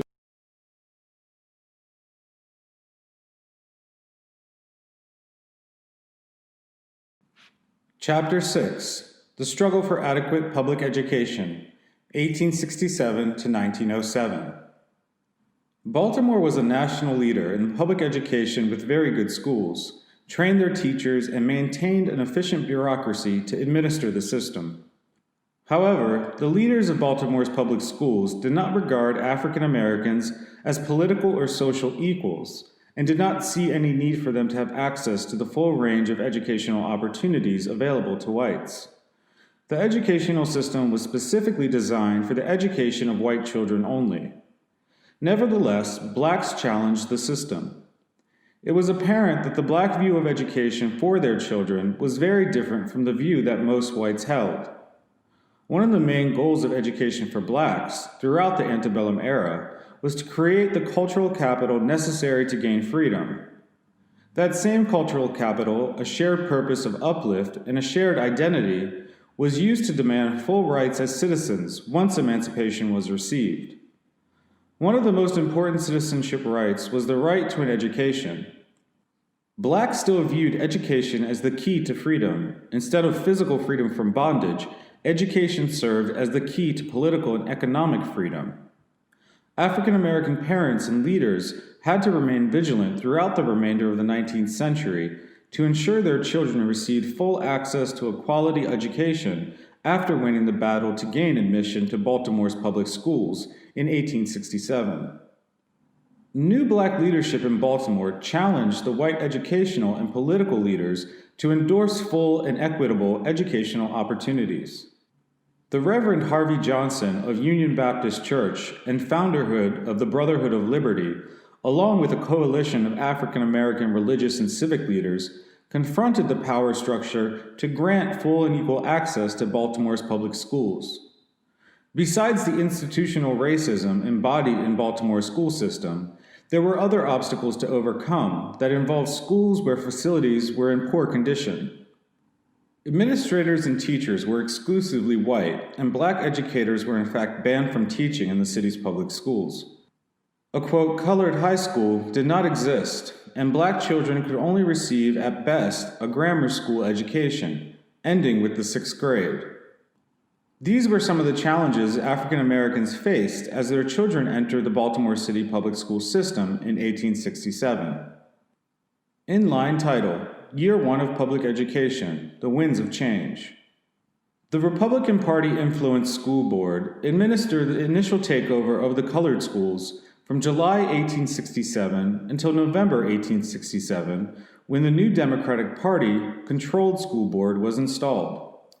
During that time, the old board attempted to provide what they believed was an adequate education system for African American students. In comparison to what the Democratic Party-supported school board did, the Republicans were much more progressive.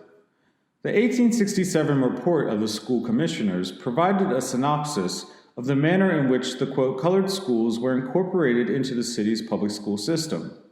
Included in the report of the school commissioners was the superintendent of schools, J.N.M. Jilton's report to the school board on October 1, 1867. M. Jilton's report illustrated how the old board, in its own way, endeavored to provide a sufficient system of education for blacks in Baltimore. The report served as an assessment of the early transition of the existing colored schools into the city's system, and a blueprint for how the board planned to fully integrate the existing colored schools into the city system. The report began with a scathing criticism of Baltimore Association's handling of the transfer of the colored schools. Seemingly, the association simply abandoned their responsibility for the schools once the City Council approved the July 10, 1867 ordinance giving control of the association's schools over to the Board of School Commissioners. The report read, quote, instead of delivering the schools into the possession of the board in accordance with the ordinance of the mayor and city council, The Association for the Improvement of the Colored People retired from their care as though their obligation in relation to them ceased with the passage of the ordinance. They were gathered together with much labor and without assistance from the association." End quote. The Commissioner's report revealed other problems with the transition stemming from the association's lack of assistance. The colored schools traditionally began their school year in October, but the board expected all schools to be open in September. Thus, there was much confusion trying to locate the teachers of the colored schools and notifying students about the change in date for opening the schools. Another matter of concern was the status of the school facilities. School number 1, which had been housed in a building on Calvert and Saratoga Streets and held the largest number of students, was disbanded without notification to the board. The Douglas Institute, an African-American civic organization, opened its doors to the students and allowed the board to operate classes in their building. Also, furniture and supplies were disposed of in some of the school locations. Regardless of these challenges, all 9 of the colored schools were in operation by the end of September. The criticism of the association in the superintendent's report raises a number of questions. Was there contention between the school board and the managers of the association that caused the superintendent to be so critical of the association's handling of the city's takeover of the schools? The association records do not address the relinquishing of control of the schools to the school board. Considering the long history of independence of the school board, there may have been some resentment by the board because it was forced by the city council to accept the colored schools. Whatever the case may have been, the superintendent's report was critical of the association but not critical of the teachers. Details about the number of schools, their locations, the pupils, salaries, and teachers were also included in the superintendent's report. At the time of the report, there were 845 colored students attending the 9 schools turned over by the association. 4 of the 5 largest schools were housed in facilities owned, controlled, or which served Baltimore's black community. Thus, even with the opening of the public schools to Baltimore's African Americans, blacks did not abandon their responsibility for the education of their children. By African Americans' continued support of the schools, they demonstrated the same level of commitment that they had shown when the Baltimore Association assisted in advancing African American educational opportunities. For example, school number 1 was housed in Douglas Institute and had the largest population of 200. School number 3 was housed at Sharp Street Methodist Church with 150 students. School number 4 was at Orchard Street Methodist Church, and school number 5 was in the Black Calkers Hall on Dallas Street. Each had 140 students. All 5 schools were housed in African American facilities. There were 22 teachers with some assigned to racially mixed faculties, as they had been when the schools were controlled by the association. This proved to be a serious point of contention throughout the rest of the 19th century. The principal at schools number 4 and 7 was Harvey S. Reed, a black man. The 3 teachers were white. Their gender was not reported. Kate Grover was the white female principal of school number 3, with J.N. Grover, a white female, and N. Jackson, a black female, as teachers. The report further revealed the lack of uniformity in pay for teachers and principals, as well as the racial and gender inequities encountered by black female teachers. The salary structure remained the same as when the schools were governed by the association.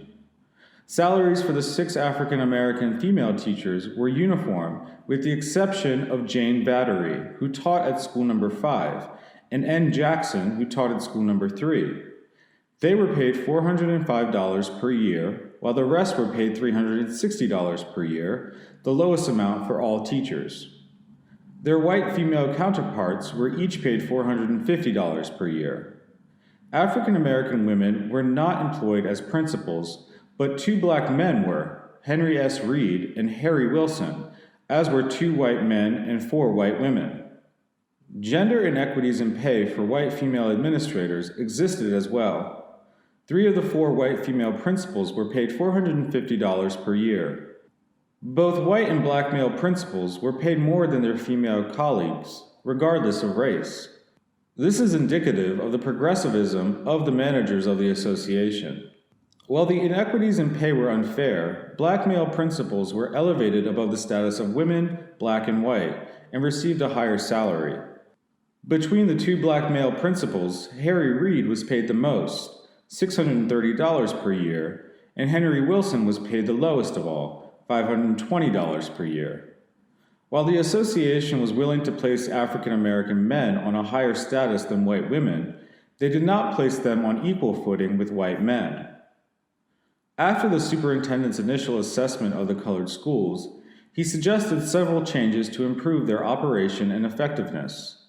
First, he suggested that the new buildings be leased for several of the schools. In particular, the report noted that many of the students in school number 1, which had been centrally located, now had to travel great distances to the new location at the Douglas Institute.